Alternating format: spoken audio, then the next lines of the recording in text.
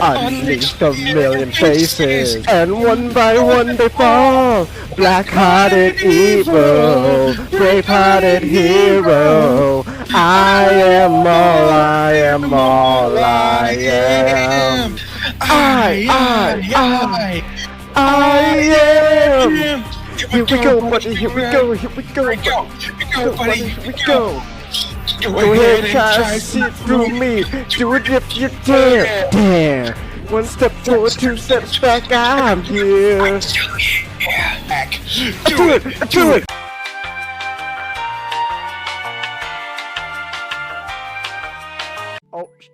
Oh! They're biting. Okay. They're into that stuff.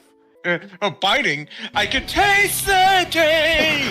Save the night, save the night! I'll be the one to care as I watch. Do you dare to fight? Evil's might, evil's might! I'll be the last one standing in my My eyes are filled with curiosity. You think that you have power over me. In this life, there's no room for you and me. So turn away and face this day with me. Face the day with me. Okay, here we go. Yes! Yeah! Oh! I need to pause. Oh my god. Worst part is it wasn't even gonna be over. A little longer than a few minutes later. Nick, I think I'm gonna fucking lose. You went to go get some water. Oh, not the last one. I think I'm gonna fucking lose it. I have returned with my drink. Hey, Nick. I think I'm gonna fucking lose. You haven't already? I don't know what you're talking about. I'm perfectly fine, man. Ever since you came back, Nick. Oh my gosh. See if you can make it through here, Sonic. How about I do this, Nick, man? How about you fucking die, you piece of shit? Nobody likes you, Nick, man. Sonic, you're scaring me. Yes! Yeah! Alright, Sonic's story is done! Golly, I've been waiting to tell you this. Gammatorns aren't real people. They are things created by Martin Nui. Enjoyment, yes!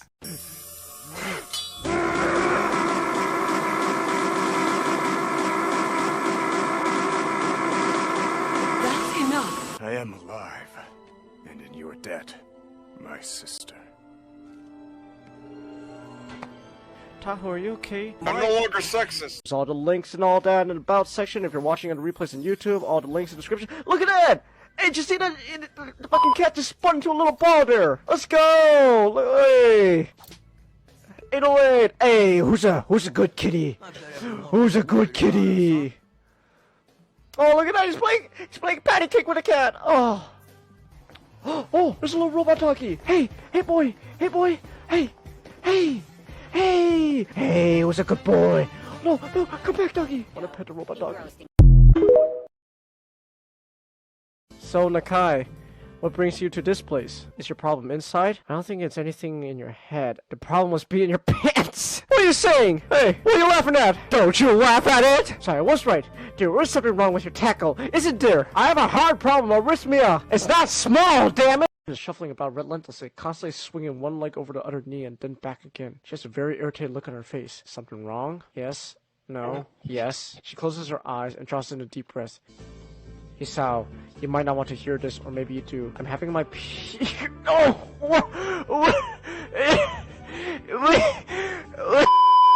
Her Aunt Flo decided to take a visit, I guess!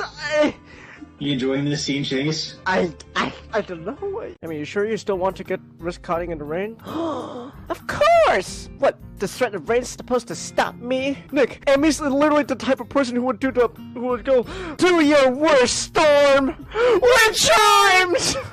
You know what they say, the more the merrier. You know what they say, the more the merrier. You know what they say, the more the merrier. You know what they say, the more the merrier. Oh my gosh, Eggman's getting annoying. You know what they say, Oh my gosh, you gotta get out of there now. Oh. You know what they say. The more Oh. you know what they say. The more the merrier. You know what they say. The more the merrier. Shaw. Genghis, you know what they say. The more the merrier. Is the more getting merrier or not? You know what they say. His silence says everything. You know what they say. Is the water toxic? No, that's like water. You have a short time Oh, shit. before, How- you start wait, drowning, wait. and Wait, how do I swim? you don't.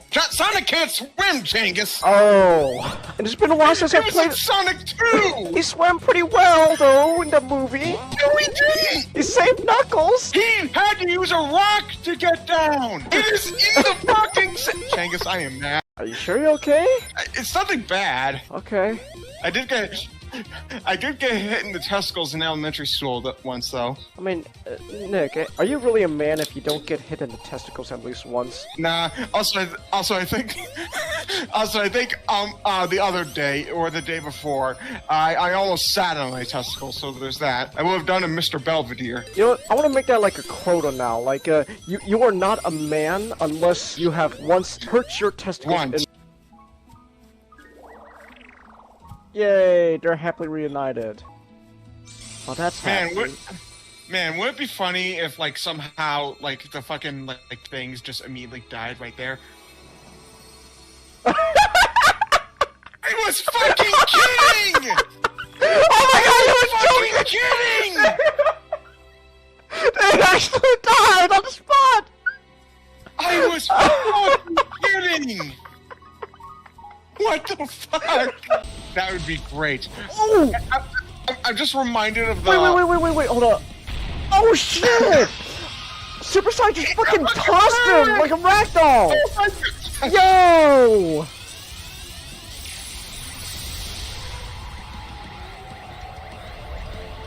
Oh man, these Super Saiyan fights are so fucking hype, I love it. I love this series, Genghis. Oh, this is amazing. Oh my god, are we gonna do what I think we're gonna do? Are we gonna- Yes, we're gonna fucking use the big sword! Oh my gosh! We're gonna use his own fucking- Wait. We're gonna use his own fucking sword to kill him! Oh shit! Yo! Oh my gosh! Oh! Shit! Oh! Yo!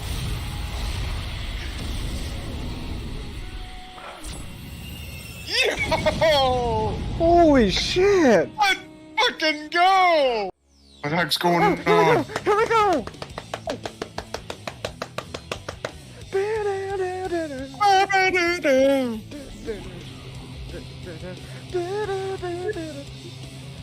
I'll remember the chorus to the song. Live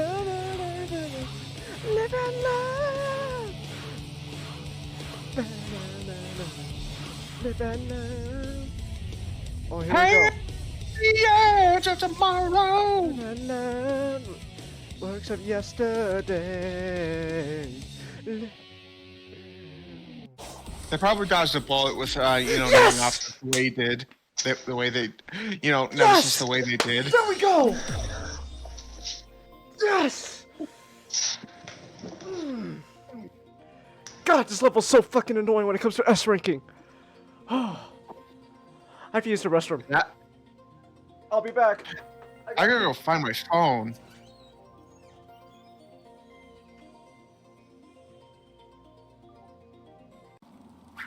Oh, no, you're not criminals, never mind then. Say, Oh, they're political prisoners. Political prisoner camp. Oh my gosh, Hugo just fucking straight up built camps in Arkham What the fuck? Dude, no. They built it to keep away from the other Oh! prisoners. Oh, they're homeless camps. Oh my gosh. Genius. When you said camps, my mind went to, oh my god, Hugo built those fucking camps in Arkham? They're like my mind went to fucking World War II Germany camps. Strange put not only dangerous thugs behind those walls, but also folks he doesn't want talking about him. Okay, well hold on. Actually, I have to ask Nick. So, he didn't build those camps, but I have to ask, would Hugo build those camps? Legitimate question, by the way.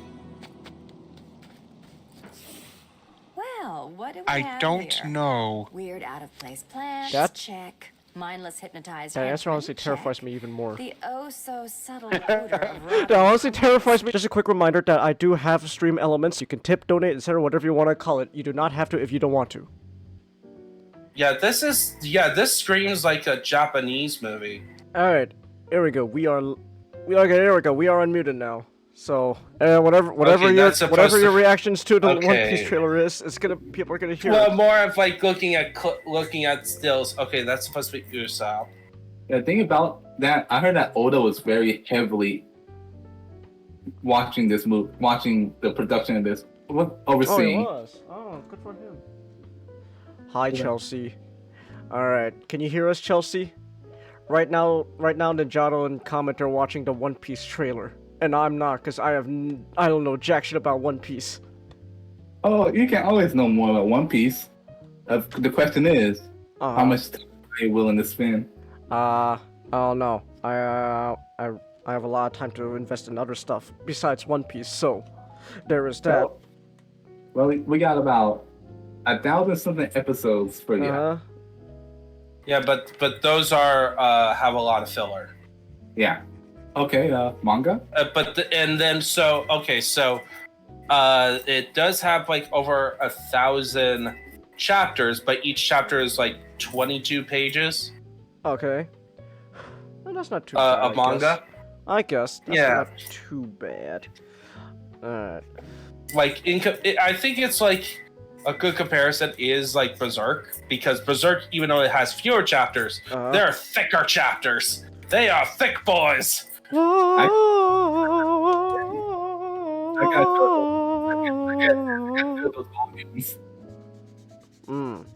Oh my gosh, it is so freaking hot where I am right now, all of a sudden.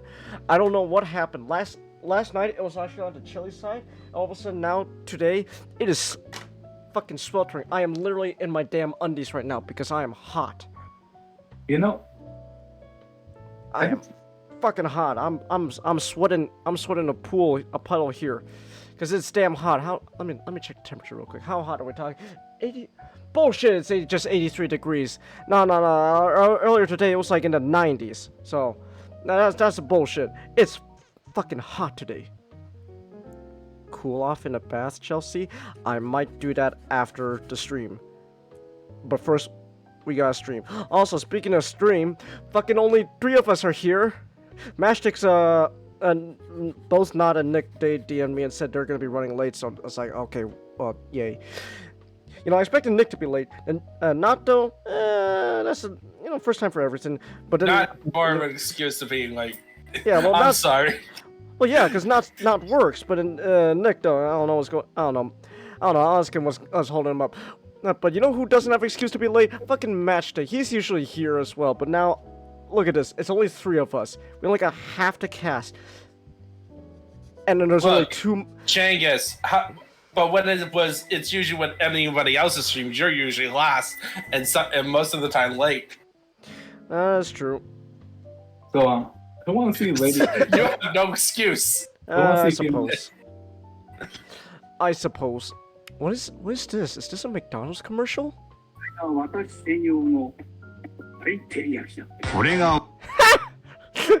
Who's the person cosplaying as Char? Lady Char. Lady Char. Jellyfish at Jellyfish Galaxy. On TikTok. Oh, she's kind of cute, actually. Not gonna lie. A little cute. Oh my gosh. Yeah, so me and I actually saw Beauty and the Beast for the second time. Yeah, Beauty and the Beast. Beauty. Wish that was actually in the family rotation of films. Huh. Hey. Also, at the same time as we're talking, I am gonna finish building my aerial rebuild tonight. I have so much Gunpla to go through. I've been putting them off to the side, so I gotta actually sit down, actually start fucking building these damn Gunpla. So, I am building my Gunpla right now. You better build up the aerial before Caliburn shows up. Oh, don't worry. Gundam Caliburn. Once I read that on the wiki about that, it's like, oh, Somebody better make a Dino of the Wind music video now. And also, oh man, the Code Geass writer really had more mech ideas for Code Geass. So, is there going to be a third season? I don't know. I don't It depends know. on how this one ends. Yeah, it depends. Because you ever get that? Honestly, it feels like this. Honestly, feels like Witcher Mercury does need like another season. Yeah, because as I watched this latest episode, everything it kind of feels like the writers are like, "Oh shit, we're almost near the end." Yeah, we gotta start getting things done. So yeah, I do agree. You know what it is though? It's ultimately just because it's just the current nature of the anime industry, how they break up these seasons into like 13 episodes per season. And it's like, I don't think that's enough time. Yeah, because Gold's brother felt like it kind of came out. You know what? You figured he'd be like, not really. You know, Gold's brother Lauda was always kind of a jackass. So, out of the two brothers, the Tark brothers, Lauda was always more of a jackass than Gruel. So, I don't know. I just kind of feel like he would be like, Prospera. No, he's like, no. Remember, he's after fucking Murien's ass. He's like, oh, I'm gonna fucking blame Murien. That bitch. She manipulated my brother. Oh, I'm gonna get her. Oh. Yeah. Okay, true. So, out of the two Jatark brothers, Lauda was always the jackass, the bigger of the jackass. You ready for emotional damage at the end, Ray? I know. I'm not gonna lie though. I have a strong feeling that fucking Suletta and Murien, they're gonna have some kind of, there's gonna be a physical sign of their affection towards each other, and I don't know, people are probably gonna get angry about that because they do. Well, I think there'll be two reactions. People will be angry about it, and certain people will be annoying about it. That is true. Either way, it's not really a fun time. You either get people that are like, oh my gosh, what did they do to Gundam? That the other people are gonna go, oh my gosh, this is the best thing ever. It's like you're both being it's like, okay, you're both being kind of annoying here. Please let me enjoy. All I gotta say, I'm staying away from the Gundam subreddit during that time. Is the Gundam subreddit even public now, or are they still fucking private? I think it's still private. I don't know. I haven't checked around lately. I don't know. I admittedly haven't checked either. Did you hear though, Comet, that the people, you know, the actual higher ups at Reddit, what they're gonna start doing now is they're just gonna use their power to force the subreddits to be public again, and they just kick out the previous mods and replace them with, you know, mods of their own. Oh my goodness. The whole Reddit situation it just comes across as just, this is really fucking petty on both sides. Yeah, no. It's just a fucking petty shit. I don't understand why anyone would willingly. I want to add something. The pick subreddit, instead of just closing down, they said with the protest by posting Jimmy Oliver pictures. There's nothing but Jimmy Oliver. What's his name? That's the late night comedian, right? That's his name, Jimmy Oliver. Wait, what? Jimmy Oliver? I don't know. I don't know. There's a bunch of Jimmys. But I never heard of Jimmy Oliver. I can look him up real quick. He's like some late night talk host guy, comedian. I think he has glasses. Jimmy Oliver. There's a basketball player. I don't know what you're talking about. Hold on, I can look at late night with I don't know. Like there's Jimmy Fallon, and there's Jimmy Kimmel. I never heard of a Jimmy Oliver though. Oh, let me look at Jimmy Fallon. Jimmy Fallon? No, not. Let me look. Jimmy Fallon's the late night host who's always laughing at just anything that isn't even remotely funny. Like, you know, he has this, you know, it's like like he has this like fake laugh, but I don't know. Jimmy Fallon's laugh is weird because it's John Oliver. John Oliver. Oh my goodness. Yeah, John Oliver. Cause I never heard of a Jimmy Oliver though, but yeah, John Oliver. Yeah, they just post on our pig. They just posting nothing but Jimmy Oliver. You know what? Like, you know how there's a writer strike going on right now? I can say this: the best thing to come out of writer strike so far. All the late night shows have been fucking put on hold, and it's the most beautiful thing ever. It's beautiful, cause all those late night shows they suck. They all suck. They all suck. It's terrible. None of the jokes are funny, and especially whenever fucking election season comes up again, you can tell already. Okay, I know who you're gonna be supporting, and you're just gonna be shoving it in my face and all that. And I don't really care. Either way, you guys aren't really funny in the first place. Like if you're gonna like back during what was it I think it was the 2020 election. Yeah, it was the 2020 election. Was the Donald and Mr. Biden. I was like, look, if you're gonna tell me to vote for Joe Biden, can you at least be funny about it? Like you're not even being funny about it, because the whole point is you're a late night host. You're supposed to be funny, right? But you're not even funny.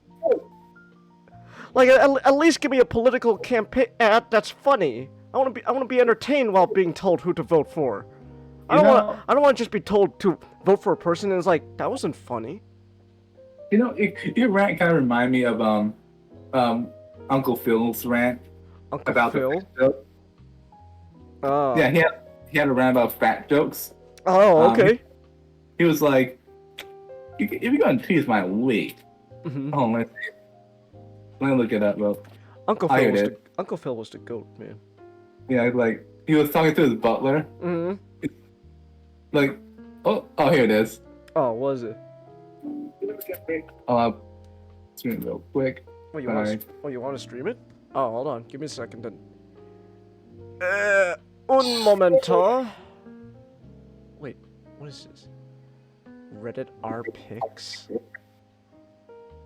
Oh yeah, sorry. I was just showing all the Jimmy John wow. Oliver. Why are there so many John Oliver pictures? It's their way of protesting. Okay. They're like, because I think John Oliver said something about Reddit, and they just started posting John Oliver pics, and just kept posting. The point is, they're gonna post nothing but John Oliver until Reddit does whatever they want to do. There's a picture of John just John Oliver's face on a lemon, and somebody marked that as NSFW. It's like, oh my gosh, this is like the equivalent of like pornography. John Oliver's face on a lemon. Oh, the horror. I don't know. It's so weird. Being a Reddit mod, honestly, is weird. Cause like, what do you gain out of that?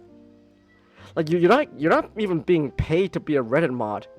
What do you gain out of that? Like why are people so adamant about it? Oh, I'm a Reddit mod. It's like, okay. Congrats. Yeah. Okay. I love this scene. He's like, oh, you're showing it right now? Damn it. Hold on. Hey, let me... Uncle Phil's like the best man. Wait, hold on. Give me 1 second. Uncle Phil loses it. I do believe that of all the holidays, Thanksgiving is my favorite. Oh, the yams, the cranberry sauce, the pie, and of course, that big old butterball. That big old butterball. Well, you are what you eat. Oh! Oh! Did you just call me a big old butterball? Nothing against Ross Steele, sir. You know, Jeffrey, if you're going to comment on my girth, you could at least put some thought into it. I beg your pardon, sir? Well, I mean, there are just so many more interesting ways to say it. Oh. You could be poetic. His scorpion flesh rolls around his bones like a big chocolate pudding. When we get DMCA, well, it's technically transformative because we're commentating on it. I don't know. Plus we could pause it like real quick. You could be quizzical. We could be quizzical. We could be quizzical. Is that long enough? Well, I guess so. We're almost done anyways. Might as well finish it up. That your head, or is your neck blowing a bubble? Is your neck blowing a bubble? Whatever, but be creative. You got that? And you know I love that. You know what I love about that you got that? How? You know what I love about that? What? You can hear the shredder. Oh, yeah, the shredder. Those turtles! I want turtle soup! You can just hear like the 86 shredder. Yeah. You know, Uncle Phil plays the shredder and like. Yeah. Same guy, I know. And he also did some narration, like the narration for Outlaw Star. Oh, really? But I'm not sure for the whole series or just for one episode, but. Oh, yeah. Really? Me and Nick we were watching Outlaw Star for a bit. We have to continue that. Yeah. It does look. You don't get stuff with the Fresh Prince anymore. Of Family Matters. Get out of my house, Steve. Steve Urkel. Yeah, but. Man, I love. Like I said, your rant kind of reminded me of Uncle Phil's rant about the fat jokes. Like, if you're gonna call me fat, be creative. I was just saying, you know, if you're gonna tell me to vote for someone, at least, you know, do it in an entertaining way. I don't want to just be simply told vote for this guy. I want to be entertained, like entertain me, and then I'll go, okay, that was actually pretty fun. Sure, I'll vote for the guy. You know, I just think a lot of the writers got their jobs. Either they only hang out with the higher ups of society, or they only got the jobs because they brown nose. Fair enough. Like, yeah. Like, by the way, though, like you know what I mean. I just want to at least be entertained. If you're gonna fucking sell me something. Oh yeah. That's what I'm saying, Chinga. They probably don't understand what entertain. You know, that was true. You know, I mean, it's kind of like if I just go on and on the writer room, just made a bunch of Gundam jokes. Gundam? Did you say Gundam? Yeah. Just putting like a bunch of Gundam jokes in all the skits, and nobody gets it. Where's my sticker sheet? Speaking of Gundam, where's my sticker sheet? I'm trying to finish my rebuild, aerial rebuild, and I don't know where my sticker sheet went. Where did it go? Ah, here it is. Sticker sheet, come here. Bam. Stickers. Oh, stickers. You are a bane of existence. I hate your stickers, but I need you at the same time. This is the pain of being a Gunpla builder. I gotta deal with stickers. I don't like stickers, Comet. Stickers are bullshit. Yeah. The trick I do when it comes to eye stickers, I use a hobby knife.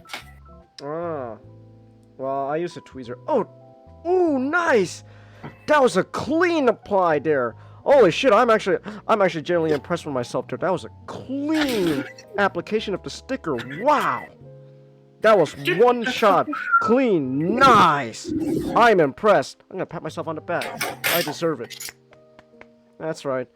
That's right. There we go. Alright. Well, anyways. How long have we been going now? Almost 30 minutes. About 20. About 18 minutes. Yeah, but because you have to include the 10 with the stream. Yeah, but overall, we've been going for almost a half hour. And Matchstick's still not here. What the hell, Matchstick? I understand not a Nick. They said they were gonna be late, but Matchstick, hurry up with that shower. Hurry up with that shower, boy. Oh my gosh. Well, you know what? He also says he has to do some chores. So. That's true, but still, though. You know what? To be fair though, I think we could just start without them. They'll catch up. I think by the time they come here, it'll probably, by the time Matchstick arrives, it'll probably be time for his topic. So we might as well start now. So I'll just let him know. All right. Oh, were you gonna say comment? Oh no, I'm just saying the order we're going in, real quick.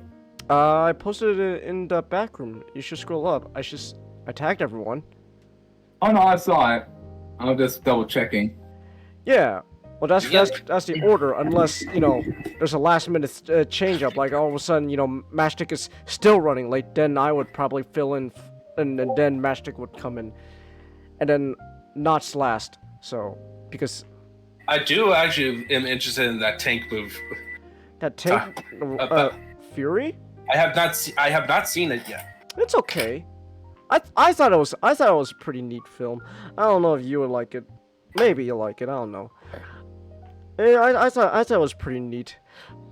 I will say though, just real quick, just when it comes to Fury, if you're expecting something like, you know, because you're a stickler for, you know, accuracy, Ninjato, don't go really looking for that, man.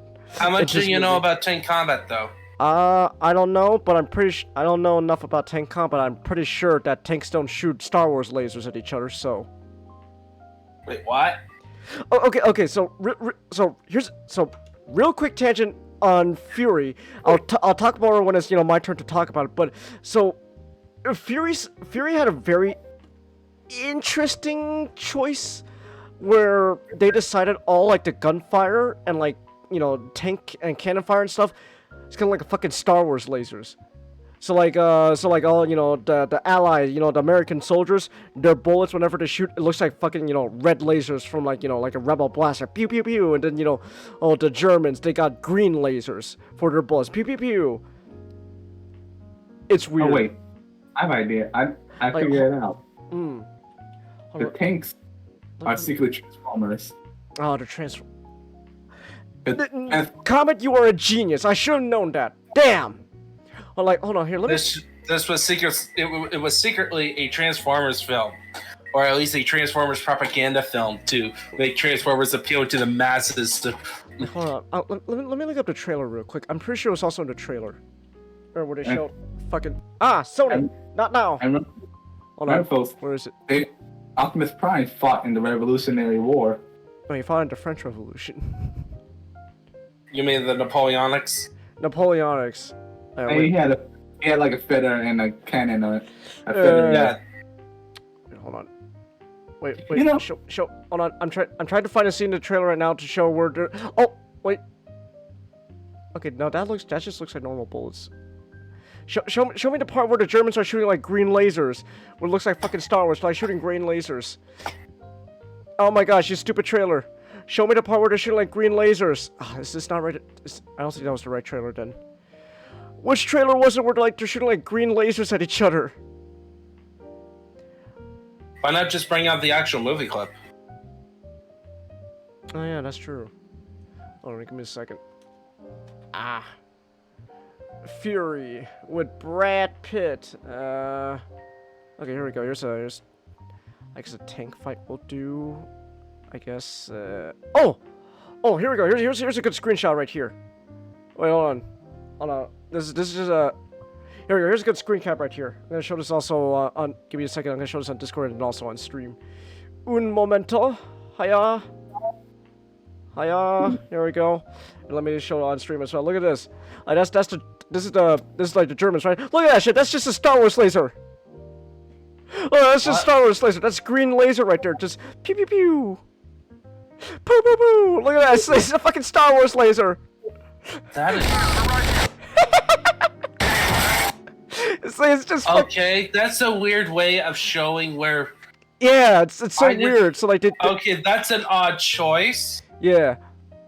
Yeah. So. But at least the tactic makes sense. Put the tank up front and the guys walking behind it, because. They did do that. Here we go. Here's a German soldier whose head's gonna be blown up by like a red laser because that shows America shooting the Germans. Oh yeah, it just looks like Star Wars lasers. What's the rating on this film? R. That makes even less sense. Yeah, it's rated R, dude. Like you see. Like in this scene, you see like a tank roll over like a German's head, and you see it get smushed. It's like this is a hard R, but it's like okay, all the gunfire looks like that it's rated R. It is. It should be. I'm I'm 100% sure it's rated R. I saw watching the movie. I saw a guy's head get smushed in. Yeah, that's a hard R right there. That's a hard R right there. Shia LaBeouf, Brad Pitt, John Bernthal, Logan Lerman, Scott Eastwood, and Michael Pena. Okay, why is it okay? Why did they do that? That looks like they're trying to censor it. I don't know, man. It's such a weird thing. Though, to be fair, though, this is the same guy who directed the first Suicide Squad movie, so I guess there's... Oh. Yeah, David Ayer. David Ayer. It was directed by David Ayer. He, who is now infamously known as the guy who I know directed... this wasn't the movie that George Lucas had a hand in. That was Red Tails. Yeah, no, this is... I always wanted to watch Red Tails, though. I've never seen it. But, like, this is a... No, this is David Ayer. It's like, it's a hard R. Like, again, you see literally a German soldier's head get fucking smushed in by a tank.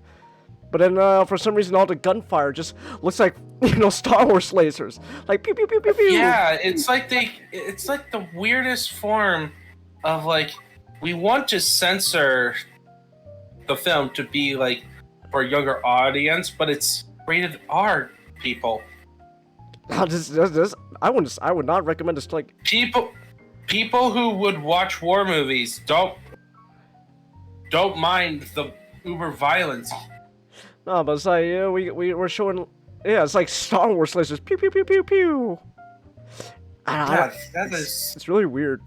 Because, like, that is such an odd choice. Why? Because there's a scene where, spoiler alert for a 2014 movie, Michael Pena's, like, body just gets, gets holes blown in it because of a frag grenade, so... Yeah. So I don't know. Such an... Yeah, the movie. It doesn't sound like an doesn't sound like an interesting artistic choice either. No. Like how in like 1917, like the whole film is trying to be as much of a one-shot film as possible. 1917 is one of my favorite movies. I need to see that one. That's like what I need to see. There's tons of war movies that I need to see. I love 1917. I don't know, how accurate it is, but like it's accurate. It is. It's pretty accurate. But I loved it. I loved 1917. But like Dunkirk is pretty accurate, except for so the problem with Dunkirk is because Christopher Nolan really wanted to do as much as of the film with practical effects as possible. He didn't get the scale right when it comes to like the actual beach sections of like how many soldiers are there, because he didn't want to incorporate CGI, and it would have been better in that regard. Was the beach bigger? No, the amount of people. Oh, were there more? Yeah, like instead of a couple hundred guys, it was thousands. It was literally crowded. Ah. Well, like and then also the only other criticism is that because he did Dunkirk in the modern day, the city looked too much intact. Ah. Yes. Dunkirk historically, by the time of them, like that whole story, was ruins. Because it was a war zone. And also there was not shown off on like French and Belgian fighters that were holding off the Germans as much. Yeah, I still enjoyed Dunkirk though. Dunkirk was a fun movie. Yeah. Yes. I just to interrupt. I have to say that gift you posted puts a tear in my eye. Actually, what's funny is though that GIF is actually supposed to be the actual scene in the movie is reversed of that GIF, but it's just still funny to think of the idea of just Barry putting a baby in a microwave. It's like, Barry, no, Barry, don't do it. So it's like I just still it's find making only like 24 million right now. Ooh. It's not doing. It's not a surprise. Yeah, not surprised, but that's only like 20-something million. Ooh, that is. Oh, that's got. They put so much money into this movie. Oh, man, they put so much money into the fucking Flash, and ooh, it's only making like 20-something million. That's I don't know. Unless they're, I guess they're gonna have to try to make up for it in the international market. Let's just check the numbers right now. You Numbers. know what? Currently, yeah, it's only 24.5 million right now, and the international box office is only 427,000. Wow. Oof. You know, I will say though, actually, wait, shit, I forgot what I was gonna say. Damn, I had a point. Oh, now I remember my point. The movie that's taking the box, that's doing really well right now so far is Spider-Verse. That's the movie everyone's going to see. Everyone's going to watch Spider-Verse. And ironically, it's the one that doesn't care much for. I don't know. And it's a part one. It's a part one. It is a part one. I do plan on watching Across the Spider-Verse, but I feel like because it is very clearly just only part one. I don't know. I feel like I wouldn't have. I feel like, it's okay to make an opinion of part one, but at the same time, it's like I don't know. I think like a better opinion. It's not. You're not making an opinion on a movie. You're making an opinion on half a movie. Yeah. Yeah, it is an odd choice for them just to do that. Not to like format. It is a risk of like you're formatting the movie to be literally half the story. Wait, so how come people were okay with when Dune did that though? Because of the book. Yeah, the story was already there. Yeah. It's not like it's already out. Everybody knows everybody can pick up a book and finish it up if they really wanted to. Yeah, and people, and plus it was announced ahead of time.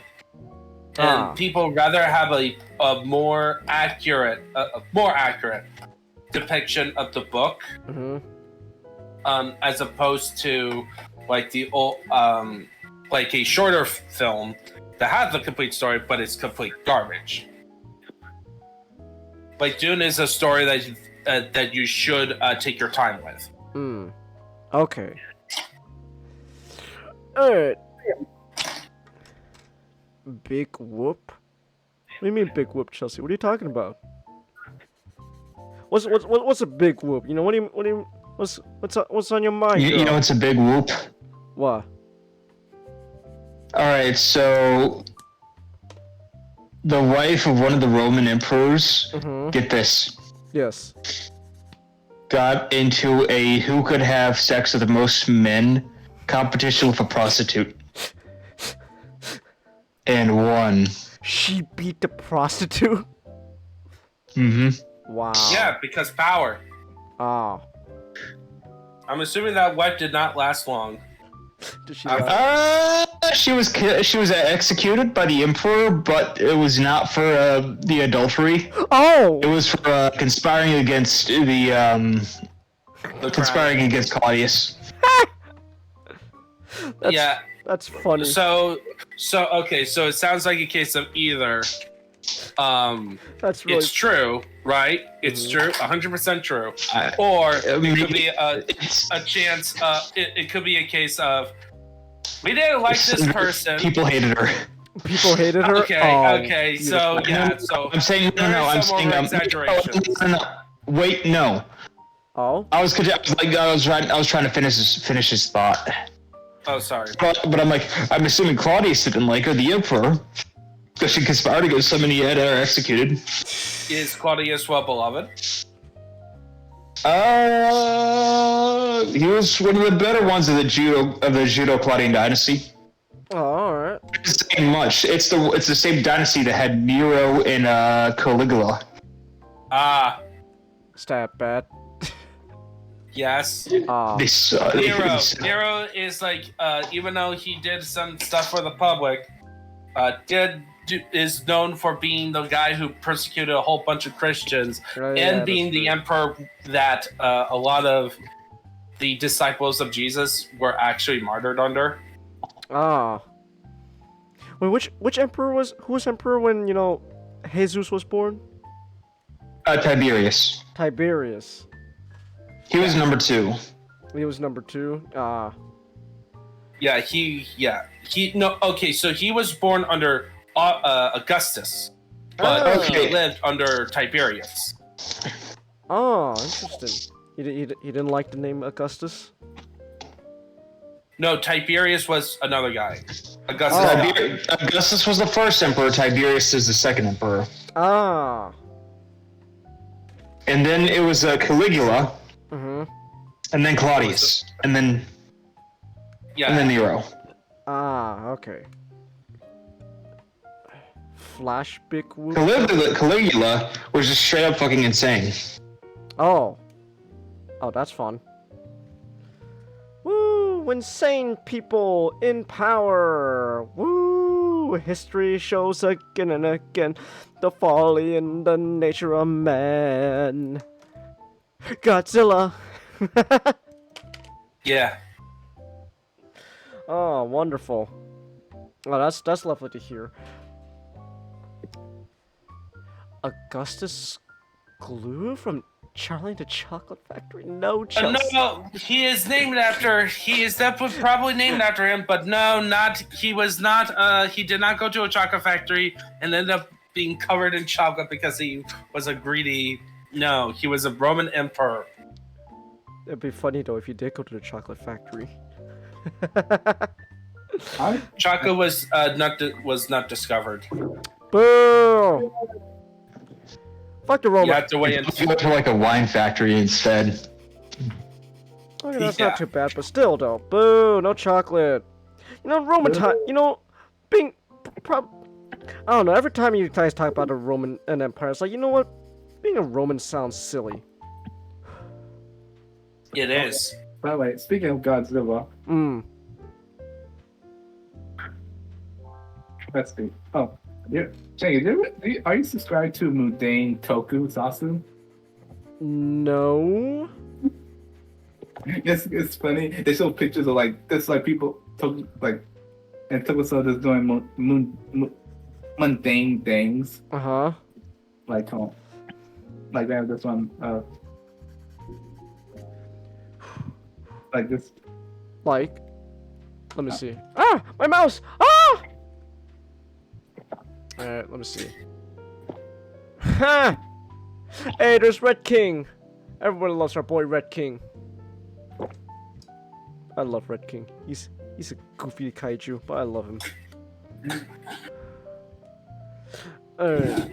That one is. I think it's. Oh, what are you gonna say, comment? One of the metal heroes just going around with a cart of bananas. A metal hero? Metal. The metal heroes like Gavin. Yeah. No, I know what you're referring to. I just didn't. I don't know what you. Ah, I see. All right, I think it's time now. It's time. All right. It's time. It's time to talk about. It's time to talk about Fire Emblem. All right. Well, hold on, real quick. I got do an actual fucking proper opening. Then, I haven't done a proper opening in a long ass time, so I should probably do that. So, hi. It's a proper opening time for a podcast. Hi. We're gonna be talking about a lot of things. Not's not here though, so we have to wait about. So we're gonna have to wait if we're talking about the Flash. Not the savior of the universe. Dun dun dun dun. So there's that. All right. So. Savior of the universe. Unfortunately, not that film. Shit, we need to ask them if they actually use the song in the movie. I would actually be amazed. Most likely not. Probably that would be not. a missed opportunity. I know. If they didn't use it. Fucking missed opportunity right there. I know, man. Which company is Flash? Flash? Warner Brothers. Or are you talking about? No, not the Flash. Yeah, the other one. Oh, Flash Gordon? I don't know. I could. Yeah, which one? Which company did it? We can watch Flash Gordon again. We should watch it again. That'd be fun. Starling Company. Universal. Universal. Darn it. But Queen made the song, so the rights might be with Queen for the song. Most likely. I doubt it. Oh, I see. Because it was for the movie.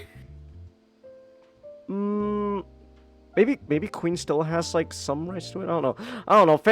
If Family Guy can get the rights for a gag to a song for like a gag, they could. I'm pretty sure the Flash movie could have gotten it too if they tried hard enough. But anyways, so we're gonna be starting our podcast pretty much now. We got a lot to talk about, and then and like I said, the Flash is saved for last because Nat's not here. All right, so just a real quick reminder, we got all the social media links and stuff to follow. We got Discord server, and if you want, we have a $50 monthly goal for tips, donations, etc. through Stream Elements, so you can do that if you want. There we go. All the boring shit out of the way. All right, now let's get into our stuff. So Ninjata, you're up first. Yep. What am I looking at? One of my background. Fire Emblem Three Houses. It's the second latest Fire Emblem game. The latest one came out this year called Engage. Okay. And oh boy, I'm kind of nervous about that one. Oh, how come? Moe. What's wrong with Moe? Moe art. Okay. Isn't that like the little girls? Everyone is like. Okay. Okay. Changus, Moe is when they make all the characters look like little girls. Yeah, I know about that. This is the main character that doesn't look as bad, but it's when part of the game systems is that they bring in previous characters. Oh yeah, that game. I saw that where everyone's got the red and blue hair. Yeah, but anyway, so we're not talking about Engage. We're talking about the previous one. So, interesting fact about this. That doesn't look too bad. I don't like the art style. Sorry. No, I can't. I don't know. It's not the. I thought it was like egregious. Like, oh my gosh, everyone looks like underage, but it's not too bad. Due to the women. All right. Dang. All right, so you're talking about the other Fire Emblem game, though, not the recent one. Yeah, the now older one. So. Interesting fact about this one. So this one, the writing was done by Intelligent System, but the actual game was actually done by Koei Tecmo. Okay. So this game came out of Fates. And Fates is was a disaster. Oh. That's a shame. What happened? It sold well, but not a lot of people like it.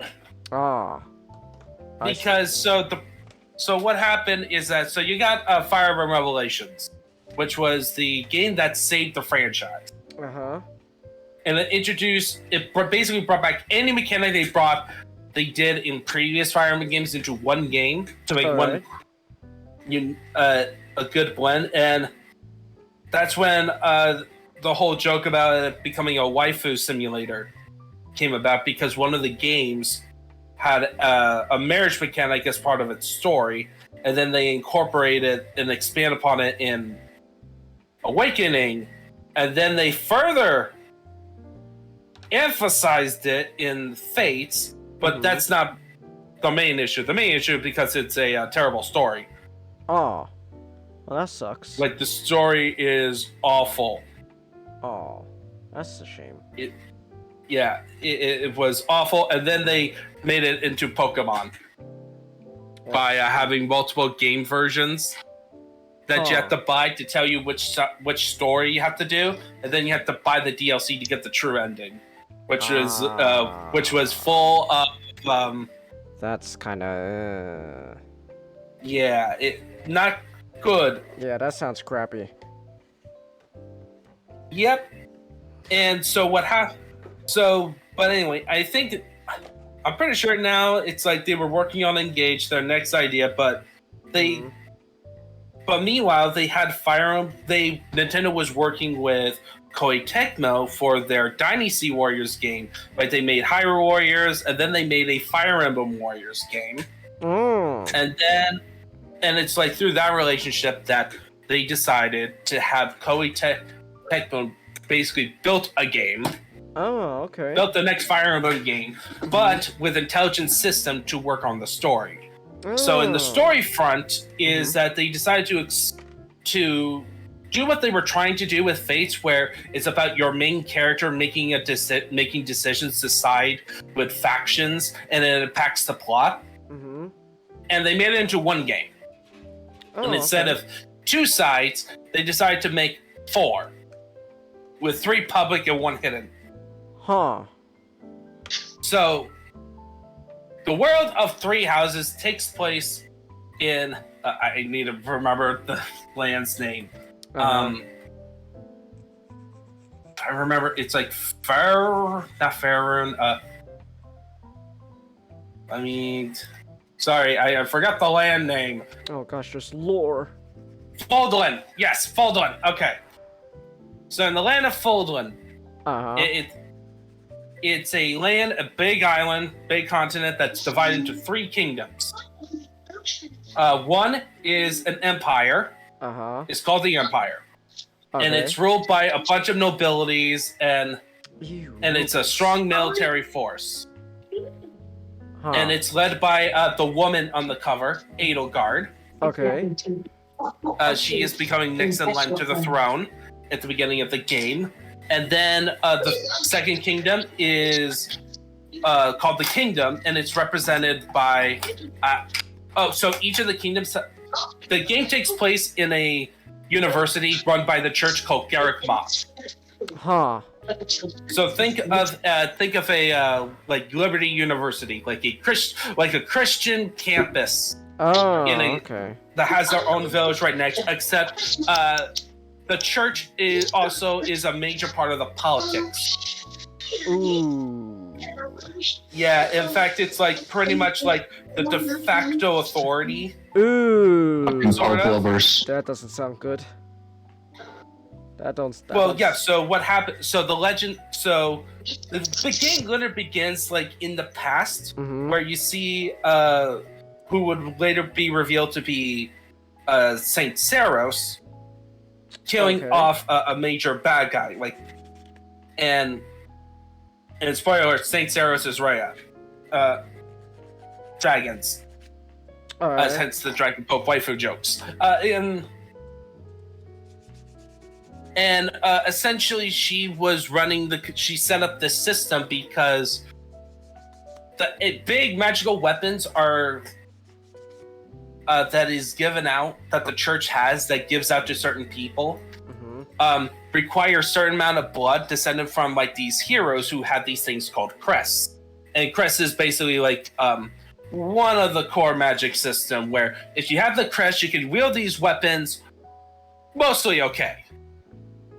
Mostly. What? If you don't, and if you use it, you have a high likelihood of turning into a monster. Oh, fun. And it's tied to like major secrets in the game where, spoiler alert, so the weapons are made out of bones of the Rhea's people. Huh. Yeah, so like the bad guy at the beginning that gets killed off, he becomes like a major important point in the Verdant Wind, which is Golden Deer, which is connected to the Third Kingdom, which is the Alliance, where it's think of the Holy Roman Empire, except without the Emperor. Oh, okay. Which period of the Holy Roman Empire? Are we talking basically like early? When it's the most autonomous. It's what? Where basically the Leicester Alliance is just a bunch of city-states that are okay, that are so it is neither Holy nor Roman nor an empire. Right, and it's their most common thing is that they broke away from the kingdom and they don't want to be under authority. Oh, all right. Libertarianism. And the kingdom. What? Let's go, my bro. It's a joke. It's just, you know, hey, we don't like authority. It's like, you know what, based. Yeah, like that's like the general one. Like, and so what your main character is that he's a son of a mercenary. All right. And the mercenary is revealed to have previous ties to the church. That he was a former knight, and then he left due to the death of the main character's mother, and became a mercenary. And the main character became well known as the Ashen Demon. The Ashen Demon. Ooh, that sounds. Yep, basically a badass name. Yeah, that sounds cool. The Ashen Demon. And during your travels, you encountered the three lords. So Edelgard was one of them. A second one is Dimitri, who is the prince in line next to the throne of the kingdom. And then Claude, who is the son of a major dukedom in the Alliance. All right. And it's at that point, after you meet him and you brought him to Garrick Mach, and you end up being hired by Rhea and to be a professor. Oh. At this university to teach the next generation of students. So all your fighters are students. Oh. Except for a few exceptions that are faculty. All right.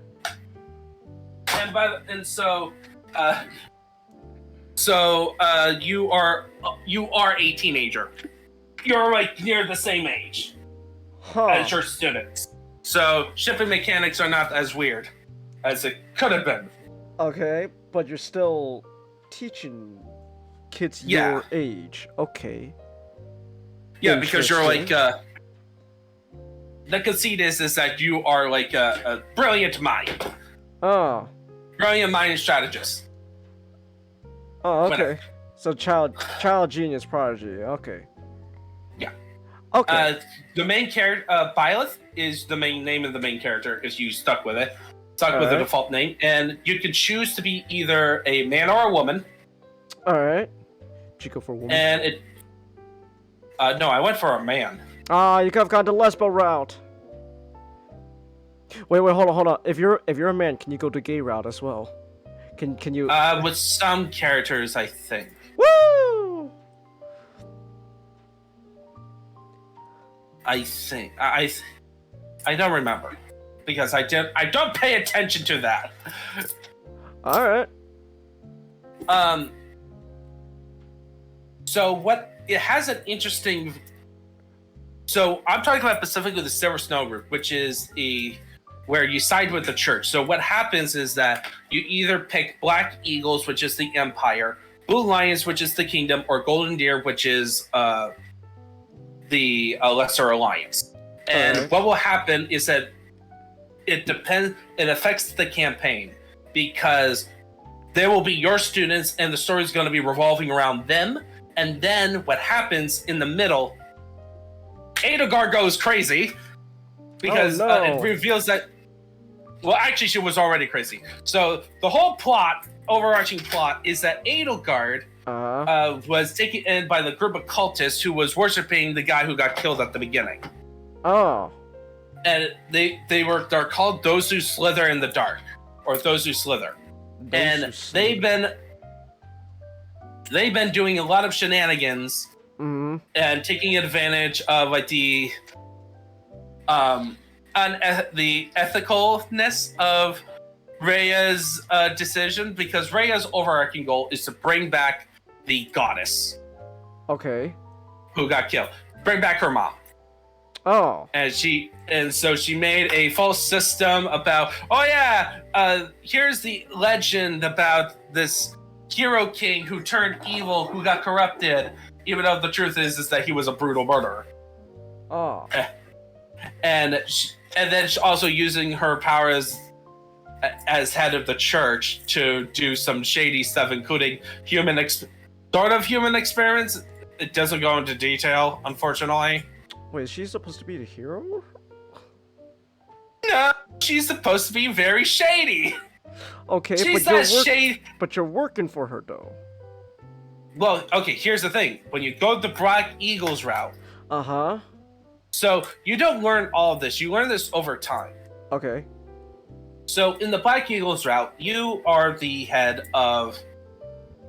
professor of Edelgard, and you learn, and that gives you the opportunity to learn from her perspective. So in her background, her father, a whole bunch of nobles wanted a strong central throne because they've been into chaos, and under the influence of those Slither in the Dark, they kidnapped the entire royal family, Edelgard included, and Edelgard had to watch her family getting her siblings all died in experiments to get a specific crest called the Crest of Flame, which is like the most powerful crest.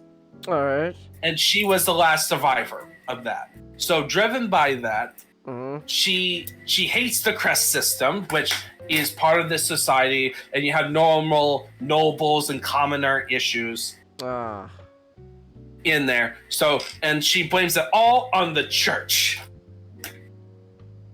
I mean, for decent reasons. It's pretty good reasons. But her plan, her big brain plan, okay? She decides, one, let's team up with the cultists that made her, that killed her siblings. All right. Use them. Two, make a new identity, make a secret identity called the Flame Emperor to basically be a terrorist. Oh, okay. And then, as soon as her father died and she resumed the throne, she tries to. She also infiltrated Garrett Mach as a student to do more shady stuff, more shenanigans, but it will culminate in a war against the church, taking over Garrett Mach, and then a 5-year time skip after your main character falls unconscious during the Battle of Garrett Mach, and then depending on the route you chose, it will affect the later half of the story immensely. Huh.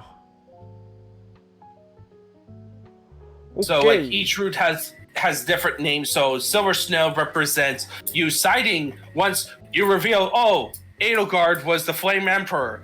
You get the choice to either, if you hung out with her enough, boost up her support conversations. So support is a special mechanic in Fire Emblem where if 2 units are next to each other and they killed other units, and if they're compatible in some way, they boost up.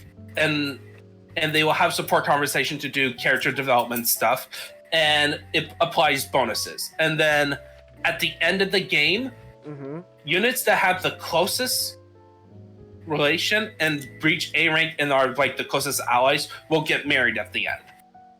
Huh. As opposed to Revelations and Fates where you had complete control about the shipping mechanics. Huh. Okay. Yep. And then, so once, but anyway, so you boost up enough with Edelgard, and if you do certain events in a certain way, you get to see her being coronated as the Emperor of the Empire, Empress of the Empire, and then you can choose at that point when she gets revealed, either side with Edelgard or side with Rhea. And you chose Rhea. Of course, because unfortunately, this is one of my biggest critiques. The only route where you can be with Rhea is by siding on this specific route. Okay, so you're gonna side with the shady lady. Yes. Okay. I hope it was worth it. Yes, it was. It was? Okay. Because here's the thing, she's just a word. So her plan pretty much succeeded, but with a lot of major twists, including the death of your father. Yeah, that happened in the first half. A lot of stuff happened, but basically the first half, the plot is you got the mystery about who the Flame Emperor is, who is this terrorist group that is organizing a lot of problems for the church. But the other plot, the more major plot, is your character realizing that he is the vessel of the progenitor god, Sophis, who is Rhea's mom, that she's been trying to revive all this time. And it's about you trying to gain this power, essentially. Oh, so you're... Realize the full potential. Wait, so you're her mom? It's confusing. Yeah, it's one of those. No, you're not her mom specifically. Her spirit resides in you, and you got only the power part and occasional conversation with Sophis. Okay. Huh. But and also it gets even weirder because technically, so the way this worked, the way even Battletech existed, is revealed that his mom, Bio's mom, was a creation of Rhea. They never go into detail of how she creates bodies. Wait, she created her own mom? Yes. But because she was the latest. Okay.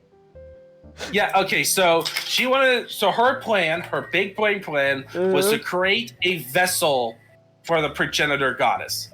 But she kept failing it took her about this was 13 or 14. Wait, so all this is that way she could create a body for her mom?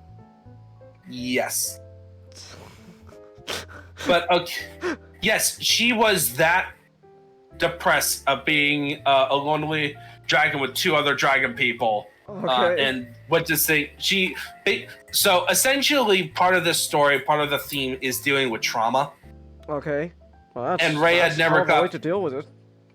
Yeah, Rhea and Anugar are very similar, is that they both handle their trauma very uniquely. Yeah, oh man, I'm lonely and I'm traumatized. How do I deal with it? I'm gonna make my own mom. Pretty much. So, well, it's kind of weird because they technically have their own sentience. What? Yeah, they never go into detail about the process.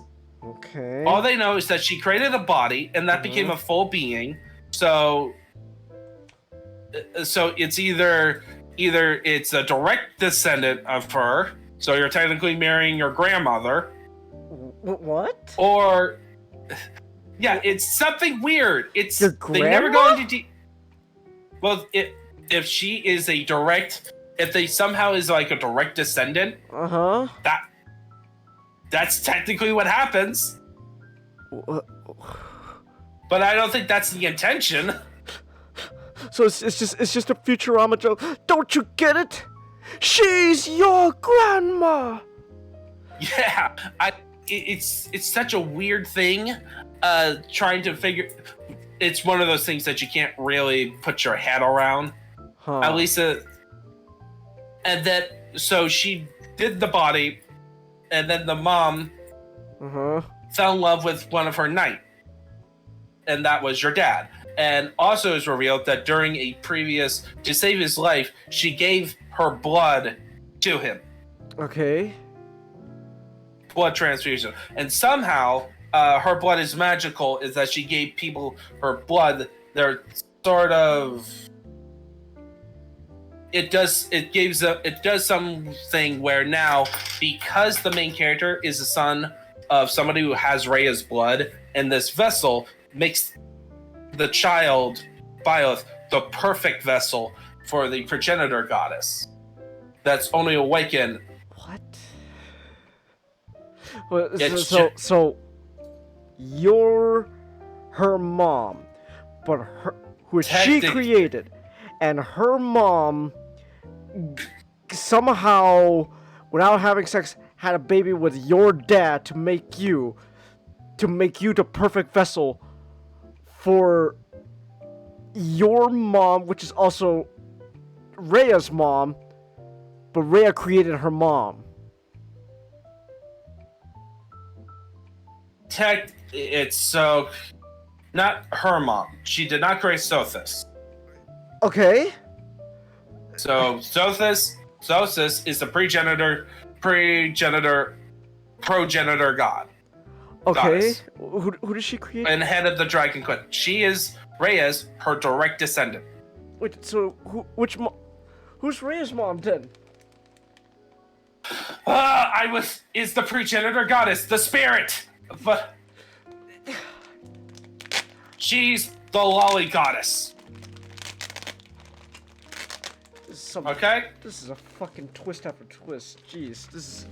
Yes, it's a long Fire Emblem game. There's a lot of twists, and this is something you can't just. When I'm trying to explain to you, you can't just like go pass by. You have to actually think it for a second.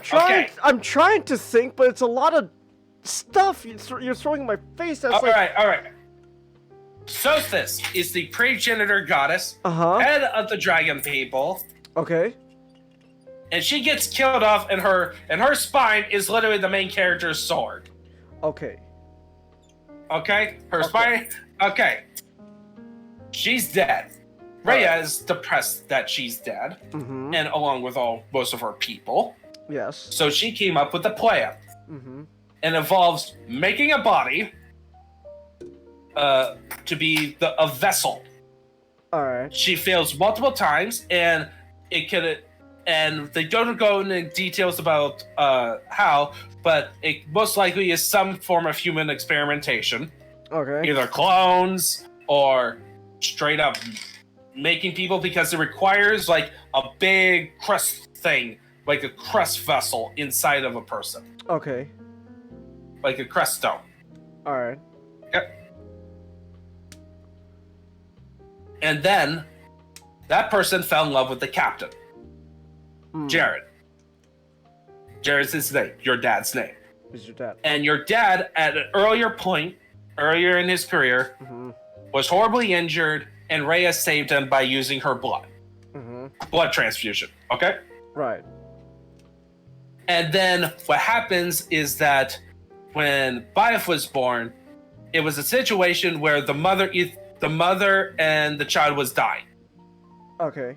During childbirth. So in order to save the child, the mother requests Rhea to remove her special crest thing inside of the child.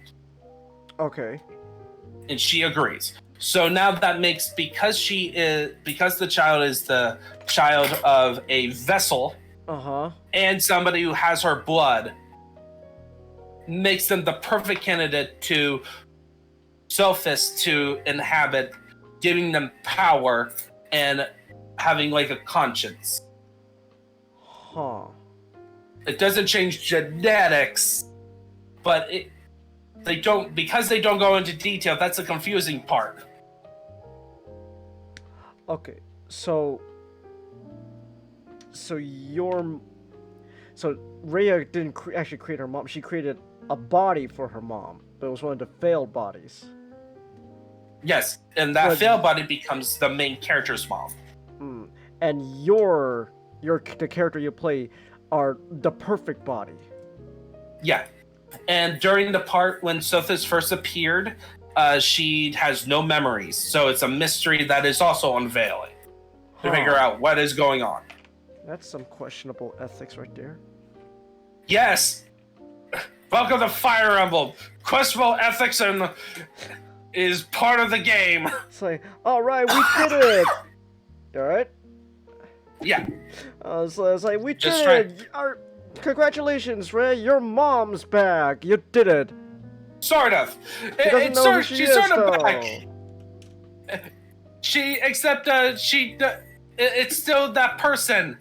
Just her power. And oh boy, guess what? All your work is now undone because of the whole system you're in, now Foden's at war, and they've been at war 5 years. You're now in prison in the Empire if you pick the Silver Snow, any other route other than Black Eagles. Okay. If you side with Edelgard, Rhea goes double whammy, where it's like, oh yeah, you did all that, you succeeded, and now that person is against you. So she kind of goes, that night Rhea went crazy. You don't say. Yeah, she went crazier, like burning cities crazy. Oh. So one of the problems with the game, in terms of the story front, is Silver Snow and the Black Eagles in general is the least developed one. Oh. Because the Silver Snow route, so after you got the initial interesting plot, which is like affects all the other routes, you're just now, it's like the church versus the empire, and there's not a lot of interesting stuff going on.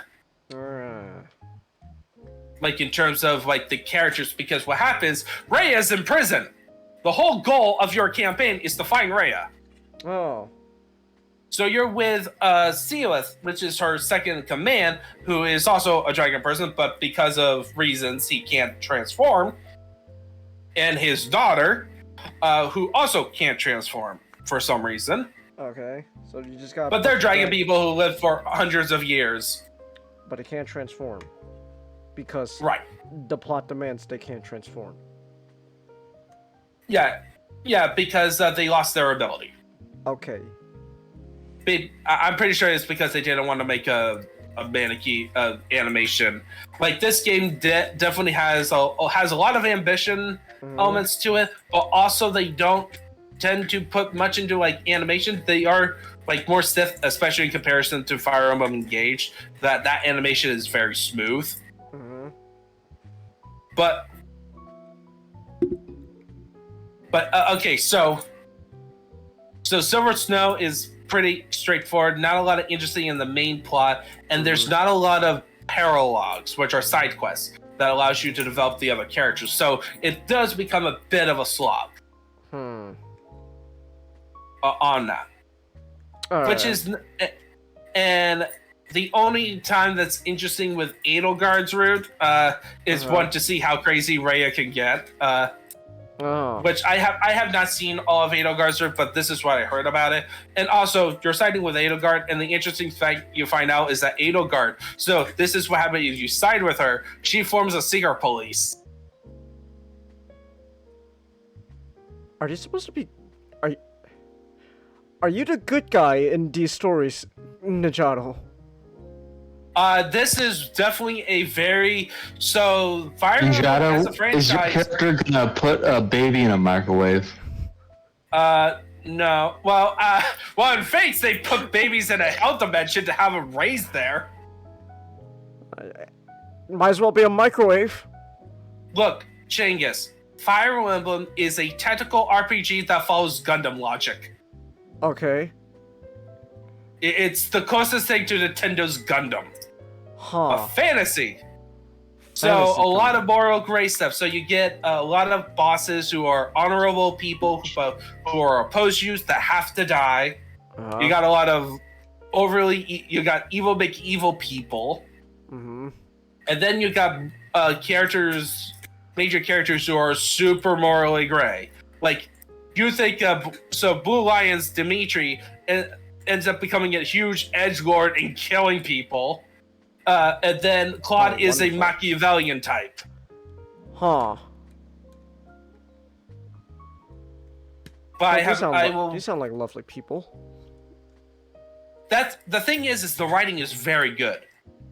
So it's not like it's so good in there. They make all the characters compelling, and the voice acting helps too. It's like even though I make jokes about killing Edelgard and stuff, I love her as a villain. She's like one of the best villains in media.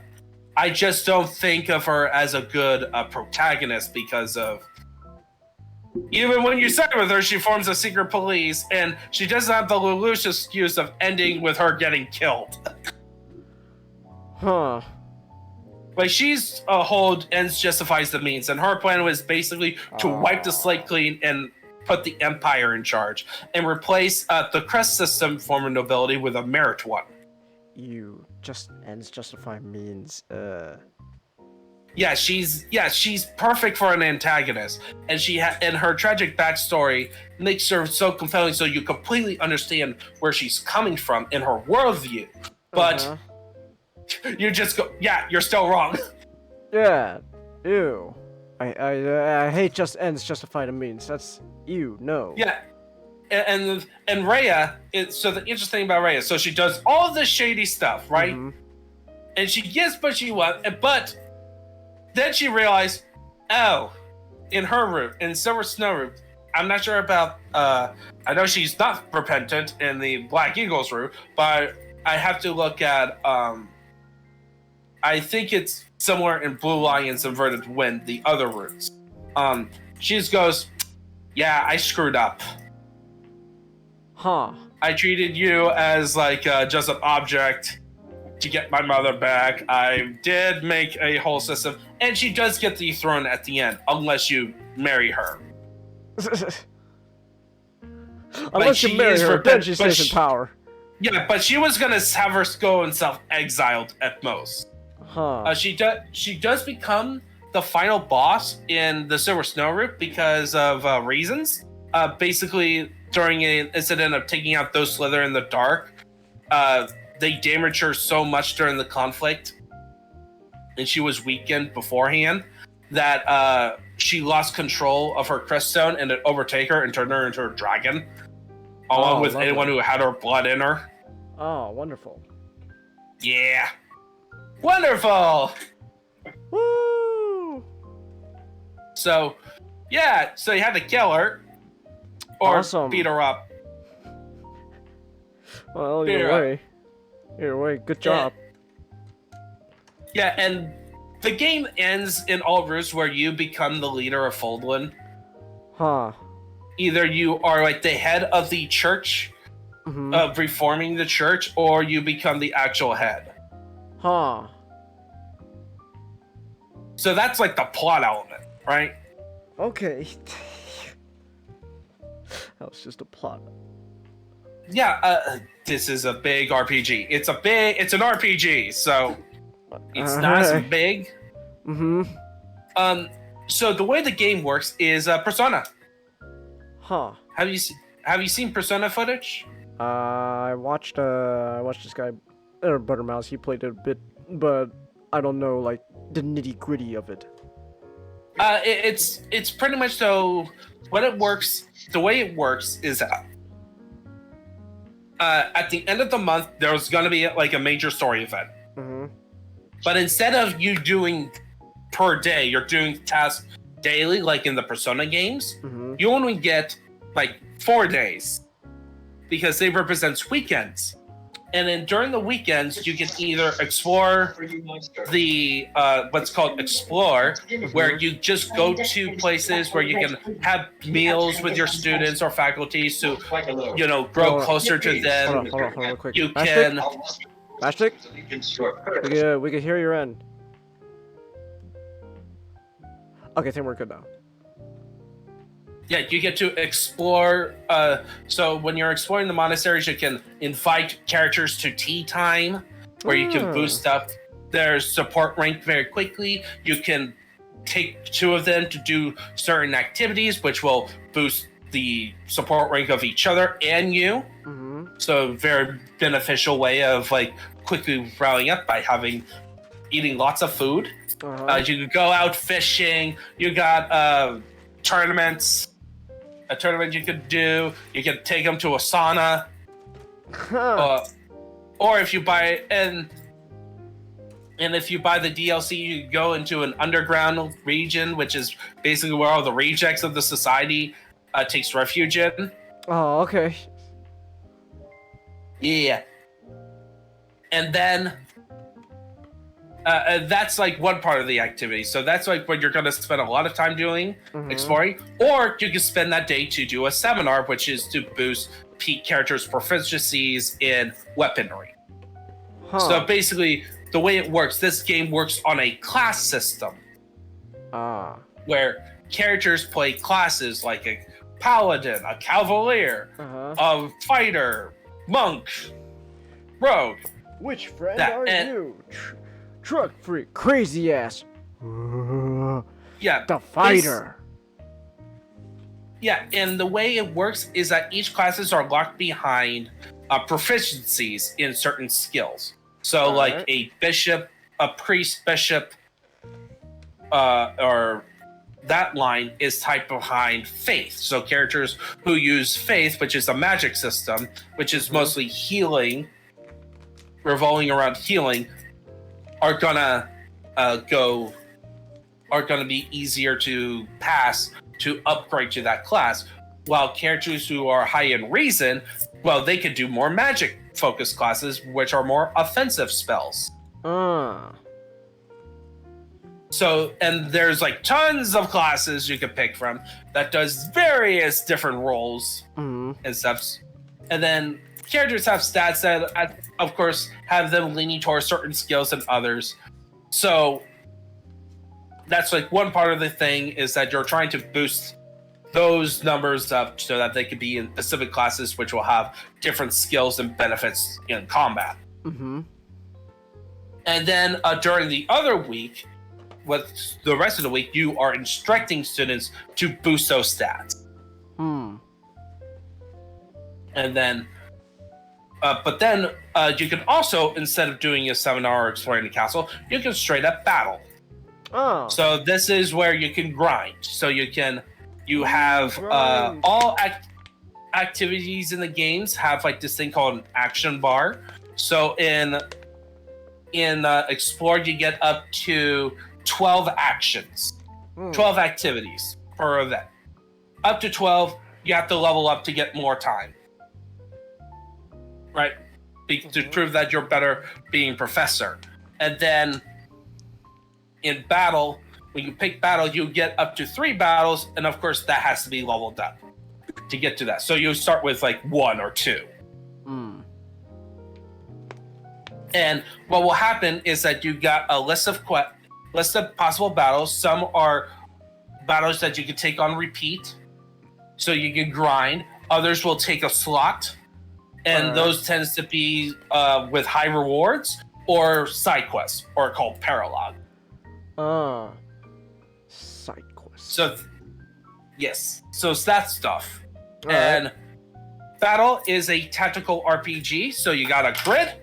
Each character represents a unit, and you move them on the board, and depending on your settings, if a character dies, they die permanently, or they are out of the battle temporary, and they will come back afterwards. And that's so a like setting Super thing you Robot Wars. pick. Yes, think Super Robot Wars. Oh, okay. The difference is, so much like Super Robot Wars, older Fire Emblem games where one unit represents one person. Which kind of annoys me with Fire Emblem for a while, because it's supposed to give the impression that you're playing an army.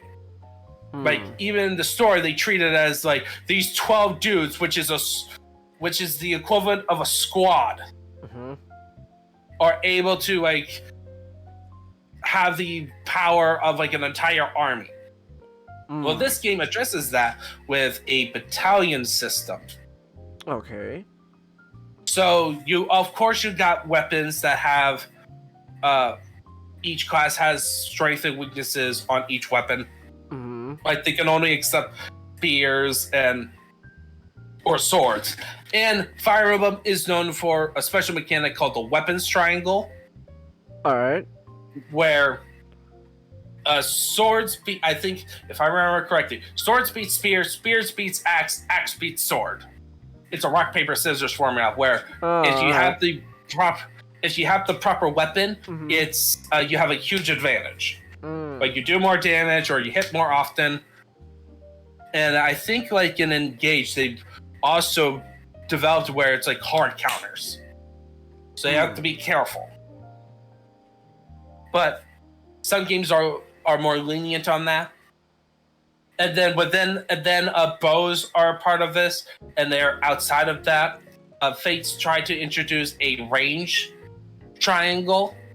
Alright. Where like spells and bows are their own thing, which people seem to like, but they dropped it in Three Houses. Oh.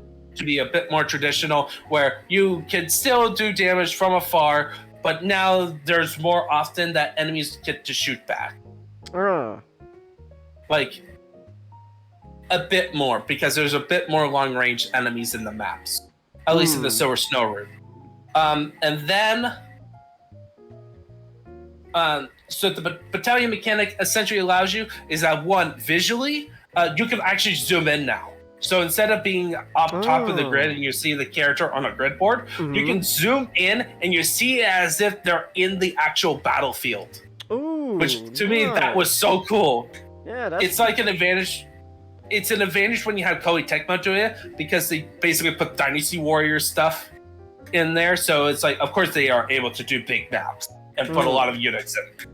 Ah, yeah, that's pretty cool. Yeah, so like there was a point at sometimes where I just tried to play entire battles down there as if I'm like literally on the ground. Making decisions. Oh, nice. And then battalions not only like, you know, make your army look cooler, they also have abilities. Oh. And you use those abilities and they can range from boosting characters' speed by 1 so they can move an extra space, to full on healing a whole group of people, or do damage. That's the most common one in a certain pattern, like either straight arrow or a circle. It really depends, and you need to do that because there's monsters in this game, and monsters are big creatures that takes force, a big square of 4, a 4x4, 2x2 square, and they have armor that you need to use the gambits, which are the battalion system, to whittle down their armor, and then that becomes a weak spot where you can exploit it and win. And yes, monsters are evil in this game. Alright. Like they're giant birds, and they're usually giant birds or golems.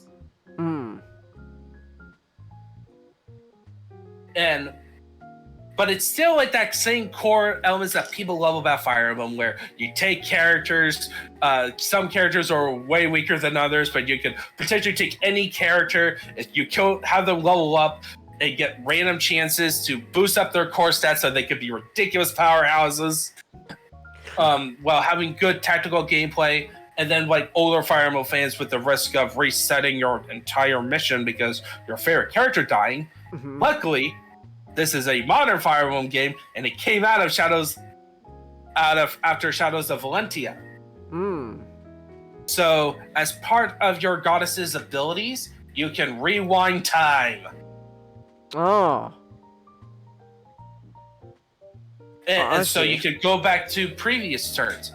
But you know what else? What I love about this game, and like the rewind time mechanic, it's actually used in the story.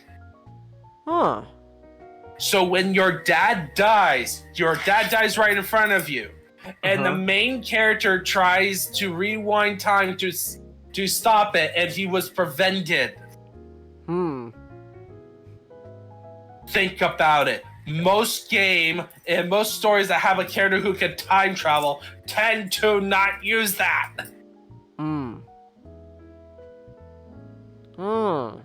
That's pretty cool. Like, I'm giving the stories props for that. And I really love this game. I am looking forward to playing. I'm going Azure Lions next. Blue Lions. AKA, as I joke, the musical playthrough, because there's a whole YouTube channel that is basically somebody who takes musical numbers, and then in the subtitles they make like a parody version to reflect the story of Blue Lions. And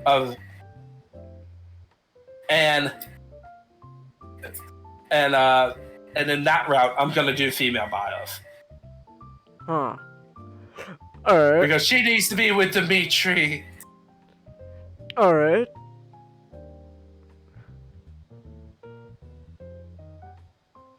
Okay. That's pretty cool. You really need to play a Fire Emblem game. I might do it. And plus, Fire Emblem games, by the way, Fire Emblem games are super easy to emulate. Are there any official PC versions or no? No. No? Aw. Nintendo. Nintendo. And they're super... But the ones that came to America were originally started off with Blazing Sword, which was GBA. Which means you can easily emulate it. And it's coming to the Switch online. It was on the Wii U eShop, but that's kind of... You can't do that anymore. Yeah. Thanks, Nintendo. Nintendo sucks. Nintendo's awesome, actually, in comparison. I don't know, Nintendo's... but at the same time, Nintendo doesn't really have great moments either. Well, comparatively to the others, they're not as bad. They're still kind of bad. Look, they're all bad. They kind of have a give and take kind of thing with Nintendo. They're better in some areas and worse in others. Like, where the Depends on what you like the most. Their worst at is when it comes to online stuff, and plus they are usually the last people to get into gaming trends.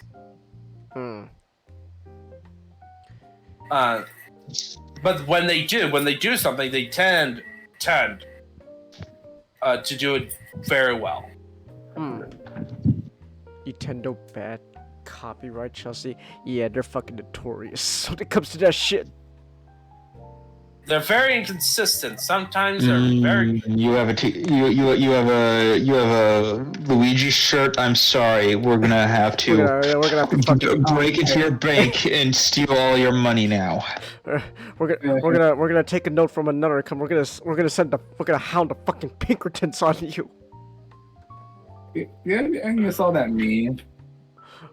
With that story about the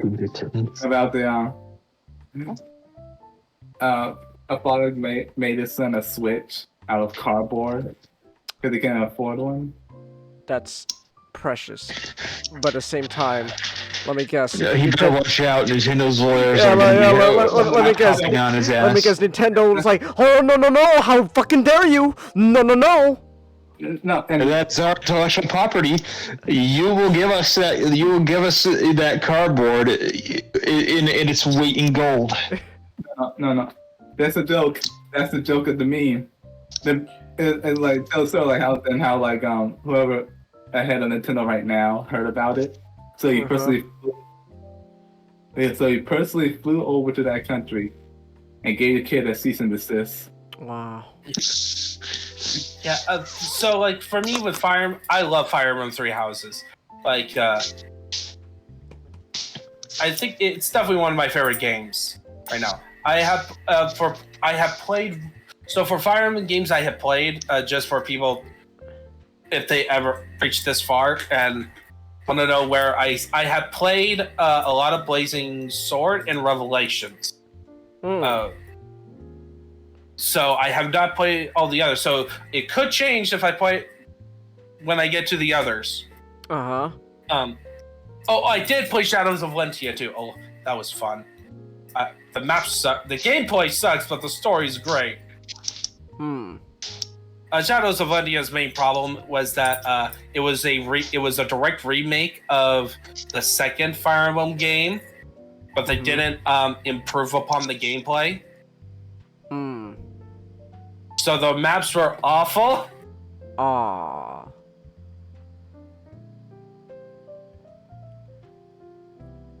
Yeah. But like the story is very good. Okay. Nice. Do you like little kid, Chelsea? They get mad when you play with Mario. No, they get mad. They only get mad if you do it without the or express permission. Oh, what's that? You playing Mario without giving us a little bit of that share? No. Look at stream back room. In the back room? Yeah. The thing with Nintendo is that they're very inconsistent when they're online. Like some eras, like sometimes they are very cool with you streaming Mario or like streaming their games. Other times, no. Yeah, they're kind of poopy like that. So. Oh no! Who told you you could play Mario? No, you didn't get our permission. No. Well, as opposed to other companies where it's like, yeah, you get to stream it, and then, oh no, they are, they don't like the game. All right, we're gonna copyright them. Oh gosh, they didn't give our game 100%. Yeah, hound them. Yeah. All right. I think I'm done for a while. Okay. Well, I have to ask though. Actually, I should probably ask this before we even start. Just how many of these Fire Emblem games have you played? I told you it's like 4. 4? 4 out of no, and I played actually the first one actually. Oh. I bought it when it was available briefly on Virtual Console for Switch. I haven't finished it. So Fire Emblem has how many games? It's like it's got quite a bit. Let me just do a quick count. 1, 2, 3. Okay. Sega poggers, Sonic for everyone, Chelsea. Sega has their own issues, Chelsea. Don't get me wrong. They got their own issues. They got their own issues. Sega. So 18 main games. Jeez. Including the Heroes app. Dang, that's a lot of games. Yeah. But it's been over across 30 years now. Oh wow. 30 years? And plus there's there's also a couple of weird there's side games like the Warriors games. There's 2 Warriors games and then a side game called Tokyo Mirage Sessions. Tokyo Mirage Sessions. Alright. So it was originally billed as a crossover between Shin Megami Tensei, which is the adult, which was the game that Persona spun off of. Oh. And Fire Emblem. So people thought it was going to be like a dark fantasy story. It wasn't. No, it was think Persona, but the Personas are beings that are Fire Emblem characters, and it's about Japanese pop idols. Ha! Idols. Yes. Don't you love Japan and their horrendous idol culture? I sure do. Yeah, definitely not the game that both fan base wanted. Yeah, I'm betting reception was pretty positive. It did get a re-release on Switch, but no. How dare this idol? And plus, and also some of the games. So the first 2 games have definite remakes. With on one on the DS, and then one was Shadows of Valentia. And we thought that what turned out to be Engaged was going to be a remake of the 4th game called Genealogy of the Holy War, which has its own interesting thing. Genealogy of the Holy War. Yeah, Genealogy of the Holy War was the game that introduced the marriage mechanic, because halfway through the game, your entire cast gets wiped out. Oh. Everyone died. Oh, that's and ballsy. then you're with their descendants the next game. Wow. The next half. Ballsy move there, damn. Just to go, nope. Fuck them. You're with their kids Pretty now. much. The first half plays like a Shakespearean tragedy where you have like this super Chad hero conquering all these nations to help his friends, and then his best friend turned out to be backstabbing and mind controlled his wife to think that removed her memory of his existence. Wow. So he's like a complete stranger to his own wife, and also manipulated everyone thinking that that Sigurd is an awful person and he needs to be put down along with his army. Wow.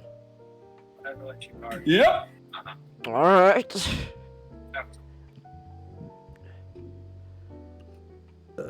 Oh, excuse me. Sorry, I'm guessing. I ate pizza. Rip Nintendo online shop, Chelsea. I know. Like, We will never forgive Nintendo for that, even though I don't have any Nintendos. Even though I haven't purchased anything Nintendo related in how many years. but I still go. Alright. Damn you, Nintendo. So, unfortunately, I am so tired. I have not been getting enough sleep, so I need to sleep now. Oh. Alright. You know what you need, Nijaro? What does Nijaro need? I think. Oh, sorry. I got off of there. He needs a monster. He needs a monster? Alright. Monster energy. So, have a good night, guys. Alright, have a good night. Good night. Good night. John needs Red Bull. Red Bull gives you wings. Red Bull. Alright. Alright, I guess, I don't know, I guess before we move on, though, I guess I could show this, ka-ching. Look at that. I finished my aerial rebuild, actually. We did it. I finished it. Finally. Aerial rebuild has been completely finished. Got her big death blaster of doom. There we go. Little girl's, little space oomphie's gonna go killing people again. Go, you go, girl. You go. Alright. Anyway, speaking of Gunpla, though. Comet, Yes. you're up. Speaking of Gunpla. So, what is this? Is this like Progenitor to build series? Yes. Oh. It was, it was made for the 30th anniversary. Oh. And built when they got for the first time they got a statue. Oh, okay. It was like a more grounded. It was like Progenitor. I'm gonna switch to my PC. Be back in a second. Okay. It was like Progenitor, and it was a little bit more grounded. Huh. You see, in this series, essentially, in this series, they modeled the cockpit and stuff after like the actual Gundam Bonds of the battlefield. Huh. You know what that is? The arcade game, Gundam Bonds of the battlefield. No. Well, is it for those who know? It's an arcade game where you actually gotta enter like a cockpit. Huh. Like, oh, I'll show you a picture. You know what? Wait, so you control your Gunpla through like actual cockpits? Well, it's more like you dream. Oh, here's what pretty much they based their cockpits on the Bonds of the Battlefield games and Okay.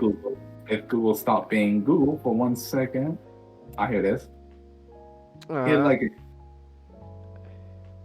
and here's what the outside looks like. Yeah, okay. And you control your, but again, so you control your Gunpla like that? Yes, it's like it's not not any gun, but it's like like little arcade pop stuff.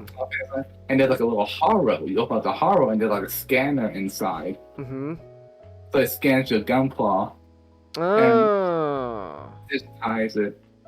And then sometimes there's like a larger haro outside the cockpit for large Gunpla, like Dendroiums, Big Zans, and such. Mm.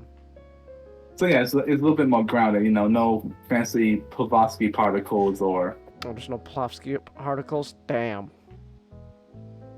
Yeah. Or aliens.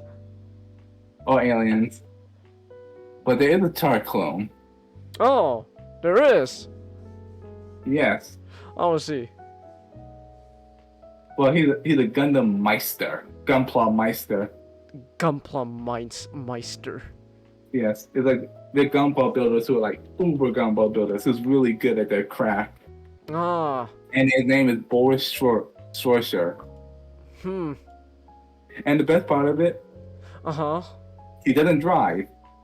Oh. He rides a horse. And he's going right with him. They just run beside him or behind him. Oh. And right as well, they just run. They might be really fast. They're able to keep up with the horse, though. Oh. And that's him right there. Oh, beautiful. What's his Gunpla? His Gunpla is the Forever Gundam. The Forever Gundam? I'm gonna look it up right now. Oh, I got the man. Forever Gundam. I'm looking this up right now. Oh, hello. It's all blue. Oh, it's got like 4 cannons though. funnels shit. for funnel cannons. Oh, those are his funnels. Oh, interesting. Wait, I'm just- Yes, and There we go. now, okay, so Mm-hmm. the series starts with the unveiling of the Gundam statue as Alright. our main character, Mm. Haru. Let's see, Haru Liri. Haruri. Remember he was with his friends and his dad, and Uh-huh. he's like, "Oh, this is so wonderful," and like, "I want a Gunpla," and father's like, "Okay," Holy shit, let's go that's a to lot of gunpla. Jeez. and he goes to the tent. He's like, "Okay, son, pick out your Gunpla. Pick out on my tree." Uh-huh. He's like, "Ooh," and he was gonna grab the 30th anniversary original Gundam model. Okay, the one that looks like the statue, Mm-hmm. but it got swiped by a random girl. Oh, no. But then he saw another Gunpla.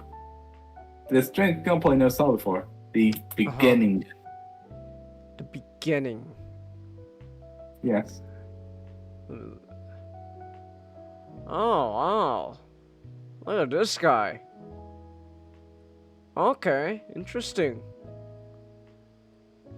And what I like about when you Are start those building, 3 beam sabers on his back? yes, Oh, and get oh, he's It got kind of 6 looks like beam sabers. it kind of looks like a new Gundam funnel. Oh, a little bit. I'm the best of what I do, bub, and what I do is pilot mobile suits.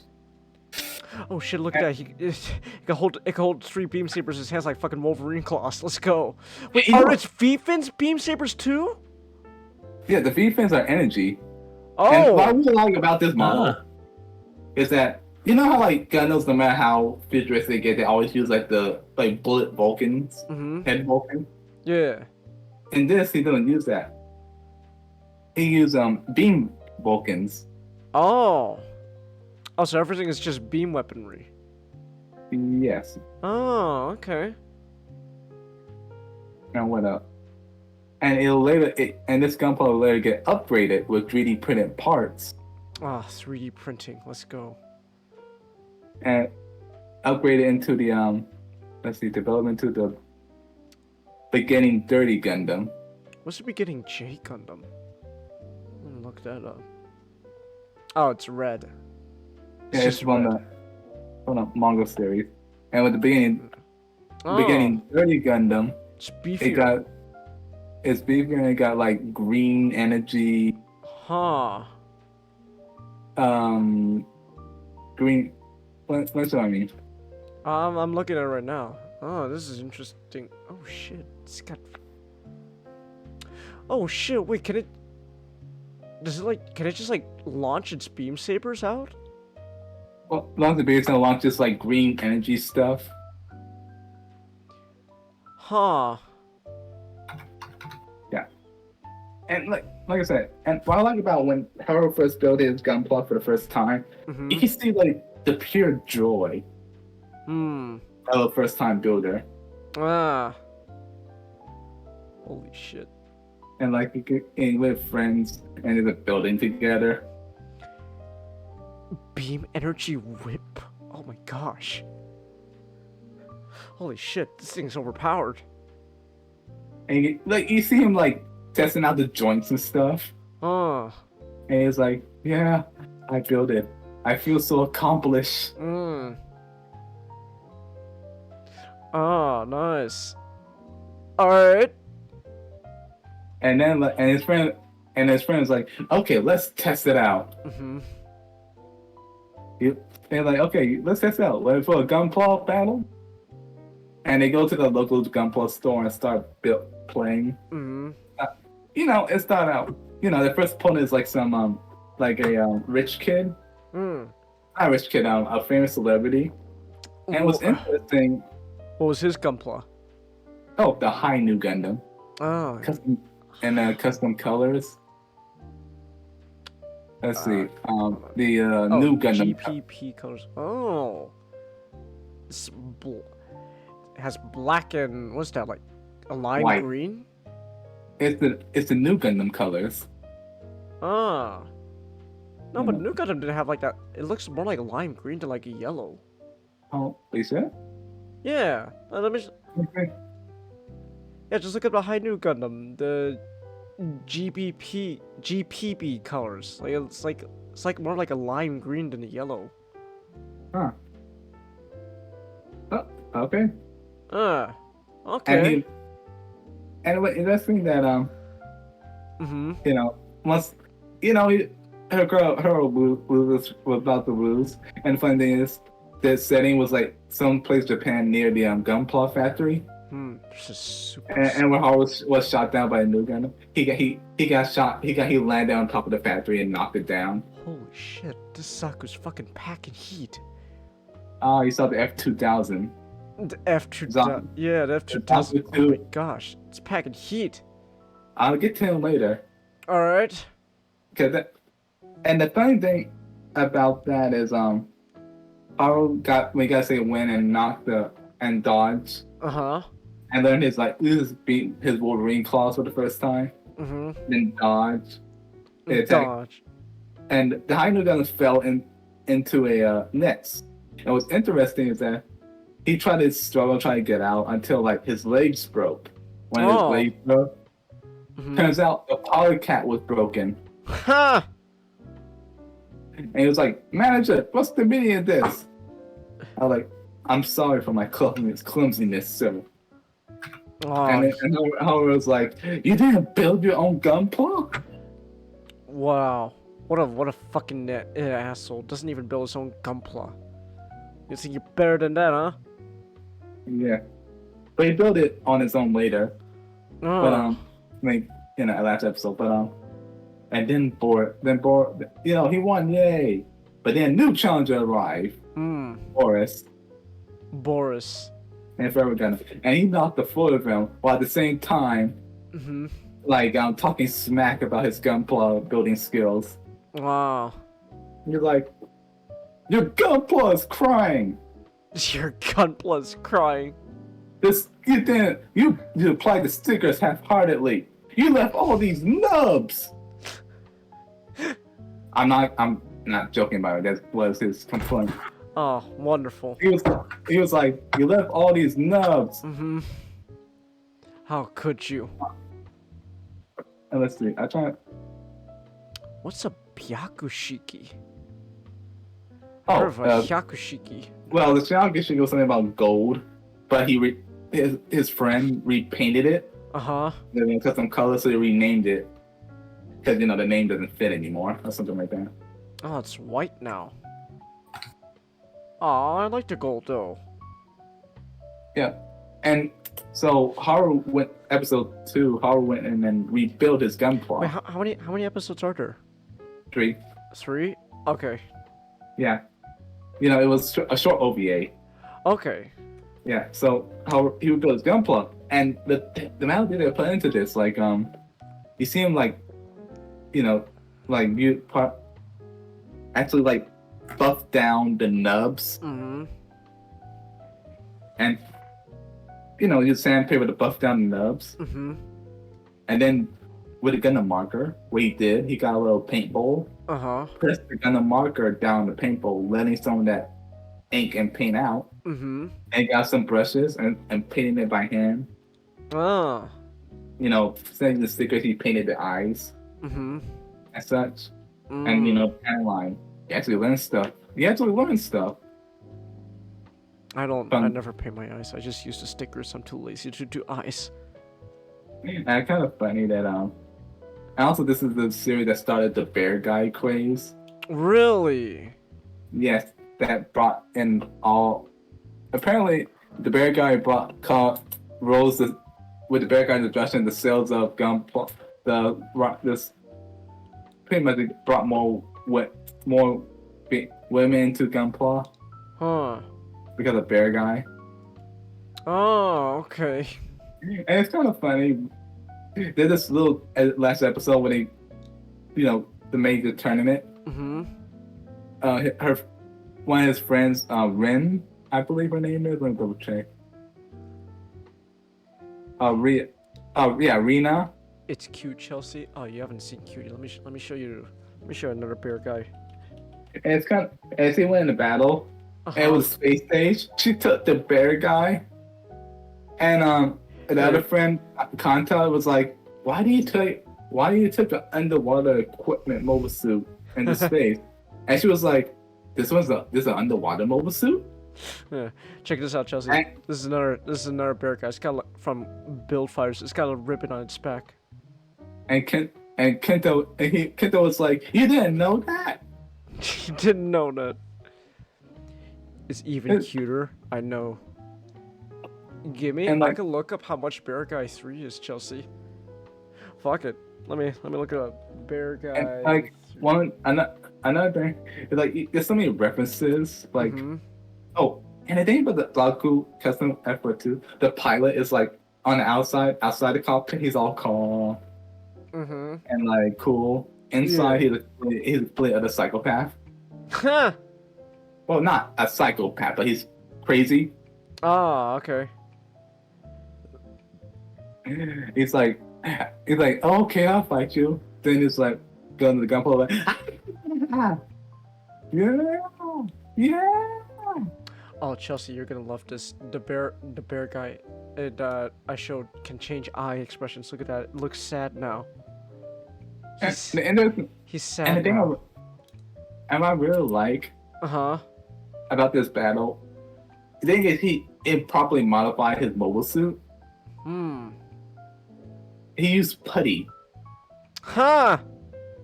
He used putty painted it over. So with all the movement and stuff, it put stress.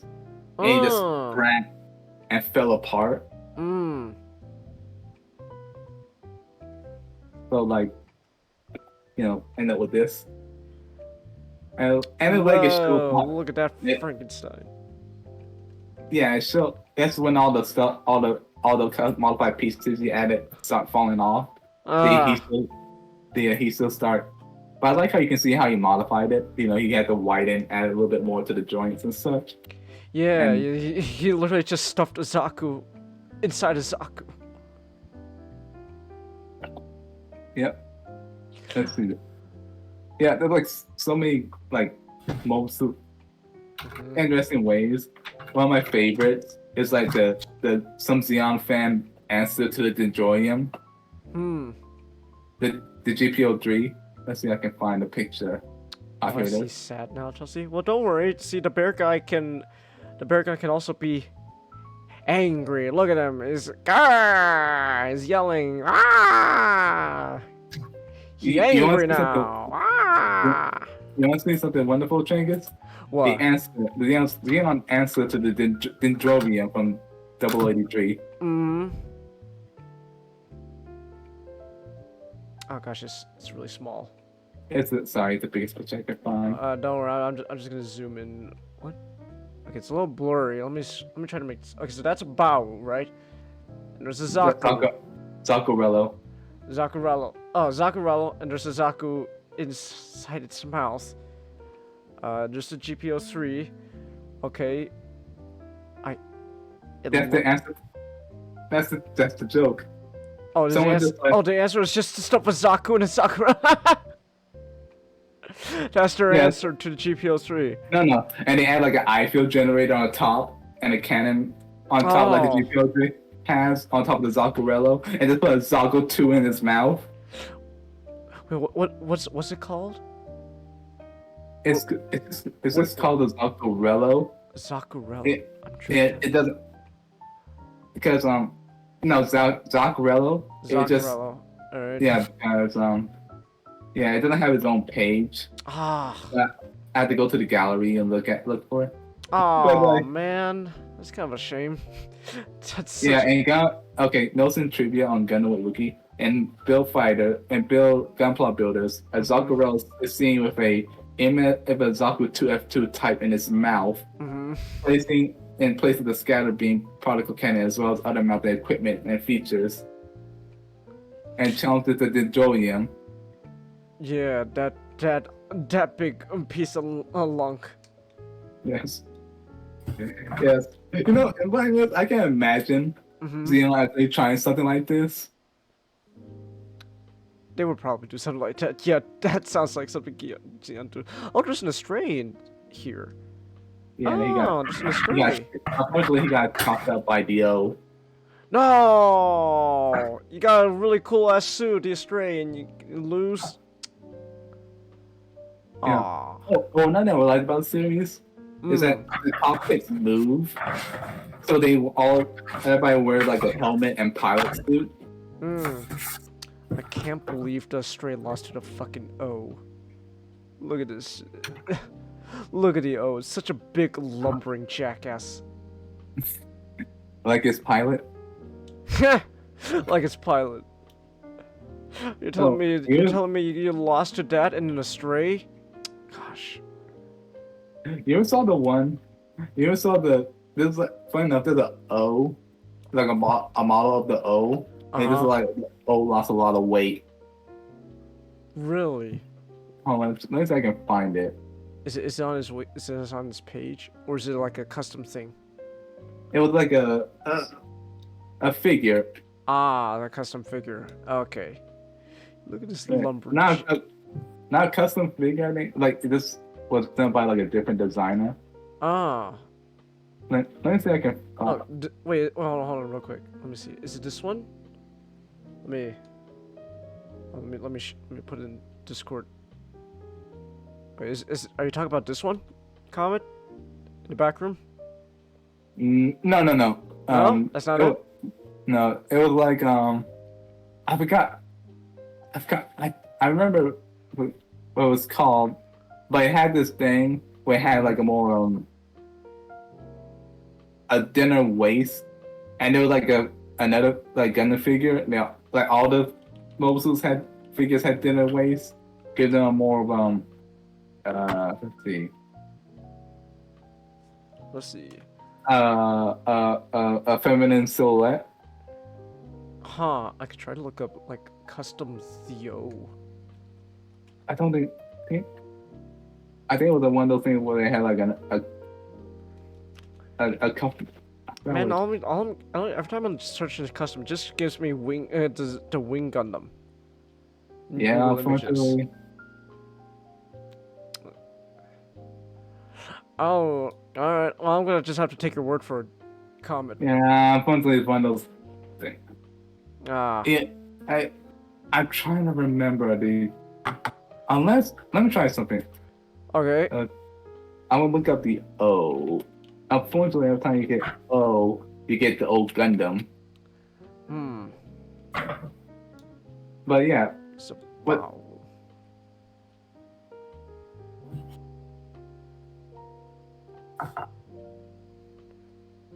Yeah, but enough. Well, I'm trying to remember. Dang it! I was gonna mention something about Gunpla Builders. Let's see. I mentioned the bear guy. You mentioned bear. Oh yeah, that's not. Yeah, but then I think there's much else. It's just like a really fun series. And it's so like, I think it was kind of like to test the waters, how people will be receptive to like a Gunpla centered show. And it was very popular. Yeah, that's why we got Build Fighters. Yeah. Okay. Yeah, and I like how, and you know, like I said, it was more grounded in this show. It didn't have, Pavlovsky particles is all done by 3D scan. So it's kind of like Build Divers more than Fighters. Yeah, you know how Build Divers is not the actual Gunplas. It scans the Gunpla and then puts in the game. Yes. Oh, okay. All right. Yeah, let's see. I remember that like one, let's see, Gunpla. I felt sworn there's one more, but I guess that's about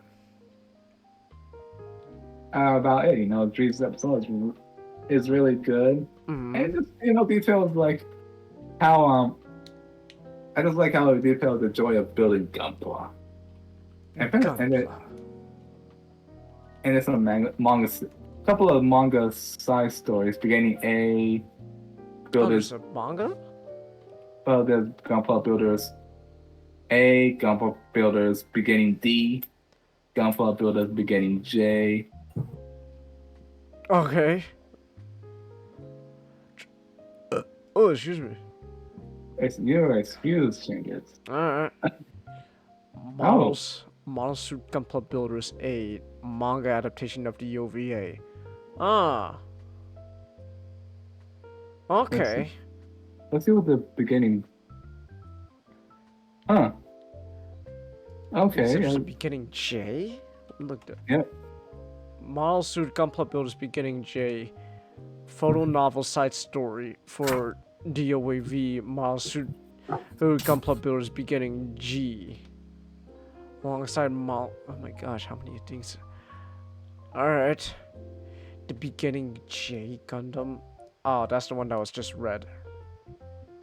It's red now with swords. It's red with swords.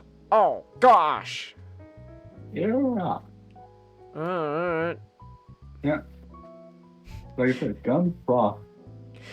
It's freedom. It has the Aegis Gundam, the one that can turn into a giant claw. I love that. You ever saw the concept art for the Aegis Gundam? Concept art for the Aegis? No. Okay. There was like many ideas. For the transform. And one that was like it transformed to like an artillery. Huh. Like tank. Like let's see. Let's see if I can find. Oh, I found it. Oh, interesting. It was gonna turn into like a howitzer. Huh. Why'd they go for a big claw instead then? I don't know. I'm not really complaining. I just find it really funny. It's like you went from something kind of practical to claws. The claw. I guess they were trying to go for like a hidden run machine. You go in, fly around, shoot a big laser, crush anything. Rush in, claw people to death, and then get out. Yeah, but I kind of like how it just transformed into like a bug. I mean, I kind of prefer basically transform into a support bug. Yeah. Yeah. What a goofy Gundam. The Aegis Gundam. I kind of like it. It's a goofy Gundam because it just turns into a flying claw. The claw. So I just find that's kind of funny. It's just it's a claw. So yeah. I just still think that's just hilarious. The claw. The claw. Hey, there you are, not. We're talking about. The claw's gonna get you. The claw's gonna get you. We just finished comments topic. Right now, we're just talking about how I just find it goofy. But I kind of love how the Aegis Gundam just turns into just a big claw. Like. Yeah. It's just a flying claw. Whoosh! I'm gonna get ya. And yet somehow, despite looking like the Justice Gundam, none of them are related.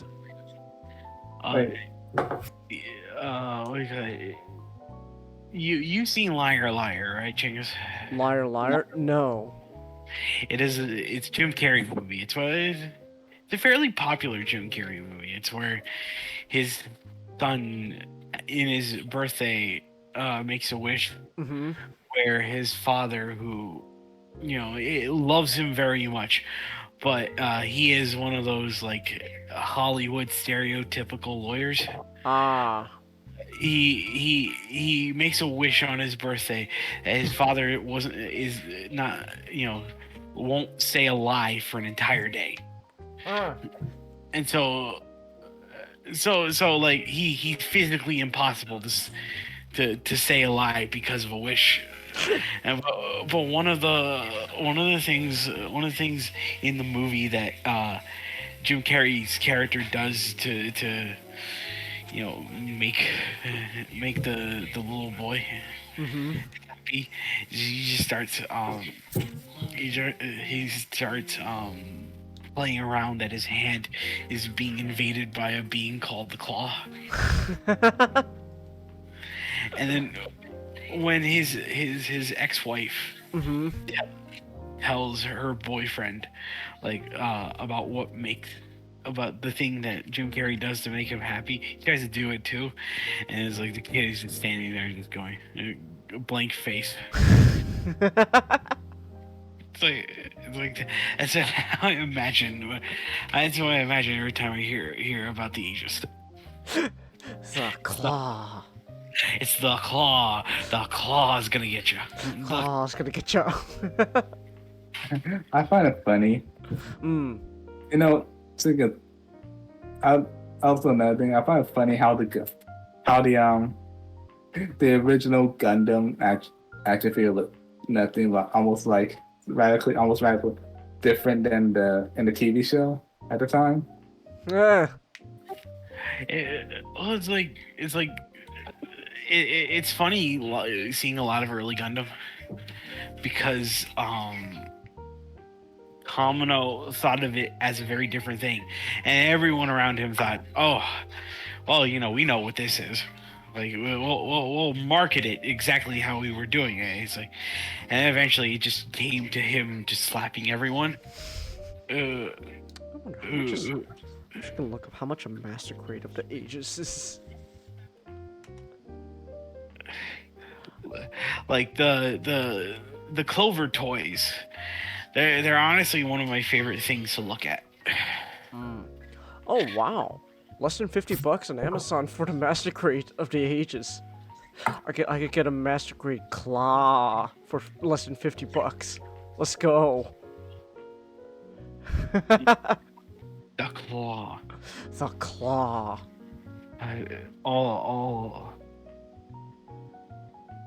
All Athrun wanted to do was play Kirby Air Ride. All I wanted to do was Kirby Air Ride. Okay, I just find it weird though. Just despite looking like the Aegis, the Justice Gundam in development is no way related to the Aegis at all. They're really only related in like color and the like head. And head and kind of points of articulation, and that's about it.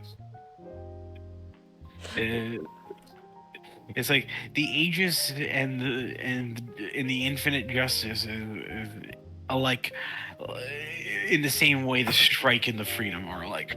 They're just both Gundams. I see. Honestly, I know I shouldn't, but I do. I kind of feel bad for Athrun. Because he's supposed to be the second protagonist of that show, and it almost seems like he doesn't want to get into the bullshit that he does, but he's forced into it. And he feels like he deals with all the brunt of Murphy's Law.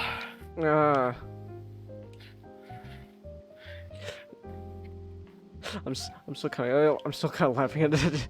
I shouldn't feel bad, but I do. I shouldn't feel bad. That's just funny to me. Just I don't know. I really shouldn't feel bad, but I kind of do. It's not your fault. It's because like Zaft is supposed to be the big bad scary faction, but it's like other than just like going around and saying that they're all like genetically perfect, it's not really a lot of like really a lot of things like Athrun does that is very like is very like antagonistic, other than just he stole a Gundam. Okay. And then Kira suffers, and he suffers, and it's so beautiful. But then Athrun suffers. It's like whatever. Get up, Athrun. Get a fuck up, bastard. Who told you you could suffer? You fell in love with someone who looked exactly like your best, who looks exactly like the guy who thought was your best friend. In the sequel, she's just gonna dump you because of girl power. Girl power. I'm like, damn, like give this man a break. I just saw the Chaos Gundam. It turns into a fucking Metal Gear. Chaos Gundam? Yeah, the Chaos. Here, I'll post in the back room, and it just turns into a fucking Metal Gear. Oh, that one. I know. Yeah, it just turns into a Metal Gear. You want to see a mess? Sure. Are you gonna show me the Forbidden Gundam? No. Oh. You ever heard the Astray violence Geist? Astray violence Geist? Yeah. No. Look at this monstrosity. Okay, let me see this monstrosity. I want to see it. Whoa. That is a lot going on there. Look what it transformed into. Oh, it turns to a little dinosaur. Ah. It looked more like something like you see in Bionicle. Like those when Bionicle released those Yeah. yeah. Yeah, it's just a Bionicle. Yeah, with all that purple, he looks like a Predacon. He does. He's just trying to be a Megatron now. Megatron, terrorize!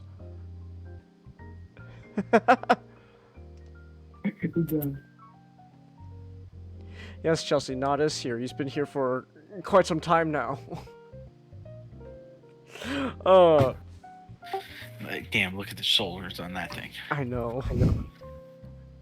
That's the powered red. I know. I love the fucking power red because it's just they just decide here's how we're gonna upgrade the stray.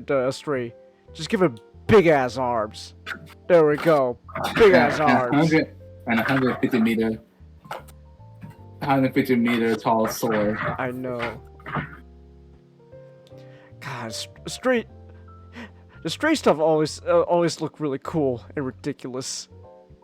The violence guys is a little too much, but it's kind of too much in a goofy way, and I kind of like it because of it. It's like that's a little too much, but but it's goofy looking, so I like it. All right. Well, anyways, I guess not. Anyways, we have more stuff to talk about. We're still on our second topic. We've been going for a little. It's just fucking Popeye. The Gundam's been eating his spinach. Yeah.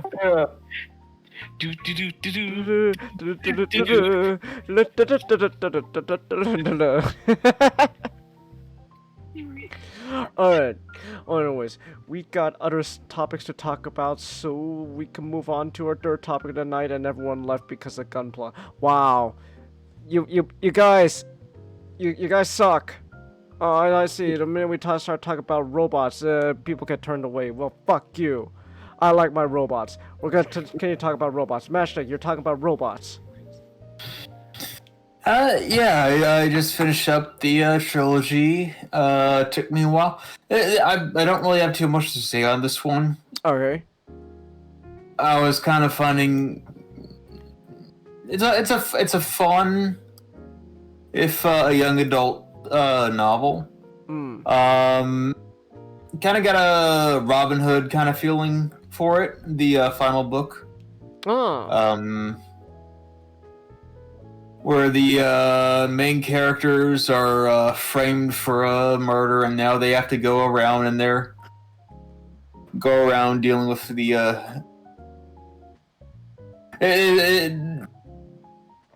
I enjoyed it. Okay. This is one where I just kind of. Is that really it? just kind of threw out a topic that I finished this week. It's not one I have particular much interest in. Oh. It was kind of fun, but yeah. But the series is a part of Battletech, and is about the first book is about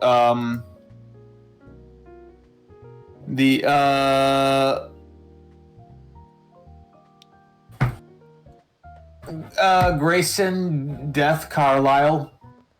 Mm-hmm. That is his name. All right. His middle name is Death or Death. Death. But his dad owns a mercenary company, and they're all killed. So he has to go guerrilla and build one from the ground up. That's the first book. The second book is them doing standard mercenary work, going to the world, and helping that world build up their forces so they can repel the occupiers. And then the third one is the Grey Death Legion, going all Robin Hood A-team. They were framed for a crime they didn't commit. And now they have the official local government that they're supposed to be serving now coming after them. It's a fun series, but it is very young adult. It's an alright introduction to Battletech. Showing the mercenary side of the universe. I have a question, Metric. Yes. How young adult? Not too young. Okay.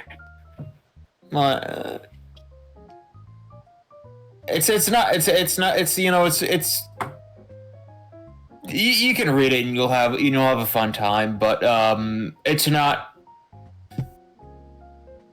It's just kind of a popcorn flick.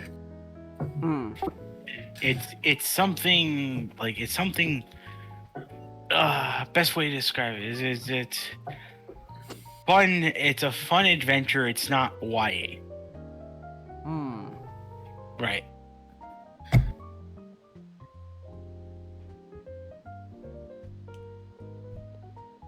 Magic? Like maybe I feel like it is meant for like a young adult audience, but maybe not. Maybe it's not like young adult genre kind of thing.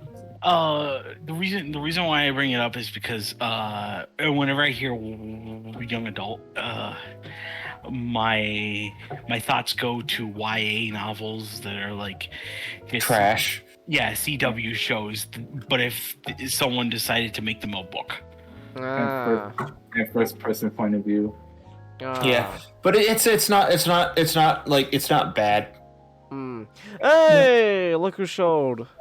Hey. Yeah, it's a fun action novel. Nothing spectacular. Serves as a solid entry to Battletech, but it's all I really have to say. This does its job. So I know what it wanted to be, and it did it well. Okay. Yeah. But I didn't really have anything, I don't have anything really important to say about it. It's a fun book. Okay. Pick it up or don't. It doesn't matter to me. All right. I still think it's very refreshing because we call this 2 cents, but we're not really like, as the show evolved, we're not really giving our 2 cents. We're just giving like full reviews. So it's like, fine. I thought that was. I always thought that what 2 cents was. I figured, us giving a review and our opinions of it is technically our 2 cents. So 2 cents is mainly just like a thought. Thought. That's why the phrase goes, "Oh, I'm giving my 2 cents," because it's short of $1. It's just enough. It's just enough to get out what you have to say, but not enough to completely experience. Talk about. So it's like it's wonderful to finally to get the 2 cents on the 2 cents. 2 cents and the 2 cents of the 2 cents. I mean, that's also why big brains exist. So, yeah. So we do more than just reviews. We do big brains as well. Yeah. We need to do more big brains. I'm cooking up a big brain I want to talk about, but I have to watch more stuff for it though. Care to give me a hint for it? Okay, the big brain I'm thinking of is just kind of just my 2 cents on alien movies, like alien invasion movies. Oh. I was like, I had my camera on, so you can actually see, you could actually see my eyes widen. I'm sorry. You had eyes widen as soon as you say like the alien invasion was like. You had my the word alien and then the word alien to invasion. You had my erection, but now you just have my attention. I mean, I don't know. I mean, I could just talk about just alien movies in general, and that would include Alien and Aliens. So look at this. I was. It's like Nick was just like, yeah, King, she had me at Aliens.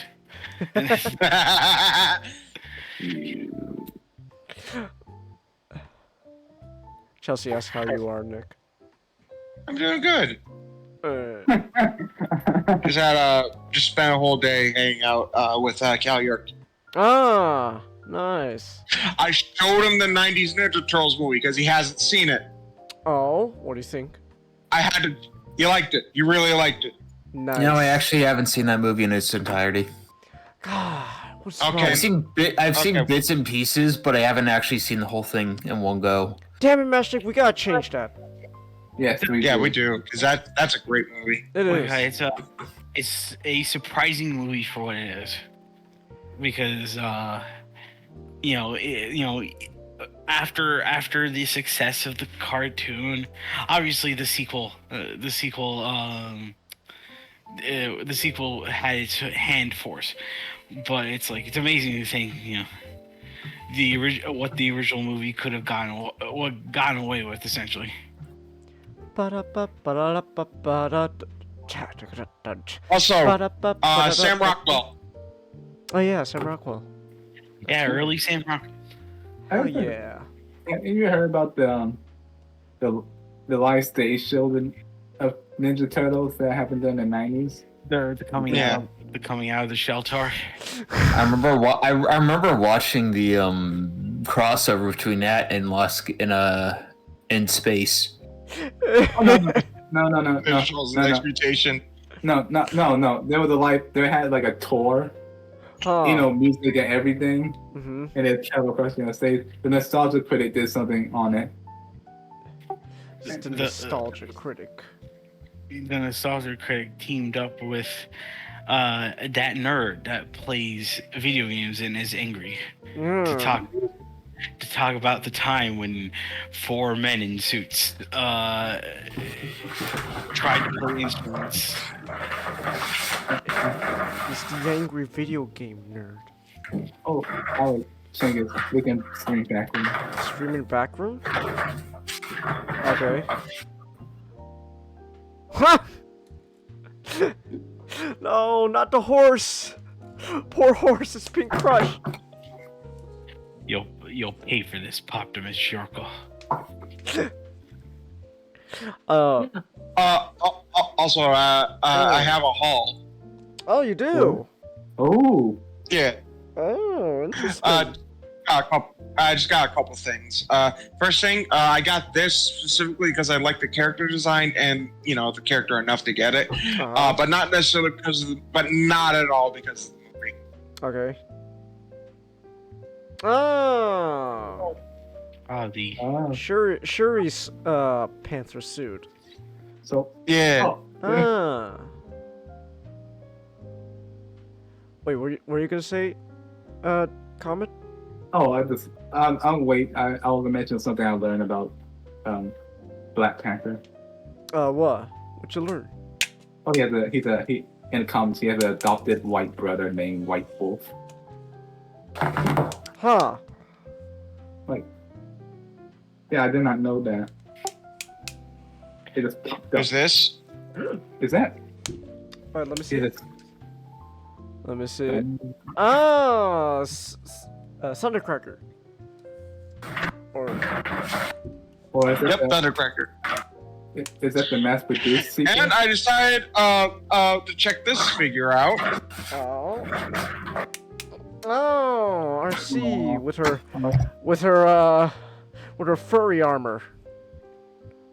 Oh, okay. Yeah.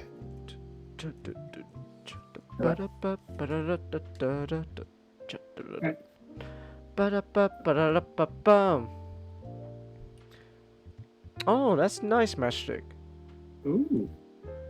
That's pretty cool. I always like that helmet. Yeah, that's pretty cool.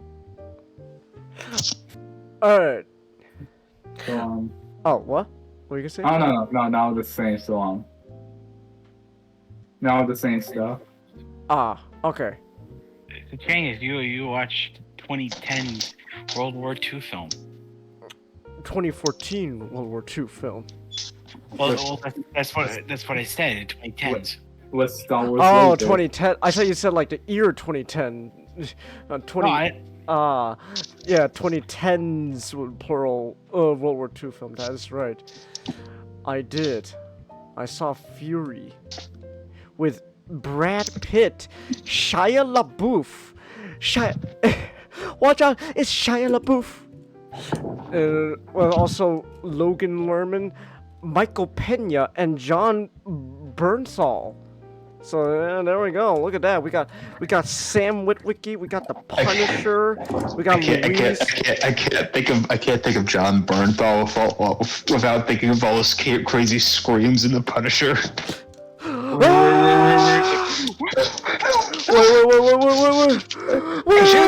He just fights anybody. He like screams.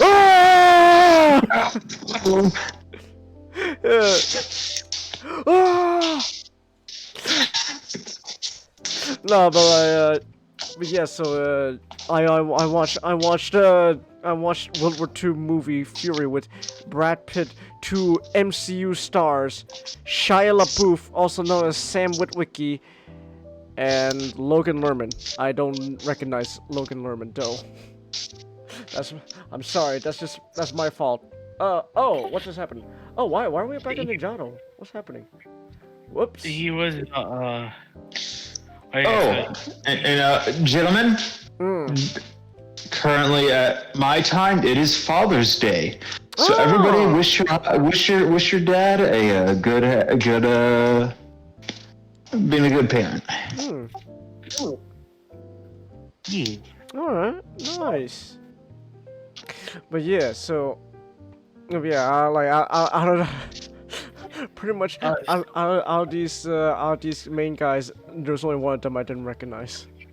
So Logan Lerman, kind of funny career, cause like, I guess like some child will know him as the kid who was Percy Jackson. What?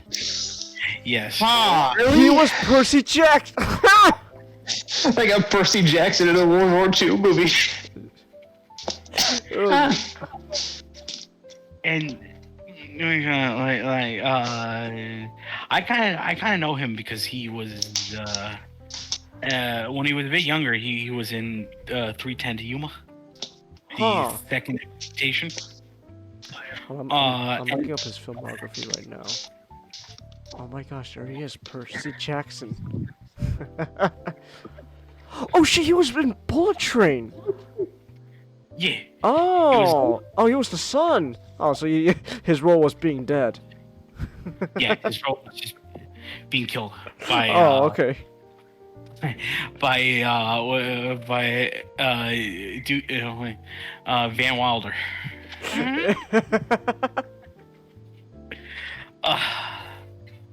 And it's like Logan Lerman. he would be he's comfortably as what I would call, he is that very reliable character actor. Huh. He got to lead a film, and then after Percy Jackson kind of just did a wet fart because it's not good. Yeah, it's too different from the book, and a lot of people didn't go see The Lightning Thief. And so, like, they made a sequel, but no one really cared. I saw the sequel in theaters. It was shit. And so, like, I think he's like, because I've seen films with him. He's good, but it's like. He had Percy Jackson was supposed to be his star vehicle, and blew up. And that wasn't his fault. That was just things that were out of his control because he was so. And so, he's. I think he went back to. He just decided to go back to television. I'm like, well. That's like, it's sad, but it's like, that's life. Considering the movie, like Fury was one of the better movies he was in. Yeah, Fury was alright. I liked it. Because his other credits would just include The Three Musketeers and Gamer. And Noah. Okay, so I'm going to talk shortly about Gamer because it's that type of film that you either like it or you don't like it, or you don't. Oh, okay. It's a film created by the director the director duo who did the second Ghost Rider movie. Oh. Okay. Where it is in some sort of like alternate universe where video games are no longer just three-dimensional polygons. They involve actually moving people, and so Gerard Butler is a convict who committed who was charged with a crime he did not commit, and so he's forced to participate in the Victory Royale. Oh. Where if he dies, he actually dies. Oh, and okay. So like Logan Lerman is the kid controlling him, and like he's. It comes down to the fact that he is the best player in the game because the kid's got he's got the MLG energy. Oh, beautiful. I have to watch this now. I'm Gamer. Oh my god. Gamer is really. It feels like a slightly weird high production version of a Roger Corman film. Because throughout the entire film, it's like it really feels like they make like a bunch of they make a bunch of caricatures. And it's like, hey, look, this guy, he's fat and he plays video games and he looks like a mongoloid. Do you find that funny? Oh, alright. So it's like, yeah, it's that type of like offensive. Oh, okay. Offensive, humor. Oh, wonderful. Oh, that's wonderful. I'm gonna have to fucking watch that later then. Alright. But anyway, so yeah, so the Logan Lerman, the star, one of the stars of Gamer, is in Fury, a World War II movie made by the guy who directed the first Suicide Squad movie. That sounds like a fucking trip. Everything I said there just sounds like a fucking trip. I actually liked it. It was actually okay. I actually kind of liked it. It was not like the Suicide Squad movie at all. It was actually pretty good. I actually never saw the first Suicide Squad movie. At least not in its entirety. Yeah, what are we, some kind of Fury Squad? Yeah, so it's just a World War II movie about, you know, these guys who are the crew of a tank, a World War II, a good old tank called the Fury. That's the name. It's the Fury. It's about the tank and its crew. Starring, you know, it's led by Brad Pitt, who goes by the name War Daddy. You know, and then Shia LaBeouf is also there. He goes by the name Bible or Boyd. And then you got the loader Coon-ass. Who was played by John Bernthal. And then you got the Mexican tank driver Gordo, played by Michael Pena. And then you got assistant gunner, who dies in the beginning of the movie. And then the whole point is he has to be replaced by Logan Lerman's character named Norman. He doesn't have a nickname though, so everyone just calls him Norman. And the worst part is this guy. He's not even a fucking soldier. He's not even a tank driver. He's a clerk. He's a damn freaking clerk. He just types stuff. He doesn't know how to drive tanks. But then I guess the high command decided, you know what? Our tank drivers are literally dying in like droves. So just send anyone into a tank. Go out there and do your country a service, boy. Oh. I find this unbelievable because usually people who never see combat experience will be instantly promoted to colonel. Well, you see, back in the day. Wait, when does this take place in? This is World War II, 1945. Guy might have just bought it. Huh? Could have just paid his way in. Really? You could do that? Technically, yes. If you were rich, you could buy your way to a nice position, but the rich generally didn't want to go over. Didn't want to go overseas. Yeah. So. Do you know why the word commissioned officer is called commissioned officer? Because they were paid to be an officer. Because you would pay them to be an officer. You would buy a commission. Ah, I see. Fallout New Vegas is $3 on Steam. Huh. Interesting. No, Chelsea, that's not Chris Pratt. That's Changus, you might want to check out Steam as well. Alright. Wait, what's on Steam right now? What's on sale?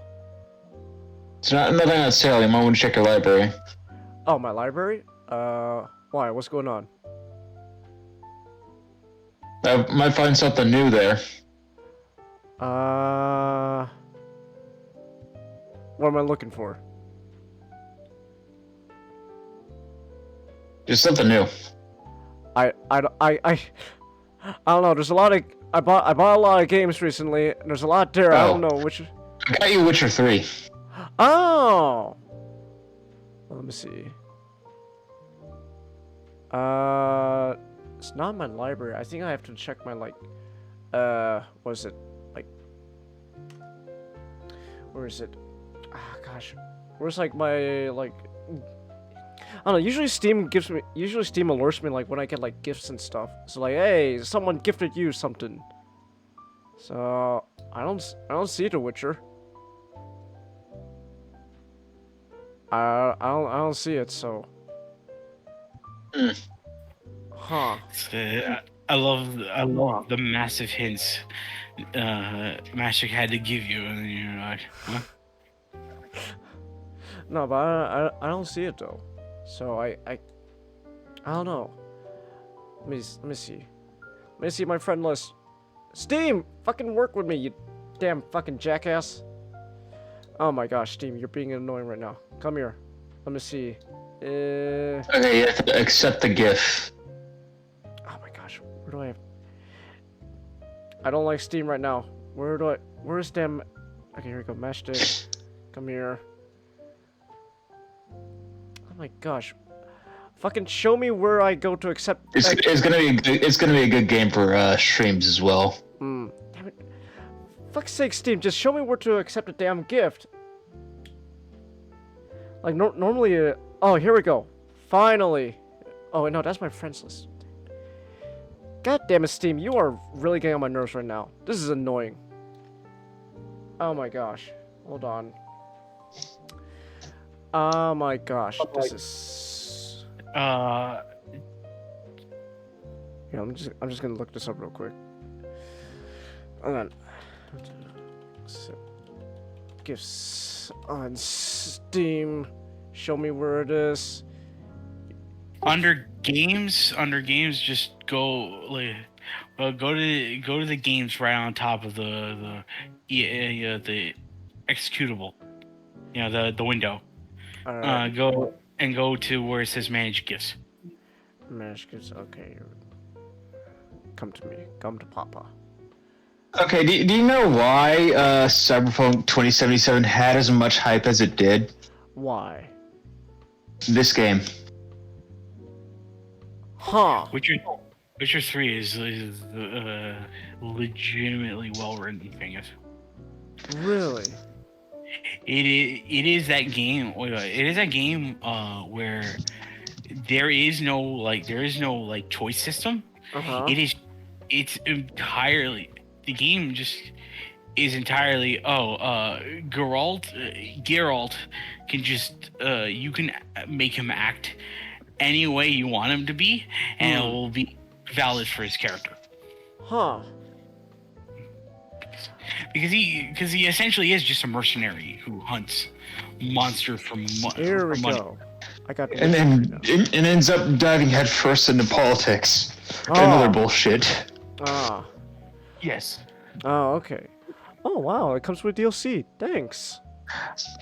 Those two DLCs are good. Are honestly, they're good enough to be full priced games. Really? Each of them. Yes. Really? Oh wow. Yes. Okay. All right then. Oh, thanks, man. There we go. I'm giving you this as a consolation prize since the God of War sales have ended.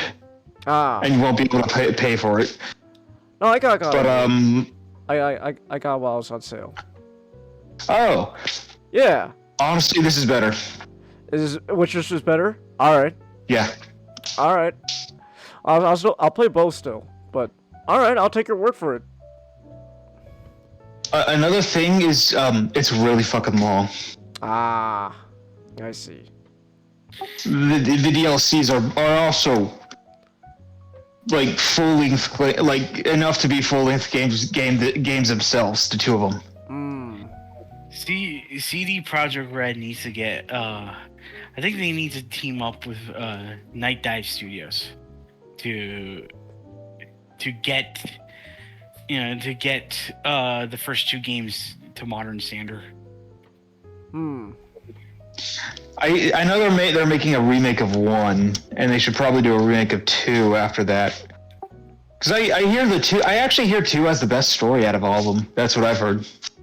It does, and the cool thing about 2 is that it had the better version of like what Mass Effect tried to promote, where it's like, oh, you can like if you have a save file to 2, will carry over 3, and every choice you made in 2 affects 3.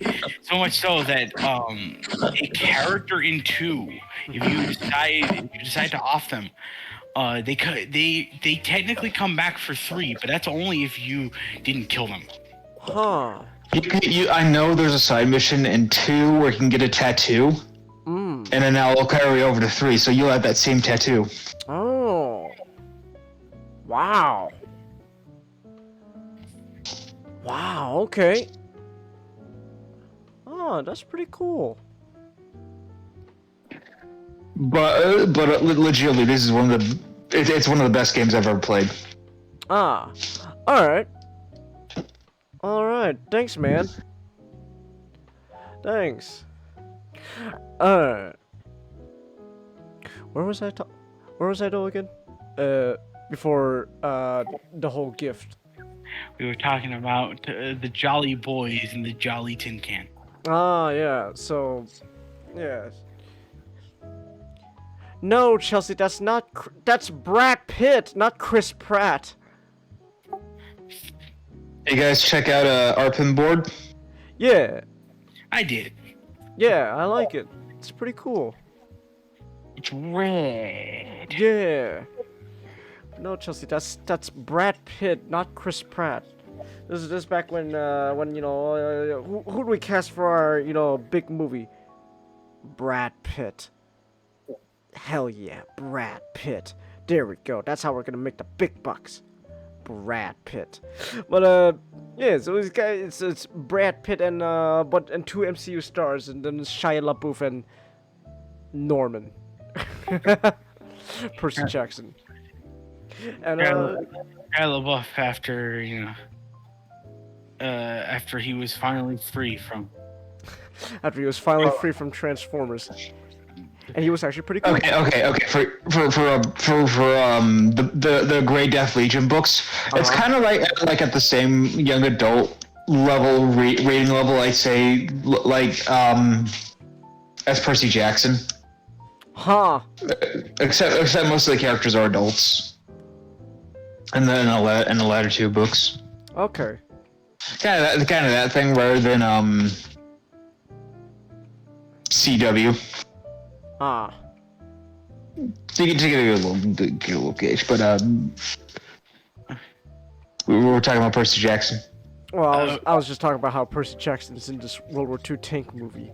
And Shia LaBeouf, which I want to mention a really cool story about Shia LaBeouf. There's a movie he did just last year called Padre Pio. Oh. I heard mixed things about it. Mm-hmm.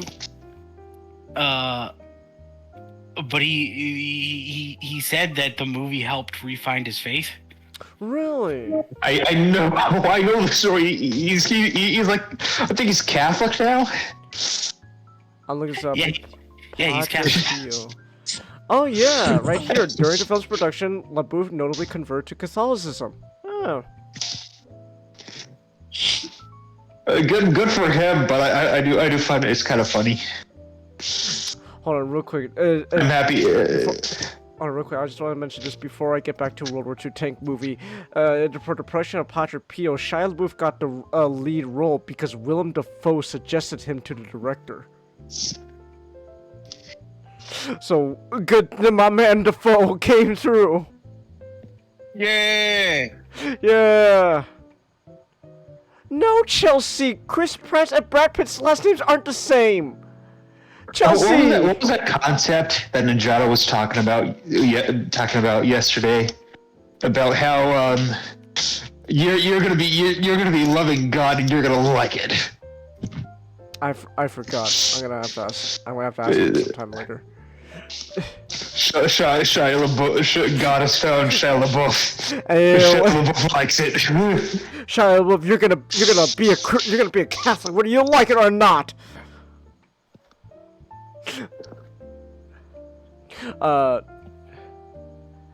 Chelsea, just because there's two P's doesn't. Oh my. You know what? I can't, Chelsea. Oh my gosh, I can't. I can't, Chelsea. But basically, World War II tank movie. You know, we got our guys, and the whole point is just, you know, it's just following these guys trying to survive World War II, essentially. Our boy Percy Jackson Norman, he's got to learn quickly how to operate a tank gun, how to be a soldier, and he has to quickly also learn that he has to kill people because this is war. in not so great ways. And other like the premise is really just pretty simple. It's just just the adventures. Well, I wouldn't say the adventures, more like it's just these guys having to. Our buddy Norman has to learn, to experience World War II, the horrors of war firsthand, with this rowdy tank crew, who they themselves are all just a bunch of jaded assholes because the war has just taken a huge toll on them. So, other than that, that's really it when it comes to like the story and stuff. The movie overall, I liked it. It's a little, I don't know. I wouldn't say this is a happy movie. Like, this is not a World War II movie that makes you happy at the end. This is more just the movie really just wants to emphasize, hey, war fucking sucks. And it takes its toll on everyone, and everyone's, and you see how everyone deals with the this fucking just this the toll of the war is taking on them, because the thing is, especially with the tank crew, like was it we used Sherman tanks, right? Normally, yeah. Normally, and so like the Fury was a Sherman tank, and so they have to deal with along with other Sherman tanks. They have to deal with the fact that these Sherman tanks, they're fucking tinfoil compared to was it the Germans may be able to have one amazing tank. Mm-hmm. But that's not good. But that's not going to do them much good when we have 40 okay tanks. I would say I always kind of found that interesting about America's tactics. Just okay, this tank is fucking trash, but we'll send. They weren't trash tanks. They're pretty average. Oh really? Yeah. If you want to see trash tanks, you look at what the Japanese brought to the table, or the Italians. Oh. The Japanese tanks were literally just them strapping a tiny cannon to a wheelbarrow. I'm gonna look at this. I'm looking this up. And also the Germans, the German tanks, while they were designed to be the best of the best, often they couldn't get the materials that they needed to make it up to standard. Because they couldn't ship them in or produce them fast enough. Well, the Americans, they the industrial capital of the world, and the Soviets just made tanks that didn't need them. The movie, at least Fury though, the movie really tried to portray the idea that these Sherman tanks, they are tinfoil compared to the German what was it, like the Tiger, right? Tiger Panther. Tiger Panther. Tiger Panther. So Panzer. The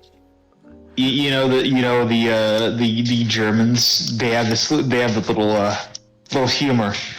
They had this like little drone device that they would use, and it was a tiny little thing.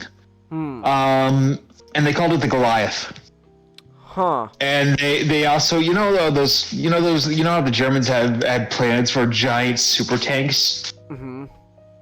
The largest of them was going to be called the Rat. It's a little tiny thing, little tiny drone that they made was called the Goliath, and a giant hulking tank was going to be called the Rat. Ah, I see. They probably, probably because this is a movie about a tank. You probably seen them fire like. The rocket, the Panzerfaust, right? So the Panzerfaust is called depending on who you ask, it's Panzer is what they call the tank, is what they call tank, or just internal armor, and Faust is fist, so it's just tank fist. Huh. It's recoilless rockets. That is called literally just called tank fist. Wow. Damn. Yeah. So like, but I was just saying to like the movie, at least the movie, for what is the point is trying to make, like it's like it really tries to especially show like these tanks are normally, you know, they're not really that great. Like when it comes to like, you know, like just average, you know, firearm, you know, it could deflect your average bullet and all that, but like, you know, when it comes to like certain missiles, like all of a sudden there's like, oh dang, that ain't good, or you know, even like or even some explosions, like, oh, that's no good, that's pretty bad. Except I guess kind of towards the final act though, like when what they're trying to do, they kind of stop treating it like that. All of a sudden the tank becomes pretty damn durable. It's like, oh, okay, the tank's pretty damn durable now. All right. Yeah. I don't know. It's like you earlier though, like throughout the film, you show like, oh man, these tanks, like one wrong move, and you know, bam, there goes the whole thing. It's a light up on fire. Everyone's dead in it. But like, I guess all of a sudden, like, oh, I guess this is pretty damn durable now. See, the difference between us and the difference between us and the Germans is that our tanks are powered by belief. So they. No, I disagree. If you want something that's powered by belief, you should look at the Soviets. Soviets? Oh. I'm looking up a Soviet tank right now. Soviet. The Soviets were specifically were designed to be easy to repair rather than designed to be long lasting. So they had a habit of breaking down. Oh. But you know, it didn't matter because you could just go in, swap a few parts, and keep on running. Wow. Those things were powered by belief. Oh, okay. No,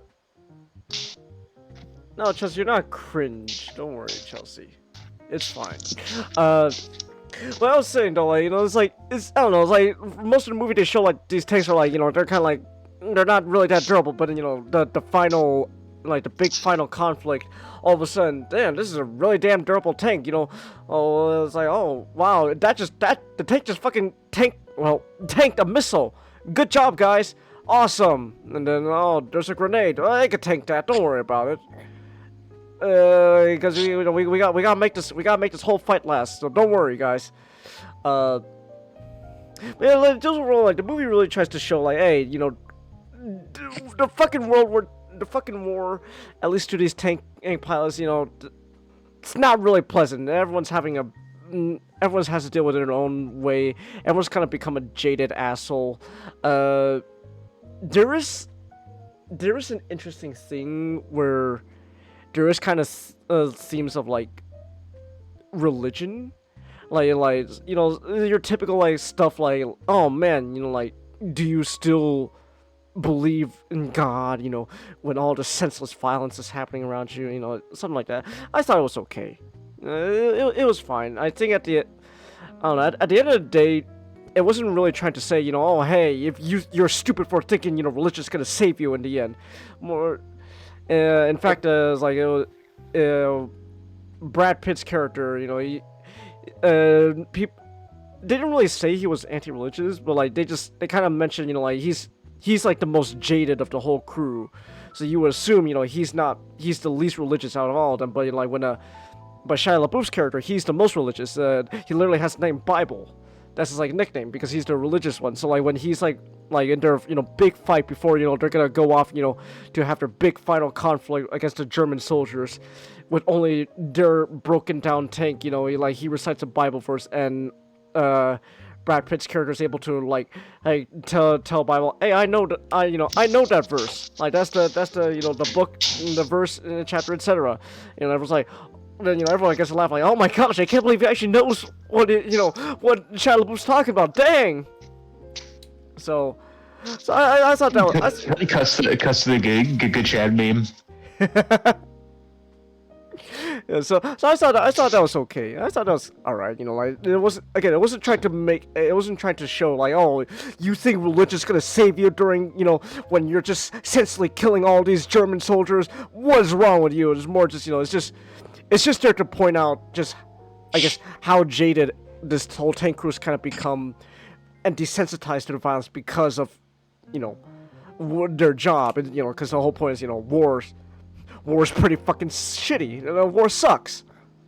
So there is that. Percy Jackson, Norman, his whole character is really just, you know, kind of like that whole idea of, you know, there's this loss of innocence. Like he's just this poor kid who was literally a clerk. He just typed stuff on a typewriter, but then, you know, some higher ups just told him, hey, go in a tank, buddy. We need more tank crew, so go out there, buddy. Do I have a choice? Ha ha ha! No! So it's more him, you know, there's this like loss of innocence. He's starting to become more and more jaded. There's this whole scene in the middle of the movie where like Brad Pitt and then Percy Jackson they capture a small town, a German town.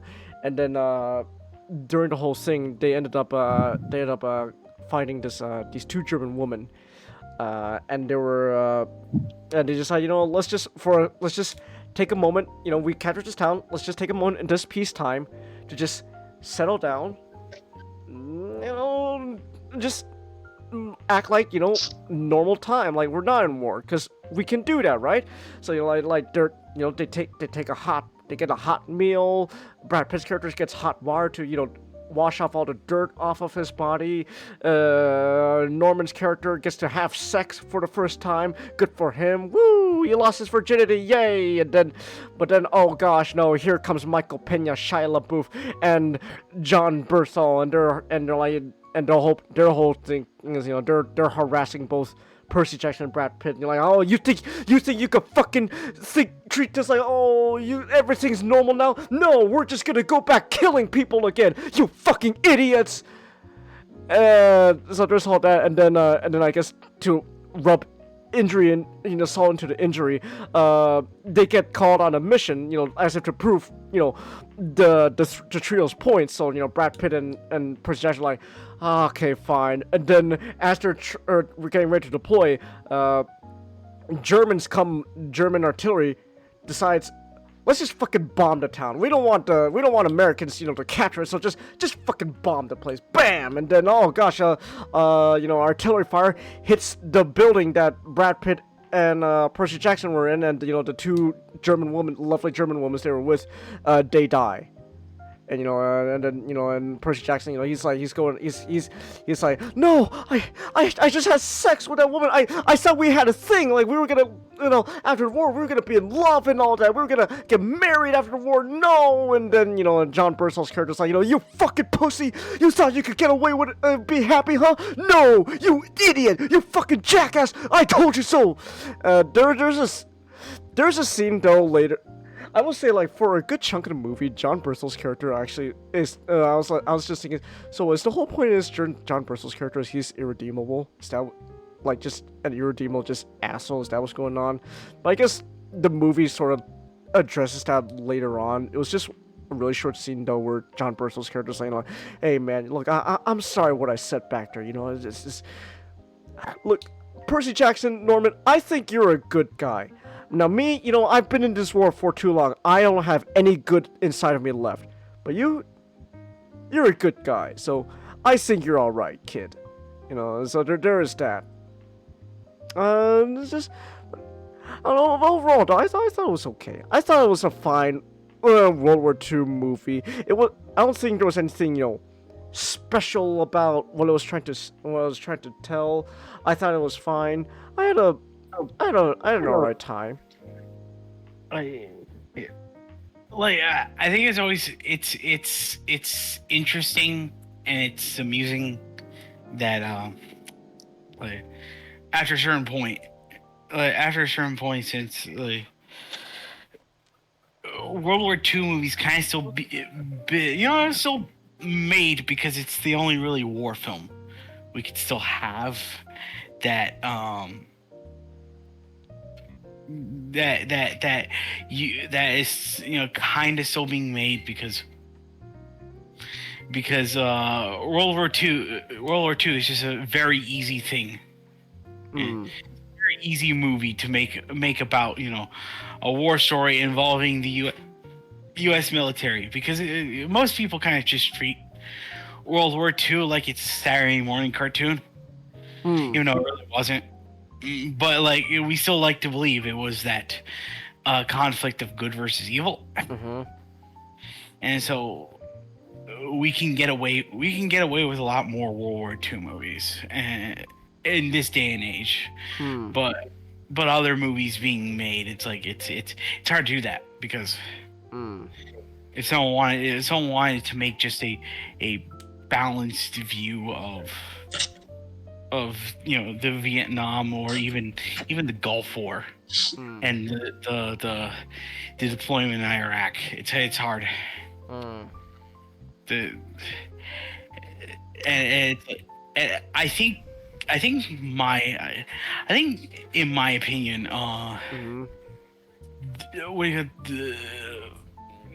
I really do think the world with outside of the story of the Castle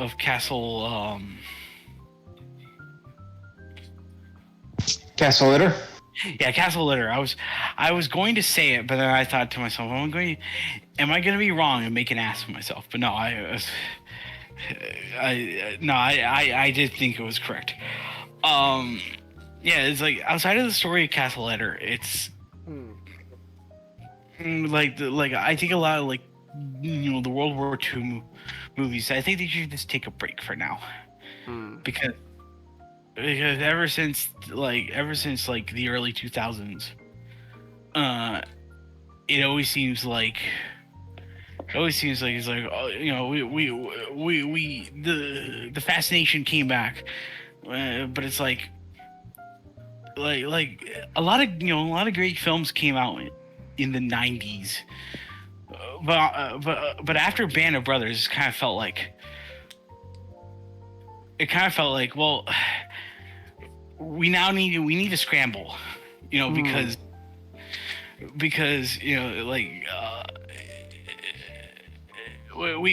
can make another World War II film, but it's the masterpiece has already been created. So it's what else do you have to say now?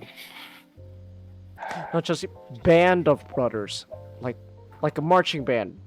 And so many different wars that you could really do throughout history. I do kind of want to try. I do kind of also want. I've been thinking about it also. I do kind of want to do a 2 cents on The Hurt Locker. I think The Hurt Locker is an interesting movie. It's not really. I wouldn't really describe it. I wouldn't really describe The Hurt Locker. It is a war movie, but it's not really a movie about the war itself. I think what I found interesting about The Hurt Locker, when it's a movie that is very good, but it's also very controversial because a lot of members of the military didn't really like the film because I can see where they're coming from. It is a very Hollywood film, but I think the problem I laid down there is I think The Hurt Locker was a film was the best type of film we could have had at that time, because again it's hard to make a show or a movie about the most recent conflicts because everyone's so quick to try to create some sort of means of propaganda. The last thing that I've seen that was really good that explored around the first deployment in Iraq was same network as brand, same, not the same producers, but same network as HBO as Band of Brothers. Generation Kill. Generation Kill. Where it was allowed to see the conflict in. Oh, I'm sorry, I didn't mean to talk. I have the book and DVDs. Oh. Yeah, it's like hour long. It's the most like detailed. Oh, it's a miniseries. Oh. Yeah, it's praised for being very accurate. Mm. And to the point you have to have a little. It came with a little booklet. Well, mine didn't, but it came with a little booklet, like translate the terms they use. Okay. Like where it was allowed, like it was allowed to be not so much have an agenda. It's just allowed to be what it was. Where you could tell the story straight, and it won't have to be about like praising the military or demonizing it. It was just no. This is what. This is what they did. This is what they did. And the problem with new movies coming out about war is that even in our current culture is like they're always going to be lambasted if they're not about not necessarily war is bad, but military. If it isn't military is bad.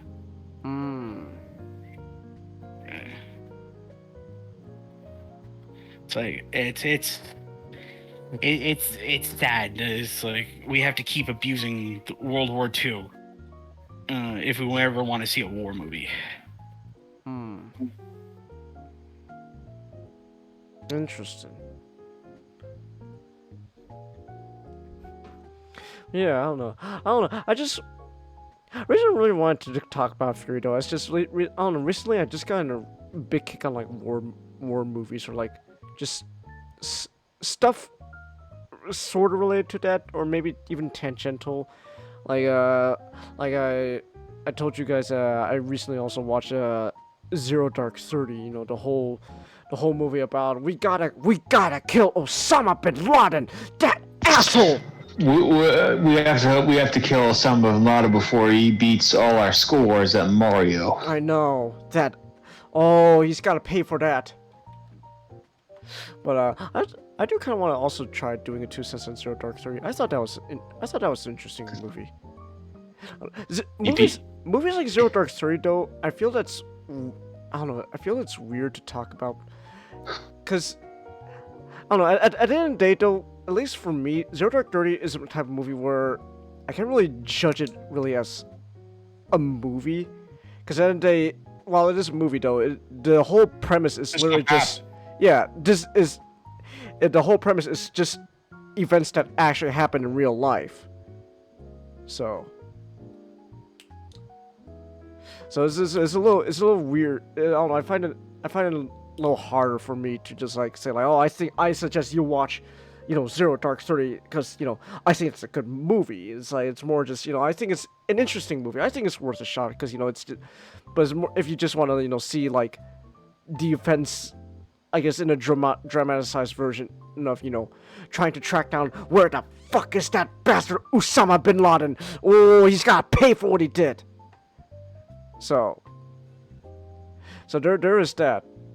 Also, I said it last night, but like, yeah, I was actually surprised to see. Oh my gosh, Chris Pratt! I didn't know you were in this movie. So there is that. I didn't know he was playing handsome military man. He was playing handsome military man. Wow. So, yeah. No, but I think though, like, but anyways, I don't know. I've just been on a kick on like these kind of movies recently. I don't know. I kind of want to continue. Talking about these movies for a couple of weeks more. But I think overall though, for Fury though, just. Overall, I thought it was a neat film. I didn't think it was bad. I didn't think it was, like spectacular either. I understand what it was trying to do, what it was trying to say. I don't think the movie was necessarily saying war is bad, more just war takes its toll on these specific people, and they see you like just oh, this shit sucks. So it's a pretty good. So what you're saying is a pretty good film in a genre that that is kind of, I wouldn't say in a bad way, but kind of overdone at this point. Yeah. Stagnant. Yeah. Yeah, that's a good way to put it. It's an alright film.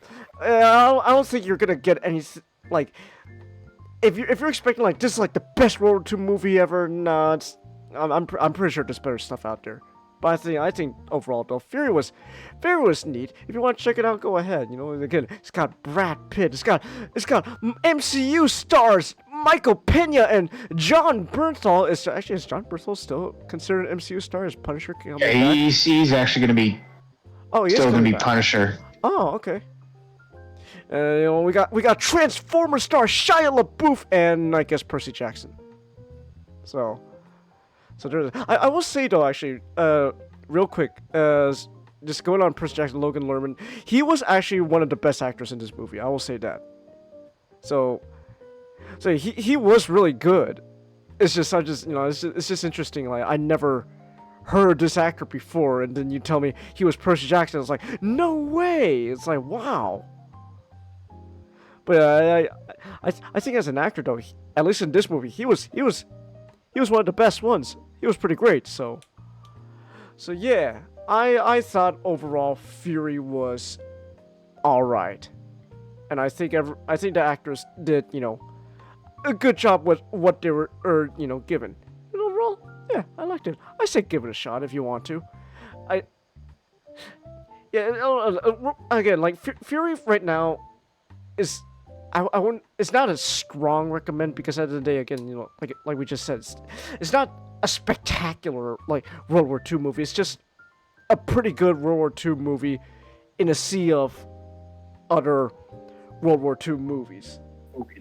It's like you can find a lot more amazing movies, but like if you still want to watch a World War II movie, check out Fury. Yeah. So. That's kind of it. And again, Percy Jackson was actually one of the best actors in that movie. So there's that. Speaking of actors though, who are actually surprisingly pretty good at what they were doing. All right, here we go. That microwave. That microwave. It's such an amazing job. I know. That microwave. Oh man. All right, here we go. It took us 3.5 hours, but finally. We are at the elephant in the room. The elephant in the room. This is it. This is the moment we've been waiting for. So we talked about it a lot last night, but we can still talk about it tonight. So, you actually sat down and watched The Flash. The Flash. The Flash. That sounds like the porn version of The Flash. The Flash. But so you watch The Flash. How did you like it? I'm gonna have to throw my bias out there. Mm-hmm. Even sleeping on it, I still don't know what to think about the movie. Really? Because like again, I want to throw my bias out there. I don't like Flashpoint. Mm-hmm. It's I never liked, and I feel like you could make a good story out of it if you try hard enough. But then again, it's something that works on a 1 to a billion odd. But it's very unlikely because because it just because the story itself I don't think is the best. And a movie that takes inspiration from it. Doesn't fill me enough with a lot of confidence. And a lot of the Flash, if you watch the film, you can clearly tell that it was a problem. You know, it has the problem of the studio meddling, and also for the fact that its lead actor in real life is a horrible person. A horrible person. Ezra Miller's a monster. Ezra Miller is a collection of he is a actual germ that has a human skin. Ezra Miller reminds me of that meme. It's like, you know, oh man, did you hear what Ezra Miller did? It's they, right? They just they just fucking kidnapped someone. They just kidnapped someone. So it's like I don't know. I find those memes always funny. It's like it's they, right? They fucking killed someone. I remember that. Remember when it was just like every week, it was just something new. Yeah, it was just something. Yeah, Ezra Miller was just fucking going wild like every week. Like Ezra... it was like for 2 or 3 months straight that every week we heard a new piece of news about that. All of a sudden, like just Ezra Miller starts a fucking cult after themselves. It's like, I'm sorry, you started a what? Ezra Miller kidnapped someone. Ezra Miller leaves gun in house with babies. Ezra Miller, blah blah blah blah blah. And you know that both the police and the WB studio execs were looking at this and like, they were fucking panicking. Just, oh my gosh, Ezra, please stop. It's like, oh my gosh, did you hear what Ezra Miller did? He beat up its they, right? They just beat up a person. Ezra Miller broke into a Hawaiian couple's tourist room, and stole all his stuff.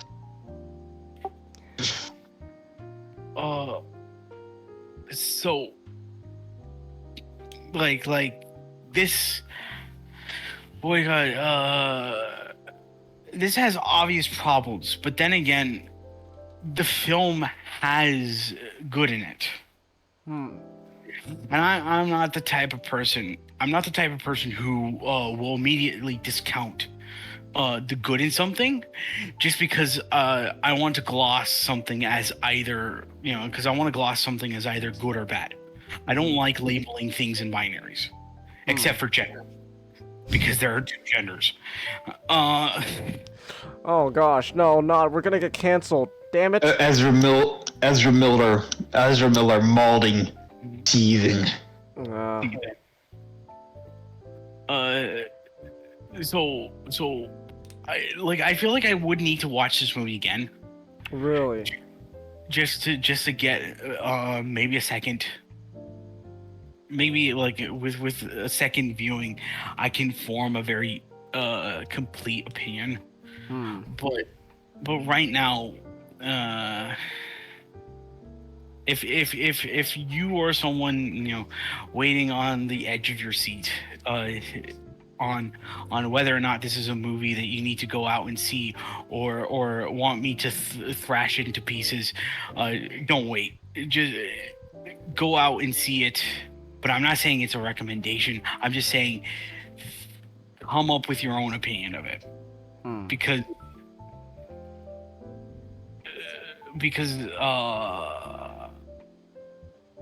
I generally don't go like the reason I was interested in watching The Flash was because over time I just became interested in seeing what the hell DC was doing. And specifically this because of Ezra. Because it's interesting to see a powder keg, to see what he does, because like like it really feels, the saying does really feel like it's true.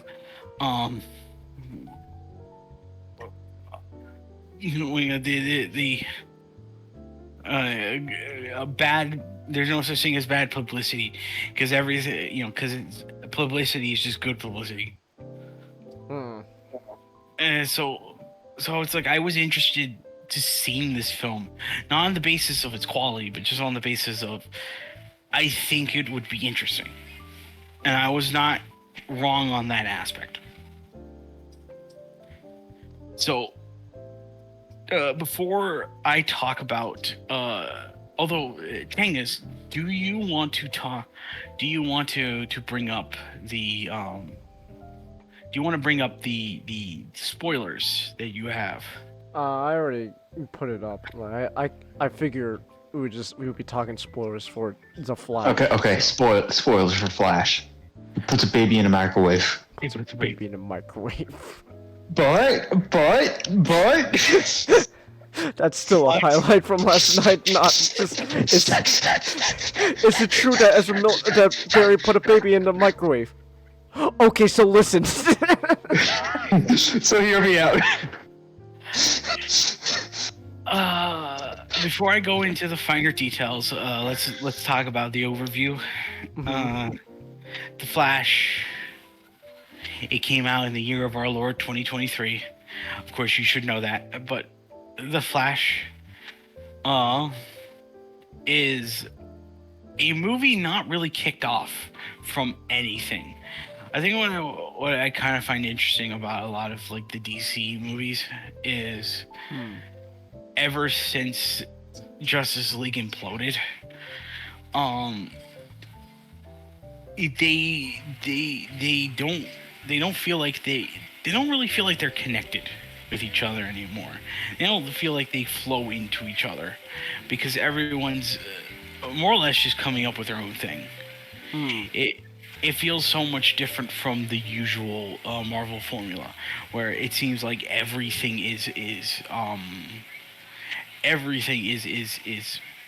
puppeteered by Heaven to be this certain way.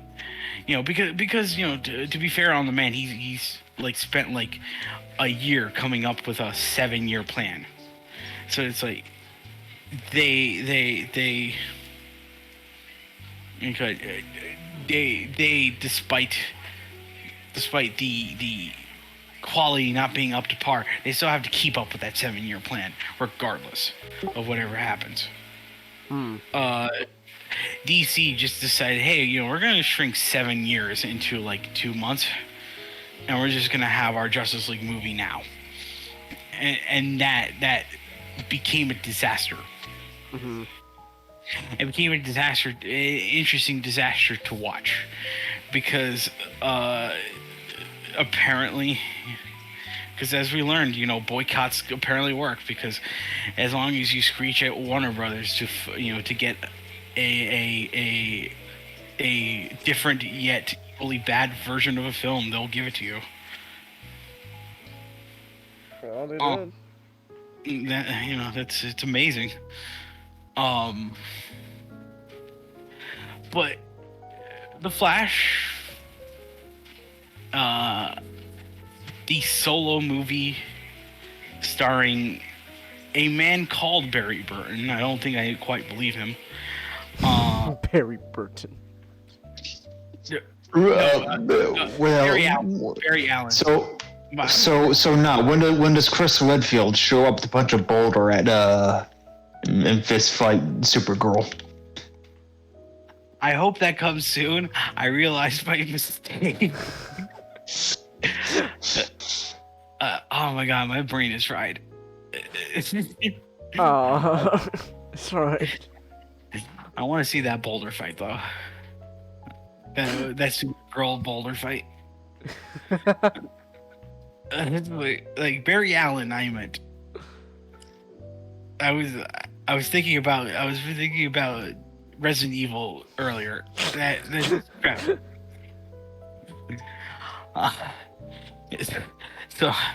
So Barry Allen allegedly allegedly, has some regrets in life, and the fact that his mommy is dead and his daddy's in jail, and his daddy apparently was transformed from Billy Crudup to Ron Livingston. Oh. It's like it's amazing. You got like his dad went from okay. His dad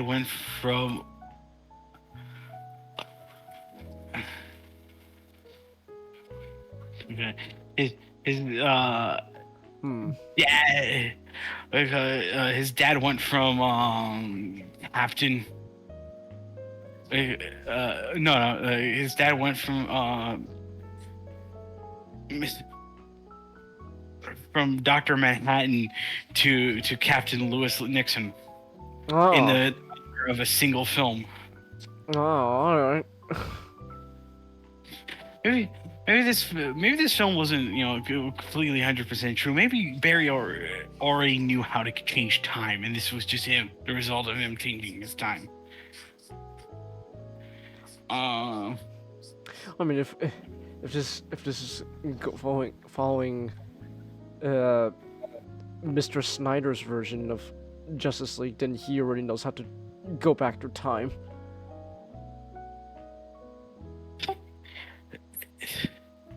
Man, I can't remember that movie, so I'm really.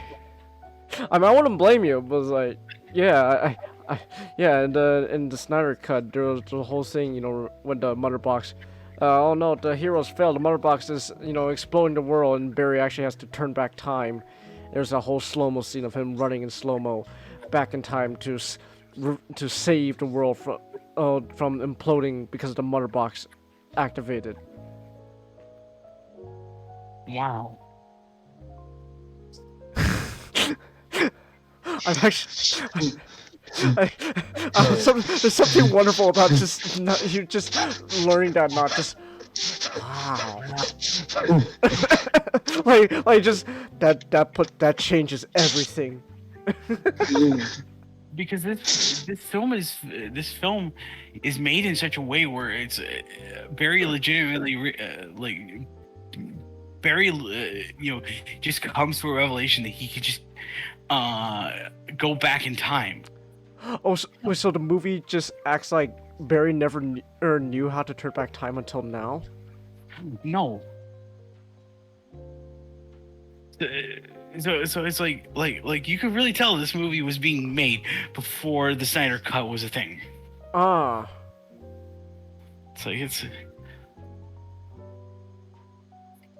oddly enough, that kind of just makes it more interesting.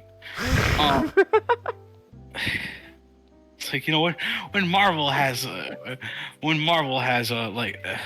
inconsistency, like that's their fault, because they should have because they had this plan, they should have thinking. When DC has an inconsistency, it becomes interesting because they hadn't planned shit.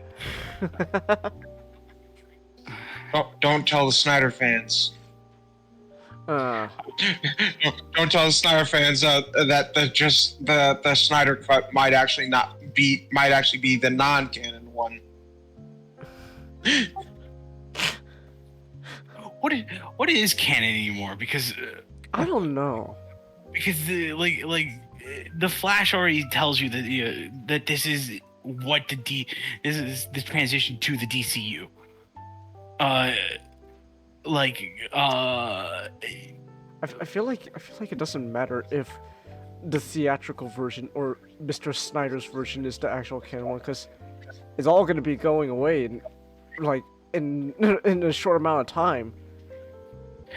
It's amazing that I haven't even gotten to the synopsis yet. I keep. I admittedly will miss the time where, despite the fact that apparently these movies allegedly share a universe, they didn't feel like it, and I'd actually argue that's actually a good thing. It becomes very interesting because, again, it's like you don't feel like they had it like when you compare the two studios, one just feels like it's over. It's like talk. I'm about to say something very strange, but you guys just hang on here. Okay. It's like a conversation between fascism and totalitarianism. Okay. It's like you watch one studio and how they're so religiously like stringent about their own identity.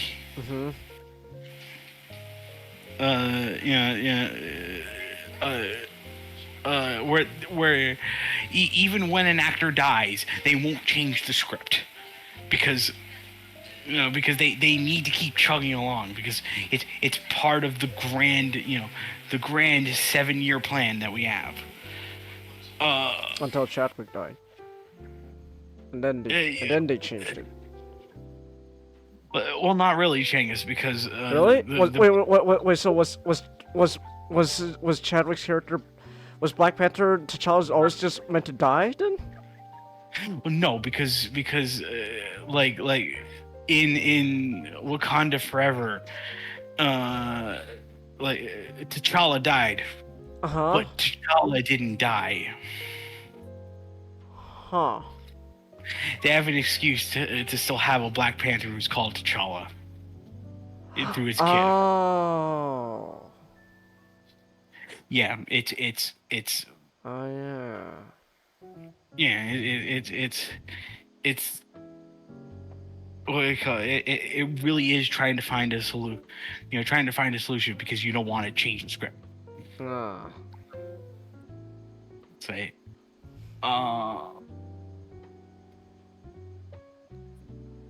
So the Flash, Barry Burton realizes that he could turn back time.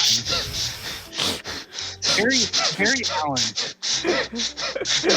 No, you might as well just call him Barry Burton now.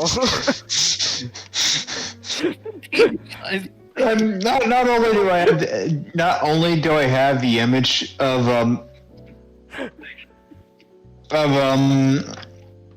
Barry Burton running in super speed, but he's also played by the others more with just like a shitty beard.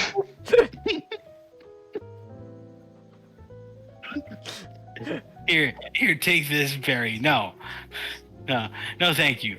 I prefer the buddy system that we have here.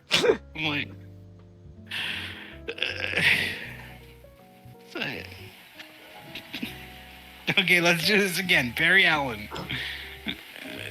He realizes that he can turn back time, and he realizes, oh my god, I can change my mother's fate so that I can have both my parents. This is a win. And then, changing time, he kind of realizes, oh, there's dire consequences. Oh gosh. It's like nothing could really go off without a hitch, it seems. And that is so much our movie. The movie was directed by Andy Muschietti, who directed the It films. I got, and he did Mama. It's that supernatural. It's that horror film where the two girls are being protected by their mother. Huh. Okay. Like being protected by their mother, who is who is a supernatural creature. Huh. Okay. So it's written by Christina Hodson, who wrote Bumblebee and Birds of Prey. But honestly, this film kind of feels a bit more towards Bumblebee than Birds of Prey. Really? Yeah, like in my opinion, because there's there's a moment where Barry puts a baby in a microwave, but there's no moment where he's forced to eat a diamond and then shit it out. What? That happened in Birds. You lost. That's right. That's right. Don't give me PT. Not you're giving me PTSD right now. What? I haven't even seen the movie, and Wait, what? You're Magic. You're gonna be angry about who's the one that ate the diamond. Nick, I know that's the reason. Honestly, I'm just as angry as you are. Fucking butchered her. I watched the damn movie, so I'm even more angry. You're not joking? Same. No, you're not. Bit ate a diamond. What are you talking about? No, I'm not joking. That's a plot point in that movie. Is a character who is not named who she's supposed to be named. Eats a diamond and she has to shit it out. Consumes a diamond to keep it away from Obi-Wan Kenobi. It's a major plot point. Isn't that just a fucking B plot for one of the Family Guy episode? Remember when Chris ate a diamond ring that Brian wanted to return? Okay, Chang, imagine that, but that's the whole point of the movie. Okay, Chang, the second Batgirl, uber badass ninja, can defeat anybody reading their body movements. Yeah. Really fucked up family. Uh-huh. She's a homeless kid that ate a diamond. So she's Chris. Yeah. Okay. What? So what? Does it make Obi-Wan Kenobi fucking Brian the situation? No. If anything, it makes Harley Brian. Holy shit! I feel my fucking blood boiling right now. I fucking hate that movie so much. Because what you described me, I'm just reminded that was just literally the B plot for a Family Guy episode. Chris ate Brian stole a diamond ring, but he was gonna he bought a diamond ring, but he was gonna return it. Part of the whole scam where he's gonna return it is that way he could get a refund, while at the same time he gets to bang a girl, but that plan's full because Chris, being a dumbass he was, ate the fucking diamond. As the whole point is Stewie and Brian have to find ways to make Chris shit out the diamond, so that way they can return it.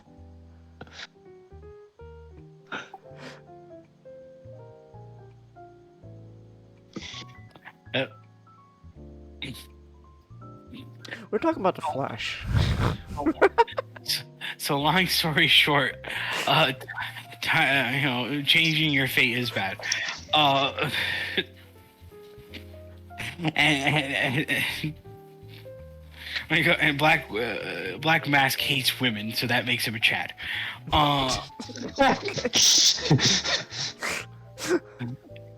He got his PhD from Players University. It pimps and hoes degree from Andrew Tate. Hustlers University. He's on the Sigma milk grind. Exactly.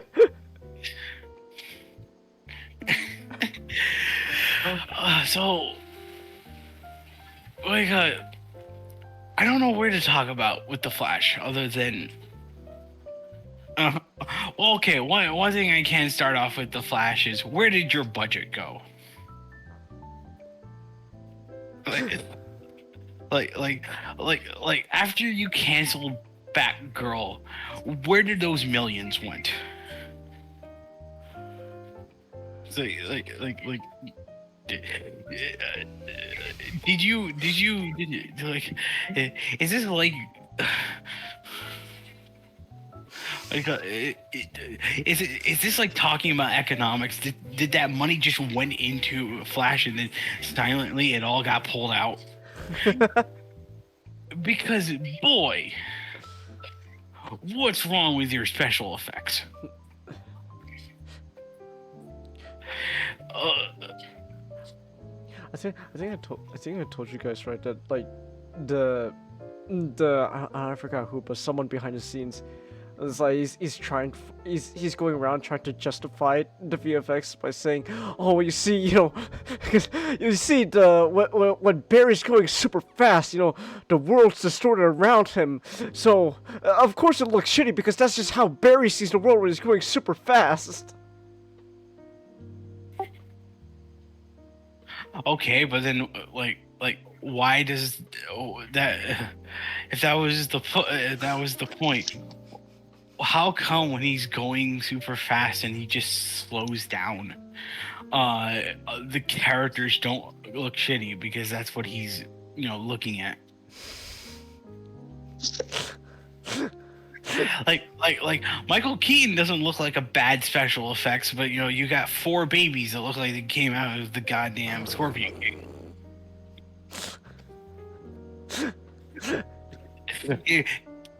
Can Barry not recognize what babies look like? Is that why he put one in a microwave? I assume he was just trying to give the baby superpowers. As you do. Well, no, Nick. In order for that to happen, he would have to put the baby right near a bunch of chemicals, and have lightning strike him. I see. And then you know, like you have like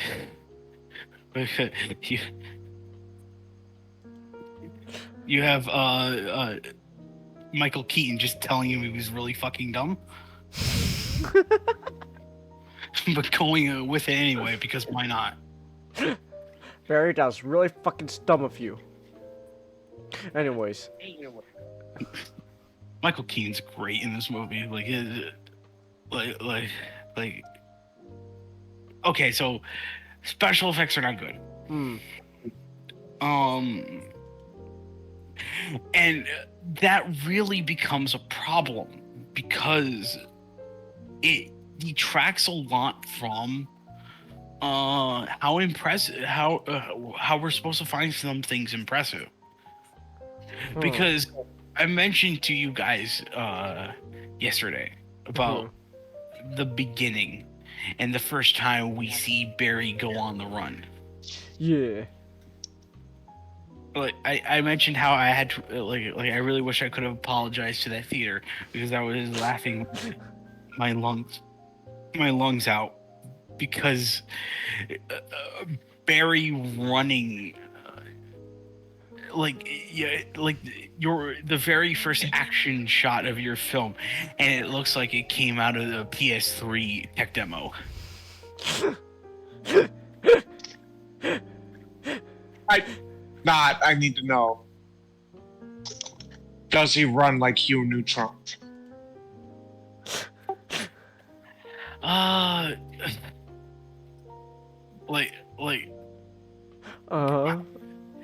Kind of. So. Kind of. Wait, hold on. Wait, hold on. What do you? Hold on. What do you mean? Kind of. Okay, so. Okay, I'm back. So did he actually improve from how he ran in Justice League? Well, yeah, because Oh, he did. Okay. In this movie, he's not just flailing his arms around, you know, like in some weird attempt to try to catch a baby. Or you know, to catch an egg that he has to turn into his middle school health class. He's actually like they still go with the idea that the friction of the ground is so, he's going so fast is like there's no friction on the ground anymore, so he's just sliding like an ice skater. But like I think in between the films, he actually looked up how an ice skater actually moves. So like when he runs, he's having his arms go he's taking proper position, and he has he's not having his arms flailing around like he's a wacky inflatable arm flailing too. He's what do you call it? He's how skaters, they're how they're trying to go, really fast on the ice, and they're moving their hand in front of their face. Yeah. That's what he's doing. Like one thing that's like kind of one thing like I've noticed about this film is it wants to go on the super serious science route. But for me, I think I just kind of enjoy it because it feels like comic book logic. It kind of feels like I know what this is because I remember physics. Because like my favorite thing that Barry knows how to do is he knows how to phase through walls. Oh, he could do that now. Yeah, because he essentially just essentially apparently he could just like he can vibrate his cells on a subatomic level. So he knows how to do that now in the movie. He knows how to do that now in the movie. It's like Barry's just turning into a gas. Essentially, because the idea is that he's just vibrating like so fast that he can just face walls. It's like I'm not sure that's exactly how that works, but I like it because it feels like it came from a comic book. Wait, so their idea is by facing the wall, he just becomes gaseous form. He becomes a sort of gaseous form. It's more just like he kind of becomes a ghost. Oh, okay. Because it's like that makes more sense. I was like, he just becomes like a fart cloud. Is that what's happening? Like that's what I was thinking about because like that's technically what. just I'm a fart cloud now. Just that can phase through walls. Because I was just thinking to myself, it's like, so wait, Barry's like all of his cells are vibrating really fast. And it's like, is Gary just becoming Barry? we went from Barry Burton to Gary.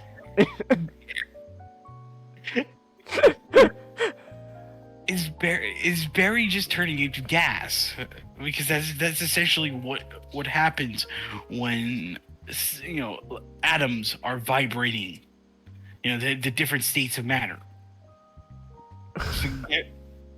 It's like Barry's becoming a ghost just by vibrating. And it's like I have no problems against it because it's just I like the cartoon, the comic book logic behind that.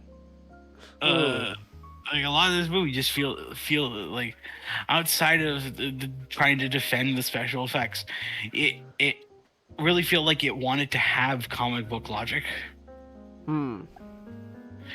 Although they want to claim it is it is scientific fact, which I guess it is. Maybe I don't know. I'm not. I'm not a scientist. I'm not Neil deGrasse Tyson trying to get internet brownie points. Yes, Neil deGrasse Tyson. We know. Oh, that Earth is insignificant compared to the universe. This is the 10th time you've presented that fact to the class in a week. Neil, your opinion is insignificant against my ability to care. What's the meme again? Where it was it was Jimmy Neutron. She's like, Sheen, this is like the 7th time this week you've shown your Ultra Lord figure. I'm trying to look up the 7th week in a row. It's like Neil, this is the 7th week in a row you've you've told people that we are insignificant compared to the universe. It's just tiring at this point. This Neil, it's the 7th week in a row. We get it now. Just you can stop. We get it now, Neil. You're subtly trying to tell us that nothing you say matters. We understand that. It's okay, Neil.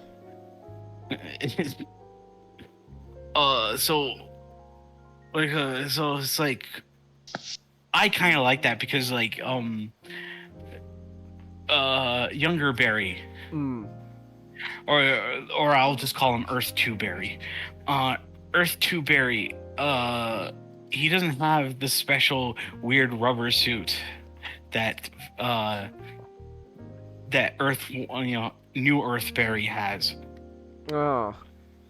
Well, how come he doesn't have the suit he used in Justice League then? Because that's the suit that he was using before. Yeah, but now he has like this rubber suit, which I'm not the biggest fan of. Looks kind of. I actually like the Justice League suit more. Me too. You know what? I think it's the cowl. The new suit's cowl looks off. It looks rubbery. It just looks like he's wearing latex. Yeah. You know, at least we can say it's still better than the Suicide Squad game costume. That's true. I haven't seen how he looks in the Suicide Squad game. I'm looking up. I have got to show you it. I'm looking up right now. Look it up. It is. They did everything you could possibly do wrong. Whoa, that's okay. Everything you could possibly do wrong in a Flash costume, they did in that suit. Wait, so he's got the lightning on his head, but then they also want to add like giant bunny ears for like antennas. Okay. I don't get it. But, why not just get rid of bunny ears and keep the lightning on the side of the helmet? I don't understand. I don't understand anymore. It's just you have the lightning on the like. Let me show. I want to show this right now, real quick. Like hiya. There we go. On stream, like he's like he's got like the lightning on the side of a helmet, but he's got like bunny ears going on. I don't get it. Really trying to pull an Ultron. Also the cowl's clearly like it looks more like the TV show Flash thing. Okay, I don't mind like the larger eyes, but it's like the biggest problem right now for me is it's just like bunny ears. Like you have to put these big ass bunny ears for some reason. I don't understand. This is a bad question, but looking at the goggles, I always wonder: does Flash ever get a bug in his face? I don't know. Maybe that's why he has like goggles. I don't know.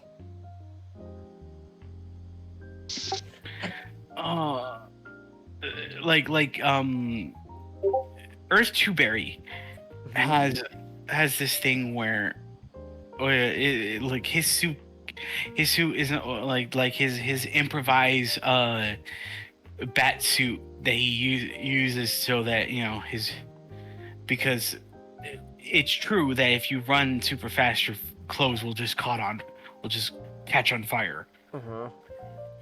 So he had to ruin a bat suit just so that he could have something that can withstand the speed he's going. But it can't conduct electricity. The electricity he's giving off well. So he has he can't. So he's building it up, but he can't burn it. You know, he can't blow it off. Huh. So literally, he just turns into static shock. Huh. Is funny enough, funny enough, it's like he tries to use it against one of Zod's forces. He gets pushed back because of the essentially he's shooting electricity.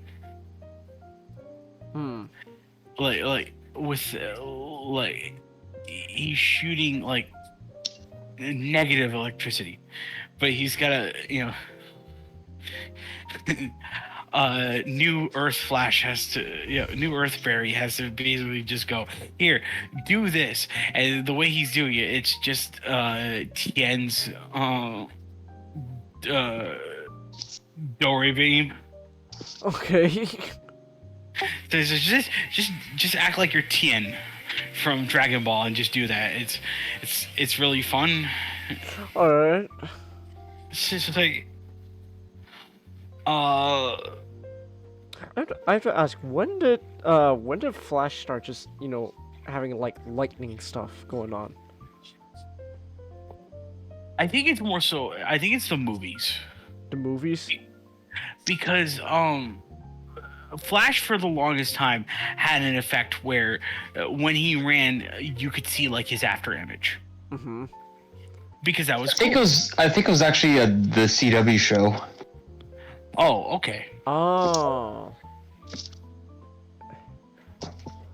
Because I was wondering, like, when did they decide, to show he's fast, like just like lightning trails, wow, like it's like he's faster, he's as fast as a lightning, wow. Yeah, it was the CW, and then everybody just kind of went with that idea. I don't really have a problem with it. I'm just wondering, like, when did the change happen from like, oh, he's fast, like he's like a blur, to just lightning, zap. I kind of miss just the after image. I kind of missed the blur too.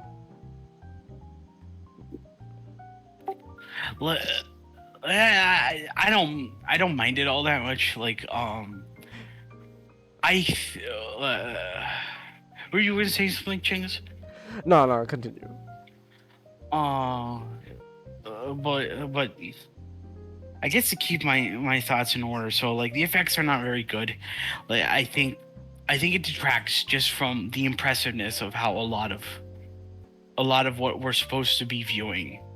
It detracts because it feels like everything was done on a penny, and I'm watching the rough cut when I should be watching something that should have been finished. Huh. It's like if this is just what like special effects are going to look like now on. Mm-hmm. Like might not watch these movies anymore because I know that you were subtly not you were not paying your VFX team now. I don't have to I don't want to look at a movie and know that you're obviously not paying your VFX team. Imagine that you're not paying your VFX team, and then you go around saying, "Oh well, it looks shitty on purpose, guys. It's supposed to look shit."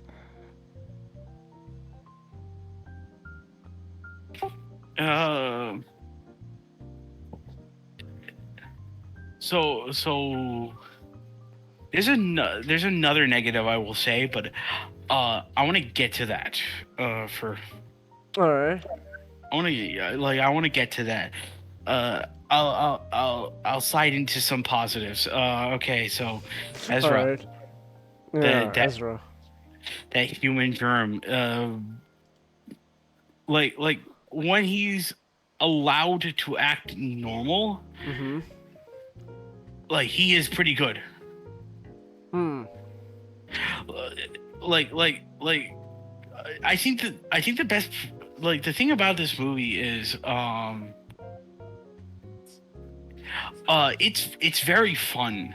Like the whole thing where, you know, obviously, haha, you know, he puts a baby on in a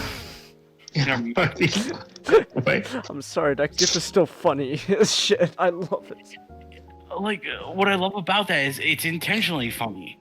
Like just like the entire film just is having fun with, you know, the fact that Barry can just do, like, again, this shouldn't have been Barry. It should have been someone completely different, because Wally. Barry.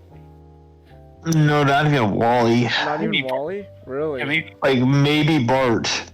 Bart. But every time they should just call him maybe Bart. Maybe Bart. Can't even call him Bart straight up.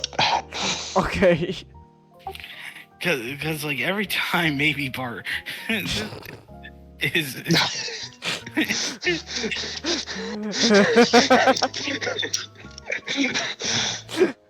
every time you have him, like, you know, like it's great. Like the dialogue is not like incredible, but every time you have him just talk normally, it's so far away from like the oh my god, what was it? What was that?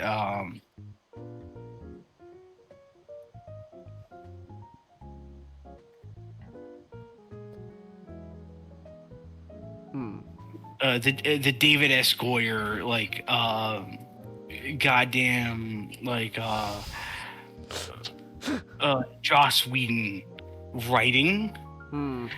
It's like wow, you know, this guy, he's, yeah, it's like, wow, you know, he can come across as very fun and charming. Wow, imagine that. When you write something good, you know, you write something decent, you know, it shines through. Who knew? Huh. like there's fun parts that Barry, that not Bart, but maybe Bart. Maybe Bart. Has about the movie, and it feels very genuine. Like, I love the hospital rescue. Because of that. Like there are some parts where I think, you know, there's some parts where I don't 100% agree with the humor, because I wasn't the biggest fan of Earth 2 Barry. So the way they separated the berries was that New Earth Barry. I want to keep calling him maybe Bart. Maybe Bart. Like, New Earth, maybe Bart.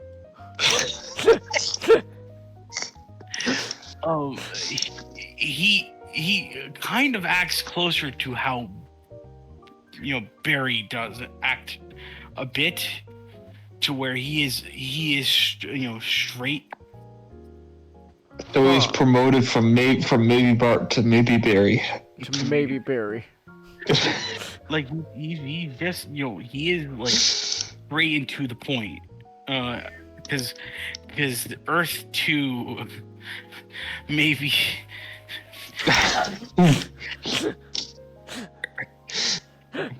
Maybe. Maybe Earth. Maybe Earth.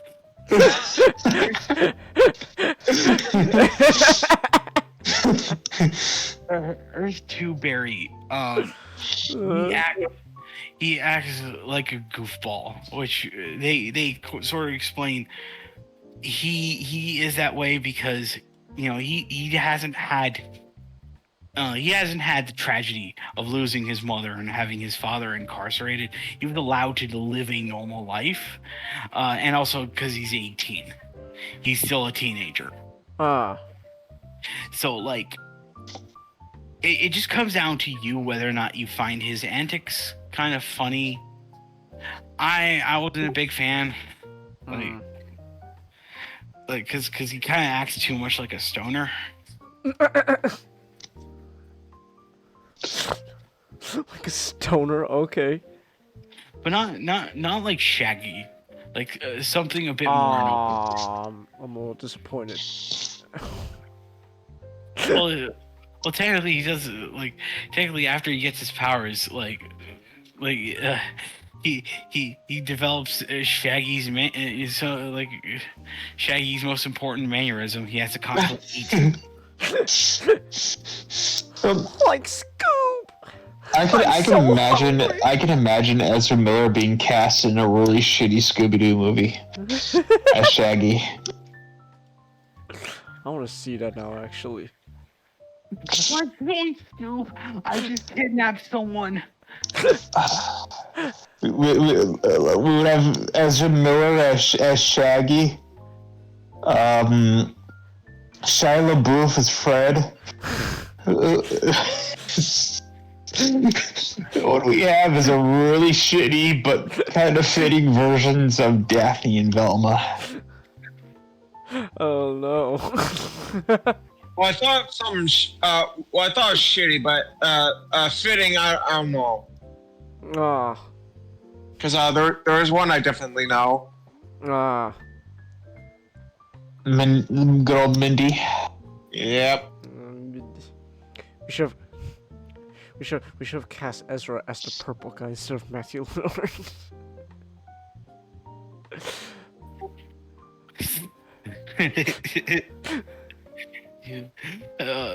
So it's like Earth 2 Barry. I really didn't find his shenanigans all that great. I kind of wish this entire movie was just New Earth Barry. He landed in this time because the idea the basic idea is that Dark Flash knocked Barry back to 2013, which is just 2013 in a new dimension. Oh.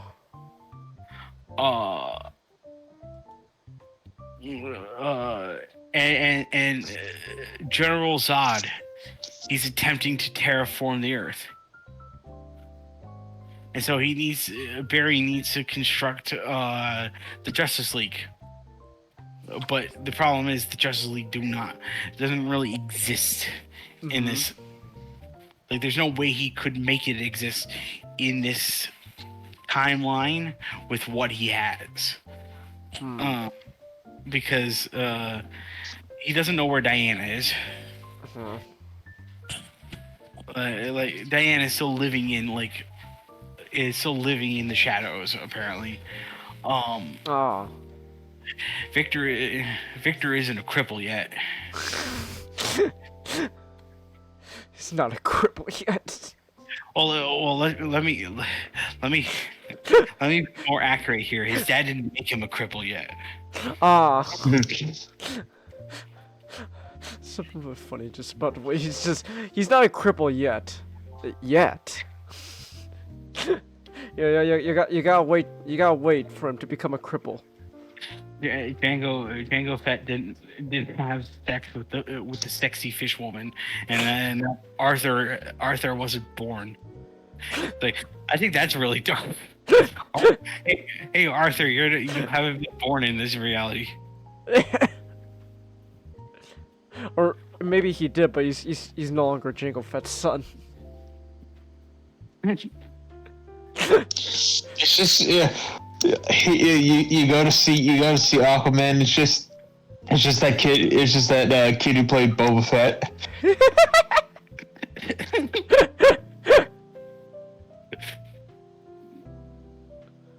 I would love that actually. Aquaman's just Boba Fett now. But they also make him bleach blonde too, to make him look like classic Aquaman. Bleach blonde.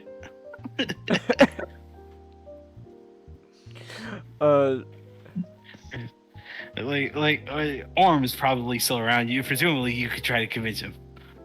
Presumably. Actually, that'd be a lot more fun. Like convincing Orm to be the Aquaman. Well, yeah, because if Zod just wants to go and like terraform the entire universe, the entire Earth. Atlantis would be in danger, so Atlantis will just have a goddamn fit about that. Uh. So I'm not trying to convince Orm to be temporarily good. I would actually pay to see that. That actually sounds interesting. So that leaves the Man of Steel and the Cape Crusader. So we know Batman's now Michael Keaton. Michael Keaton. He's one of the best things about this film. Because despite the funny premise that Earth 2 is apparently a part of, I still can't believe in a universe where Barry saves his mother, he created a crime-free Gotham.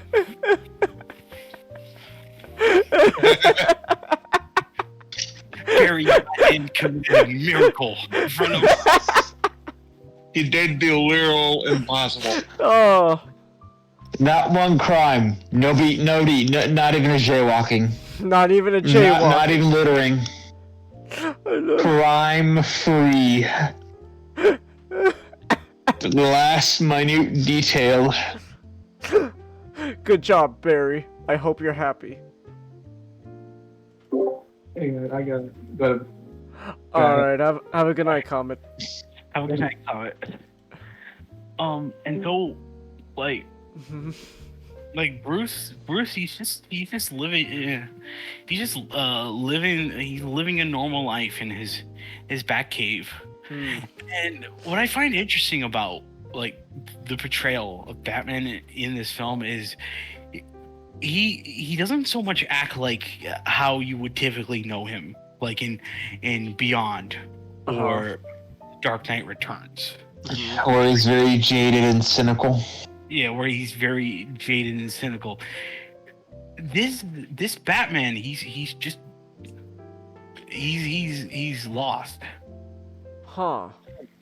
Because his he no longer has a purpose anymore. And he feels like he's kind of failed his parents because of that. And he's mad because Michael Ghost died, but he's glad because he didn't have to wear the bat nipples. Did they make any reference to Chris O'Donnell? Sadly, no, because they're making it like apparently. So the idea is just the movies Keaton was not in is not really related to him. So if Val Kilmer could have been in the movie, they could have made a nice reference to that. George Clooney is in the movie. He comes as in the end as a fun little jab at Barry because Barry, you can't have your mommy, but at least you can still have your daddy. But now, because of that, you get George Clooney. But now you get George Clooney. Which like Batman has a spy satellite, George Clooney has a spy satellite. If it's no, I kid. But off topic, apparently, George Clooney said himself that he did intentionally play Batman as a gay guy. because bless Joel Schumacher's heart. Like Joel just pretty much went out and said, like, a man wearing that much kind of leather, you think he's gay?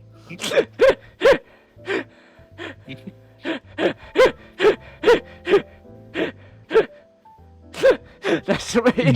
Joel Schumacher doesn't know what texture is. That is not leather. That is rubber.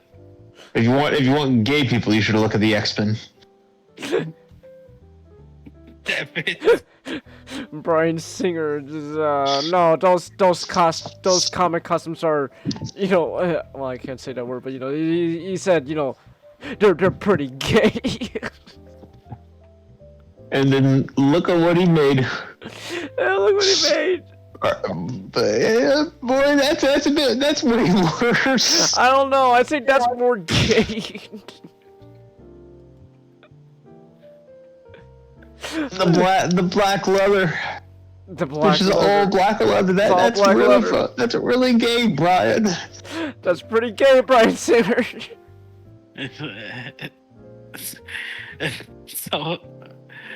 So it's like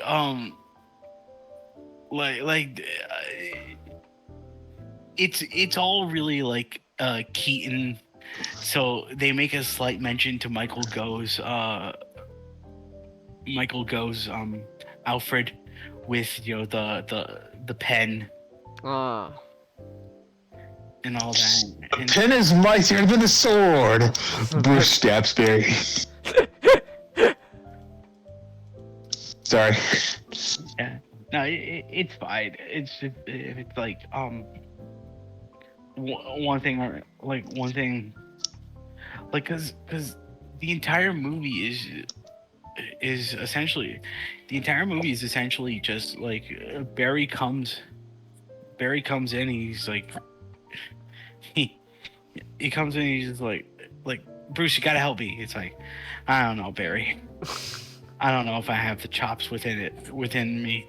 He's like, but Barry, but Bruce, you're the Batman. And then Michael Keaton was like, son of a bitch, I'm in. Son of a bitch, I'm in, because it's kind of funny because like essentially he does have that whole moment. He does have that whole moment where it's like he finally feels motivated to fight, to fight for good again. He opens up his bookcase to reveal his suits, and he agreed he agrees to go help. He agrees to go help the twin berries. Try to break out what they believe is Superman from Siberia. Because he was because he I have to ask Nat, when does Mr. Keaton say, the classic line that everyone claps, let's get nuts? He says it right before they go off to fight Zod. That's all I need to hear. Thank you. Now I know when to clap and cheer. Oh, it's a great moment.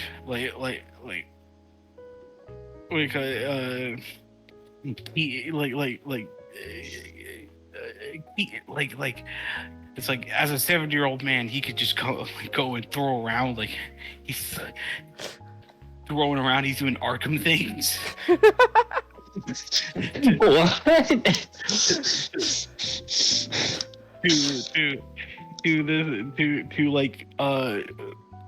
to armed guards, and I'm like this movie just went full comic book. I'm here for it.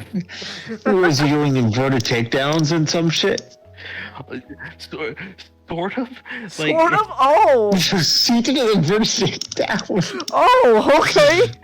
Like he basically launches himself off the air into the air, holding someone, and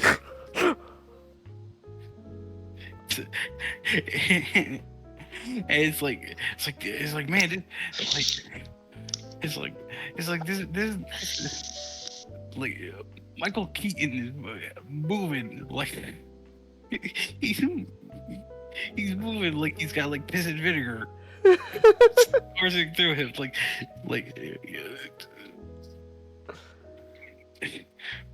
That's amazing. That's wonderful, Nut. and it's amazing because every time it's amazing because he's still wearing the old suit, so every time he has a little look, he has to turn his head. He still has to turn his head.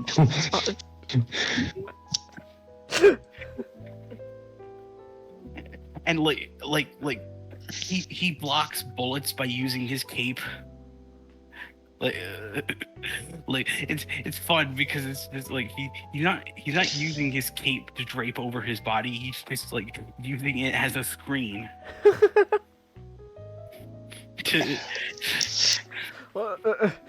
So like does he just like turn around, just flare out his cape and just come at me? They just shoot at him. Exactly. I know. In the original, the batsuit was good enough to take a lot of bullet damage. Just straight up, like 89, if I remember correctly. Like you're right, but I think I just like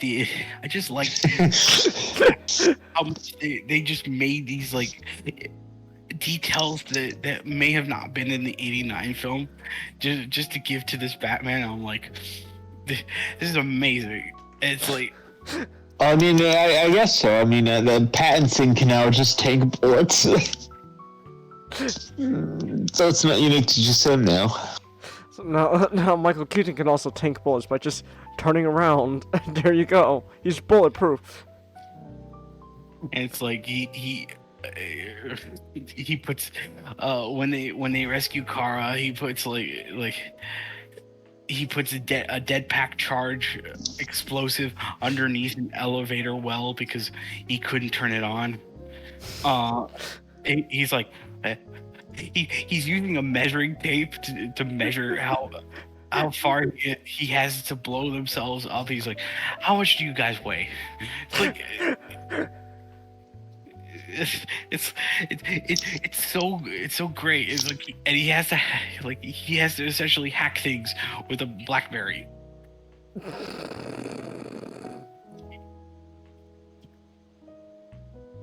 So you're saying, so what I'm getting is Michael Keaton is the best part of this damn movie. Yeah, I love his Batman. Like, one of my favorite scenes in the entire movie was just he's in the bathroom. He like his cowl and cape are just on the floor, and there's just blood on the floor. Oh. He's stitching up his wounds. He's stitching up his wounds after the battle. And he's just staring him at his reflection in the mirror, and he says nothing, but like he has just like the biggest smile on his face. It's like this is a Batman who's just happy to finally be fighting crime again.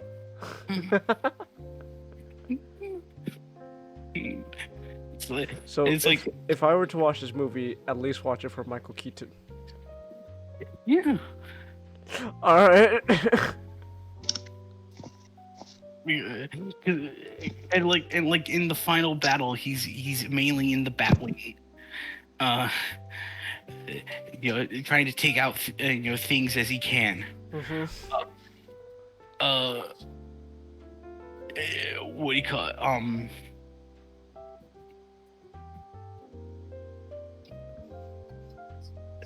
Oh, I do want to mention Supergirl. The actress, she's pretty okay in it.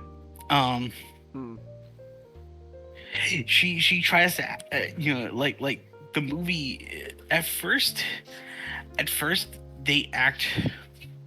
She acts very hesitant because she was locked in a Siberian prison for God knows how long. She's with barely any sunshine. And it's like she tells Barry, it's like, oh, I don't trust humans, but why did you save me? And it's like, because I wanted to. It's like there's this weird period where she's like, I'm gonna go stop Zod. But she didn't decide in the last second, you know what? I want to go help humanity. I want to team up with you. We're cool now, Barry. We're cool, Barry, because Barry's attempting to try to get so New Earth Barry technically loses his powers. Because his attempt to try to give Earth 2 Barry powers causes him to lose those powers because they both got struck by the same type of lightning. So Barry was thinking, oh, if I just repeat the same results, I should get back my powers. And then like Michael Keaton's like, that's a dumb plan. I'm still gonna do that for you anyway because we're chill.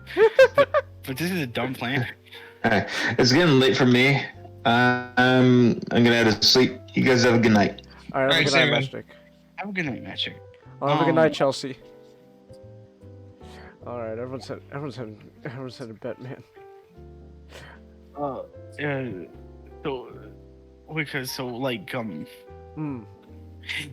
Essentially, Bruce has this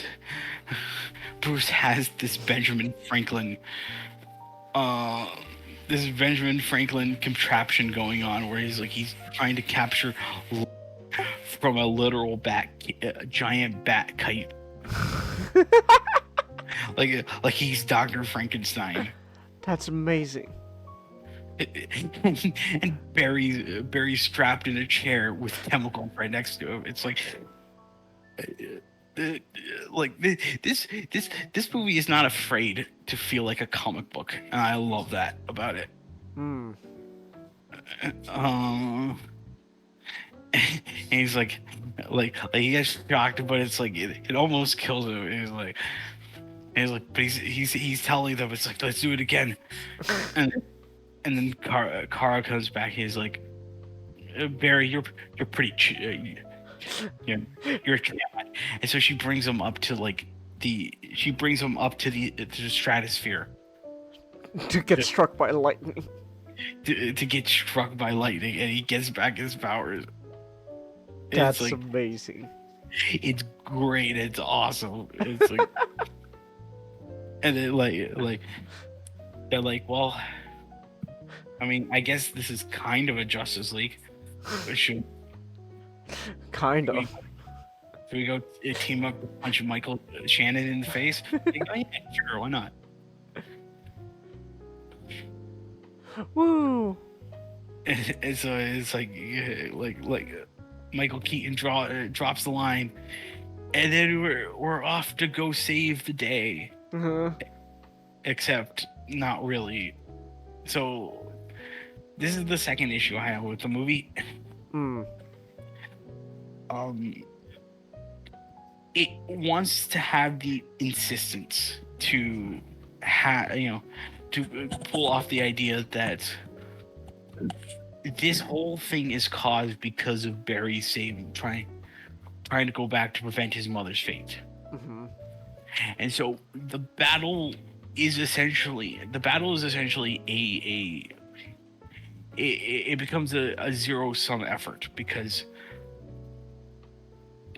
Batman and Kara, Bruce and Kara, the universe is having them die to have Barry understand that like his choices is what's causing this, this carnage. So it's like no matter how much he tries to change what is happening in Earth 2, like he's powerless because he can't really change further without reversing his initial thing. And I'm not really okay with that. Because it if that is true, and if Barry had, reverses his, reverses Earth, Barry reverses back to back to Earth 2. Well, Barry erases Earth 2 from being the dominant timeline. It makes what happened during that period pointless. Like because I love that whole thing where it's like Barry helped Bruce get back his fighting spirit, and he helps Kara from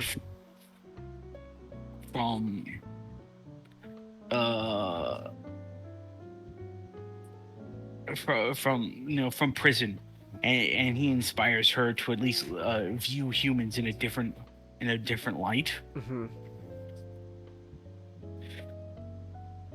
But the third act suffers because it needs to have that time travel, that time travel trope of these are the this is a fixed point in time, because this will constantly result in Bruce and Kara dying, because that's how it's supposed to go. You know what my issues with Faith is. Yeah, we talked about it last night. Like I don't like I don't like the idea that something is set in stone. You're not a fan of predestination. Yeah, because it essentially causes some, because it essentially says that the Murphy's law is always in effect. Something bad will always happen because you have no control over it. Yeah, you have no control over it. Like, so Bruce dies the first time, and Kara dies the first time, and so both Barrys think to themselves, well, let's just reverse time. Like, and oddly enough, it flies in the face of Justice League also. Really? Because if he could reverse time, and you could really tell this was made before Zack Snyder's Justice League. Like, if he could reverse time in that movie to prevent the mother box from destroying. Then why can't he change the outcome here? Yeah, why come the outcome here is okay. Is set in stone. Like, cause like he prevents Batman. Like, he prevents Bruce and Kara dying initially, but then they still die. Because it is it's the time traveling trope of these are the actions of your consequences. You have to go and redo everything because because of butterfly effect and all that jolly stuff. There's a really good. I do want to mention though there's a really good interaction where Batman essentially died taking down the Goliath that Zod had with him. He's dying on the floor, and it's like Barry is just coming over him, just telling him it's like no, you're gonna be fine. You're gonna be fine. It's like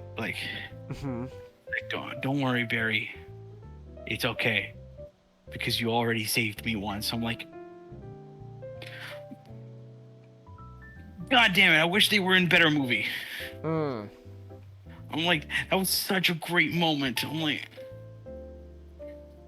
I think I'm mad so much as I felt like this movie could have been much better than what it actually feels like. This had potential to be much better, but like all the politics, all the shenanigans, like really held back something that had potential.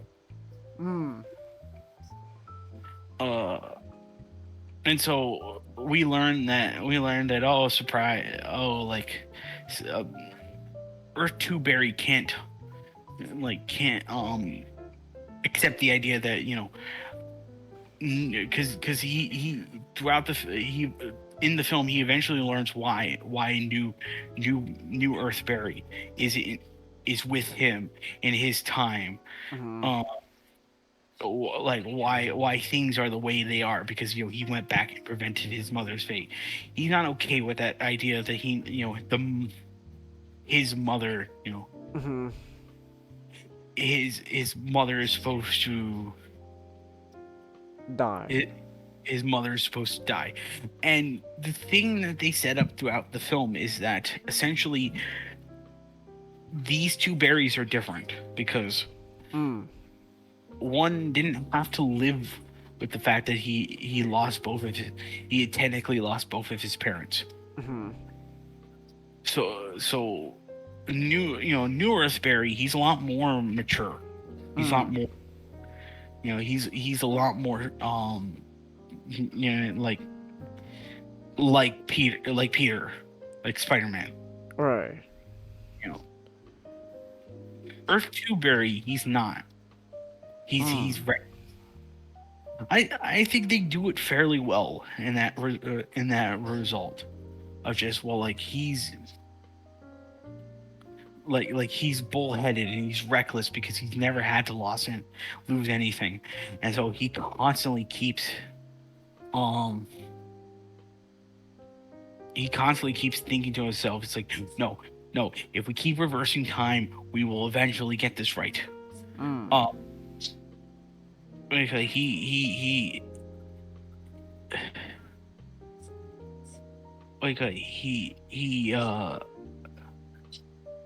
keeps trying to reverse time to try to keep Kara from getting killed. Every time he does, either Zod or Fora, Farah, they keep stabbing. They keep stabbing, like, Kara. Well, not just Kara, because, you know, obviously, General, you know, Zod needs the like what I forgot what it's called, the Codex or something. Yeah, Zod needs the Codex in order to pair Earth into Krypton. Right. Not only that, but it's like Barry keeps, like, Earth 2 Barry keeps getting hurt. He, like, eventually down to the point where he gets like a metal shard, like part of a metal sword stuck into his arm. And then he kind of snaps. He in one of the reverse, in one of the times that he just reversed time, he kills Feora. In cold. Like, just you know, he kills her with a Kryptonian blade.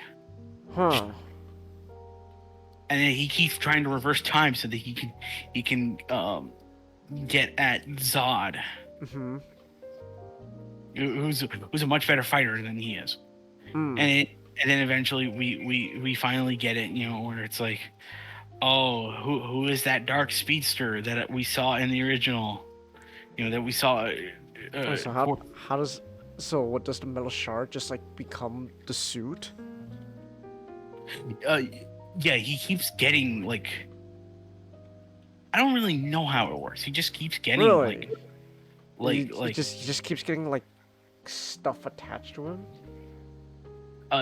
Like maybe because of like I think the way they're trying to make it out to seem like oddly enough, I was reminded of just like Black Sabbath's Iron Man. Huh. Like he kept creating a magnet. It's like you know the lyric is like his body was changed in the great magnetic field. Mm-hmm. Every time he kept reversing time, like the metal just kept metal just kept attaching to him just through magnetism. Huh. And it just starts creating like this like evil, this evil vestige. Mm-hmm. Until it's revealed, that dark speedster, the Quickster. The Quickster, who has the ability to run really quick. I see me run into that mountain and back. Want to see me do it again? The dark speedster is Barry, who he's been locked in a casual loop for years, trying to reverse the fate, and he had to complete in order for the paradox to happen. He had to knock Barry in the year 2013 until like. And here's where things kind of get shaky, because technically this is not really a story about Barry going back to the past as it is him going to Earth 2. Because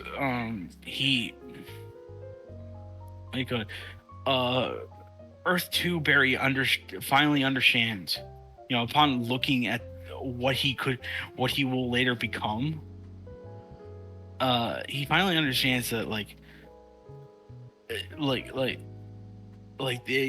he will succumb to madness, and this will just be hell for him. So Earth,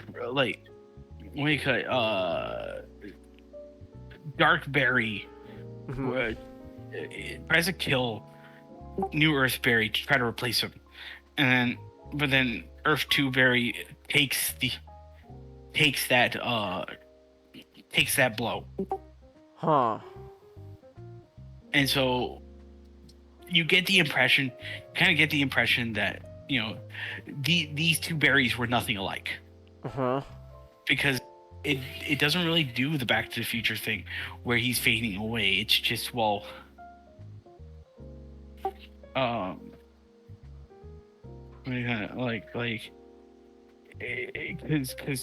all he has to do is he has to go and and fix his mistake. Mm-hmm. And that moment in the supermarket, that was a wonderful moment. Like again, Ezra Miller, despicable human being, but it's like he had. Damn, he can act. Yeah, damn it, can he act? Because that scene in the supermarket, that was heartbreaking. So I guess like another comparison, I guess maybe kind of works. Maybe like Kevin Spacey, a monster, but damn, he can act. Yeah, not on Spacey's level, but like. But they're both evil. Like, they're both terrible people. Yeah, but like, damn, they can act. Yeah, this really is a case of separate art from artists. Because it's like at times I really have to tell myself this should have been a better movie. But I constantly keep getting reminded that of the politics that really is what's making me angry.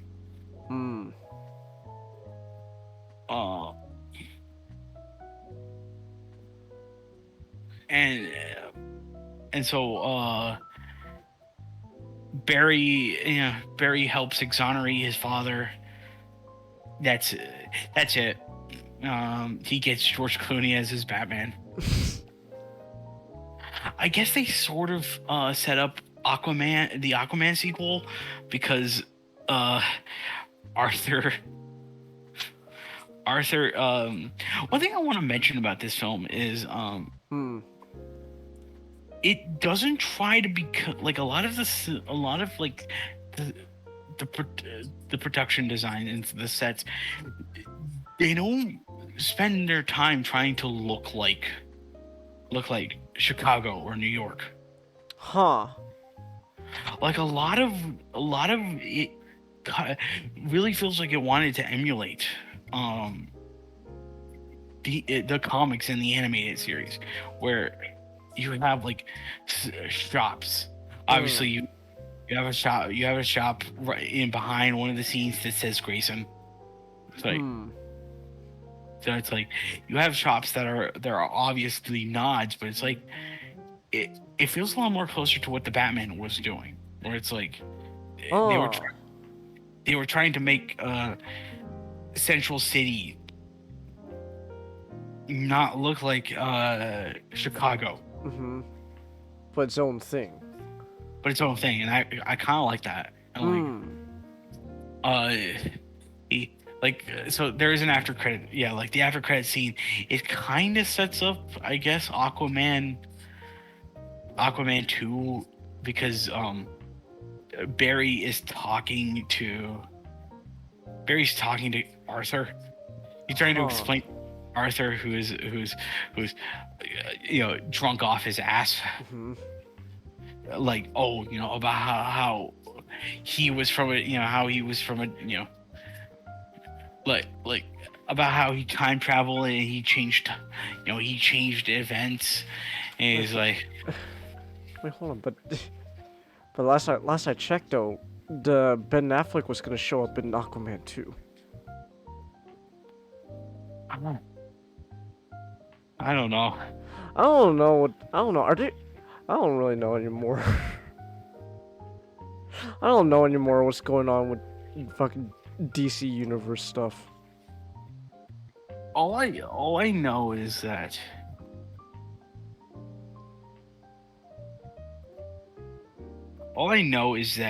I find this whole the DC cinematic experience very frustrating, but a lot more interesting than what we're getting on the other side of the pond. Because if they have their own share of problems, but it feels like they want to take risks. They don't want to just sit there and be lazy. My thoughts on this is that I'm sold on Blue Beetle just for the fact that that you get to hear George Lopez call Batman a fascist. Batman's a fascist. Batman's a fascist. I like George Lopez. I don't know if because I keep hearing conflicting reports. I don't know if Blue Beetle is actually part of the new DC. James Gunn said it was supposed to be part of the first movie of the new DC universe.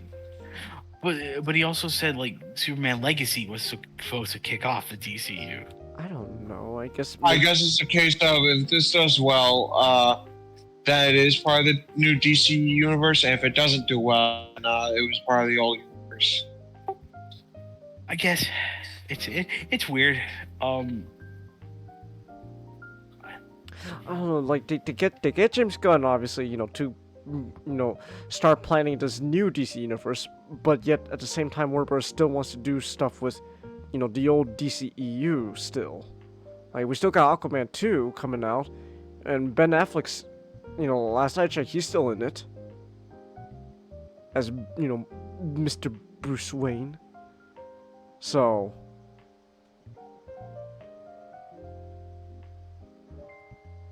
I don't know.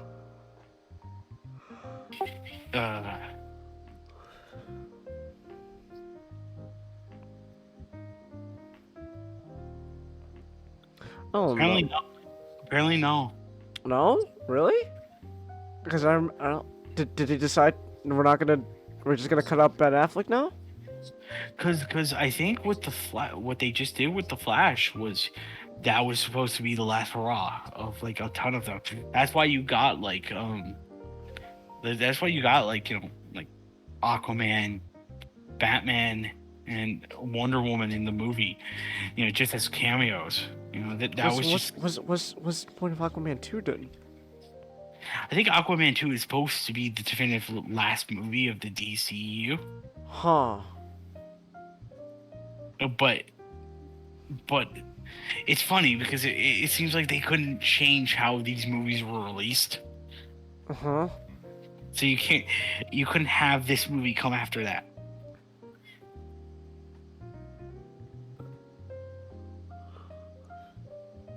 I don't know. I don't know what's going on behind the scenes. It's so weird. All I know is I hope that there is a light at the end of this tunnel. I hope they recast Flash. I mean, are they really gonna keep Ezra as the Flash for a new rebooted universe? I hope not. Also, I'll be right back. All right, cause like there's just so much baggage with Ezra. Like even if he was, even if he got off, he didn't get charged guilty for like a bunch of stuff he did. Like, the public image he has still has so much baggage. So it's like. So they initially said that they did have a sequel in mind in the event that this does perform well in the box office. It's becoming a bit of a toss-up because apparently it's grossing poorly, even though like a lot of people in my I don't completely understand it. It really doesn't feel like Morbius here because everyone feels excited to watch The Flash. So I don't know why everyone's saying like, oh, there's empty theaters. Like, I'm trying to look up how much it's made so far. Like, cause I think cause I've seen a lot of people just come out to go see. 24.5 million on opening day. Wow.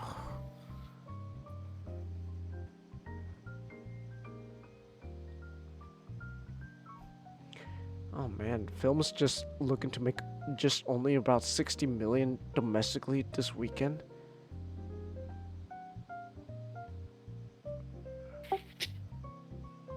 Where the hell did that 200 million go?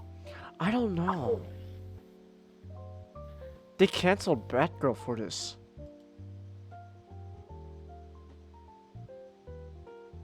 I don't understand anymore.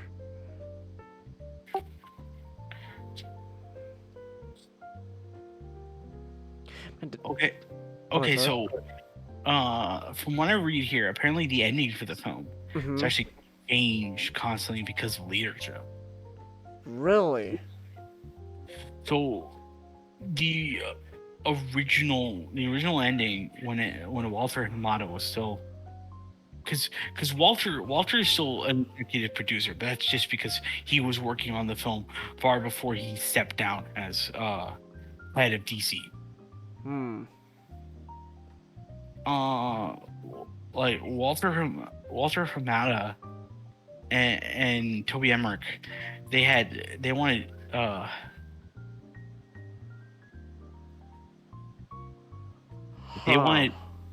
Keating to stay or stick around. They were gonna have Keating at the end, and they wanted Supergirl to just be there. Huh. Because effectively, what they just wanted to do at the end of the day, it's funny really because it seems like Toby Emmerich and Walter Hamada. It doesn't seem like between both pairs, Toby Emmerich and Walter Hamada, and like James Gunn and Peter Safran, between both of the pairs, they both agreed to the idea that we want to separate everything from the DCU. But we don't see it as any good. Like, cause they were saying like, oh, they wanted just Keaton's Batman and Kali's Supergirl to be there to represent the status quo, the new status quo, and then like, but Henry Cavill and Affleck, they're now bi, which I wasn't crazy about. Then after watching this movie, I thought, hey, if he's given good material, he could have done something better. This movie kind of just shows me, hey, I think he could have been a very decent Batman with a good script. But like Henry Cavill, I don't think there was anyone who's ever said a bad word about him. I don't see why he had to be. Like, had he be taken off? Like, he was just this. Like everything bad was just happening around him, not because of him. Yeah. But I guess like they both just want to engage. Like both the pairs just want to engage in a scorched earth policy. When it just comes to anything DCEU. Because apparently they wanted to have a sequel to this movie, and then they wanted to build up to Crisis, but this movie feels like it combined Flashpoint and Crisis, because it implied that there are the ton of, not implied, actually shown that there was the ton of different universes.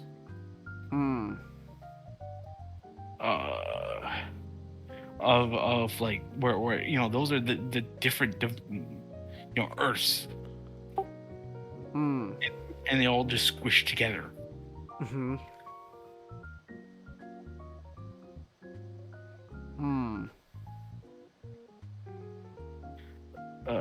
But they were the ones who were specifically pushing for Batgirl before that was canceled.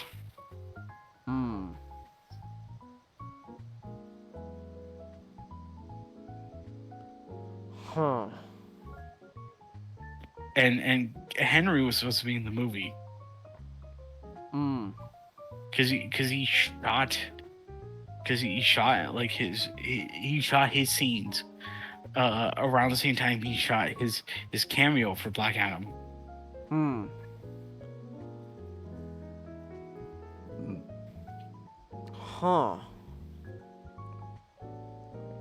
And they wanted Gal to come in, Gal Gadot, to come in, and shoot another scene instead of the small cameo she had.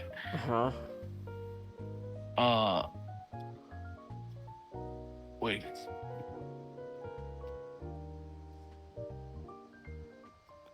Because they essentially wanted a Man of Steel sequel, but like not Walter. Let me say that again. Not Toby Emmerich and Walter Hamada. Michael DeLuca when he stepped in after the merger. Like they wanted like the Man of Steel, a Man of Steel sequel and a third Wonder Woman film. And then those both got canceled. And then James Gunn and Peter Safran just decided, let's just burn everything and just have a new universe, and that's what this film is.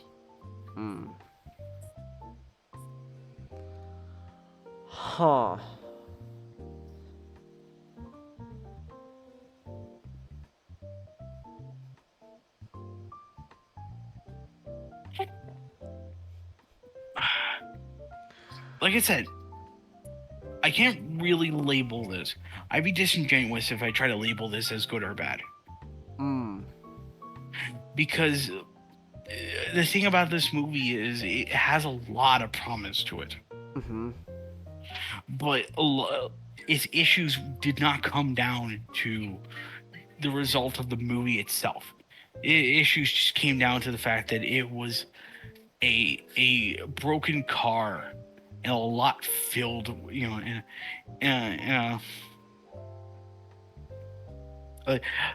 a broken Ferrari, let's say, and a lot that was being sold with broken cars. Hmm.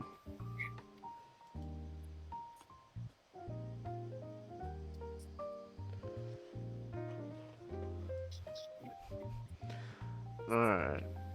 In short, I just say, like, anyone who's still listening, I say go out, watch the movie, come up with something you may walk away with. I might try to go rewatch this movie. And to see if I can come up with a better opinion. But overall, I'm just saying, overall, I just think I want, like, more so than Marvel, I want something better for DC. Because Warner Brothers feels like Warner Brothers always feels like an incompetent company, but they don't feel lazy like Disney has. Like, they're trying to figure out what works. Mm-hmm. And it keeps blowing up in their face, but, like, I admire the fact that they're allowing their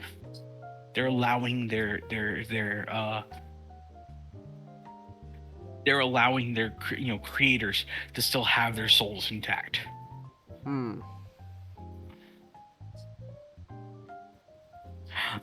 I still want to remain hopeful, so I'll leave it at that.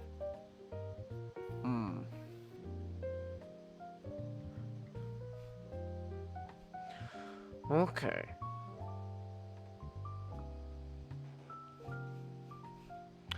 Well, there we go. Oh, it's a lot to unpack there. We've been going for like 5.5 hours. Almost everyone went to sleep by now, but, like, damn, that was a lot to unpack there, man.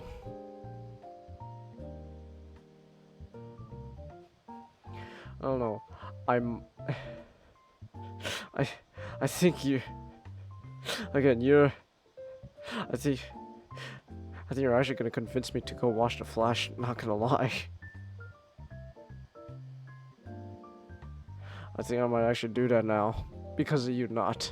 So I wasn't really planning on to, but I don't know, man. I haven't so far. I haven't really disagreed with many of your opinions, so I don't know. I think you're gonna be the one to actually convince me to buy a ticket to The Flash and just see for myself. So I guess mission accomplished, not. I failed upwards.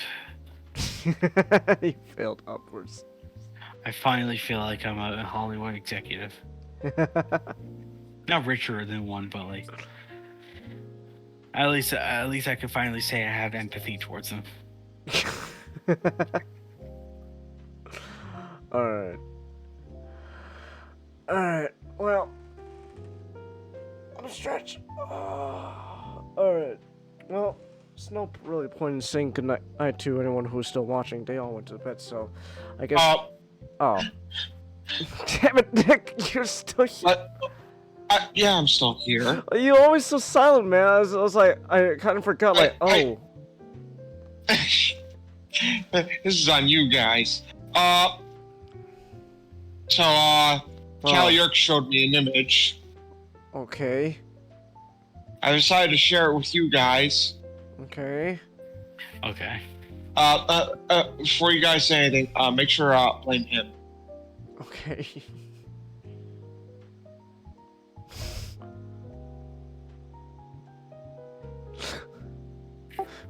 What? That's a thing. Yep. Okay. Is Brexit still happening? I thought that was cut out. Wait, is this? It's still happening? I thought that was over with. Wait, hold on. I'm fucking looking this up. Is Brexit still a thing? I thought that happened like withdrawal. Yeah, United Kingdom, European Union. January 31st, 2020. No, I think it already happened. Yeah, it already happened. Because UK is no longer part of EU anymore. Did you read what the sign said? I wouldn't mind going down that pipe. Wouldn't going down that pipe. I don't. What is that supposed to mean? I feel like you guys are probably some of the most innocent people in this room. I'm just confused. I feel like I'm looking at a political cartoon drawn by a furry. Yeah. What's the message here? I don't think Brexit is the message. What's the point of having? What's the point of having fucking Brexit slapped on their ass? Oh no. I don't try to think about the minds of furries. Is this supposed to be is this like an out of context image from like a porno, or is this fucking political? I don't understand. I think it's the former. I don't understand. What's the point of slapping on Brexit then? I don't know. I don't understand. What is the point? I think the worst thing is here is I don't want to know what the pipe she is referring to is. Because I don't like the look of that water. I don't like it either. Anyway, something better to help the mood. Okay, sure.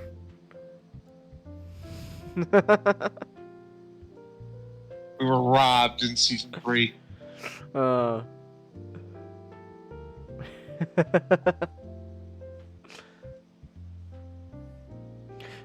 know, I think we'll make the image better if Toph was just looking at a completely wrong direction. At the very least, she has the sign upside down. That's true. But I think the cherry on top would be if she was looking the completely wrong direction. Alright. Well, anyways. It's almost 5.5 hours. I've been doing this, and everyone went to bed in the chat, so there's no point saying goodnight to anyone who's still watching. So I guess anyone who stuck with us during like replays and all that, thanks for watching the whole thing, the whole journey of the Flash. Again, I think Not actually convinced me to go buy a ticket to the fucking Flash. So there you go. All right. So I guess in that case, then, thanks everyone who came, either today, tonight, or, you know, in the replays and stuff, and I guess we'll see you next time. Goodbye!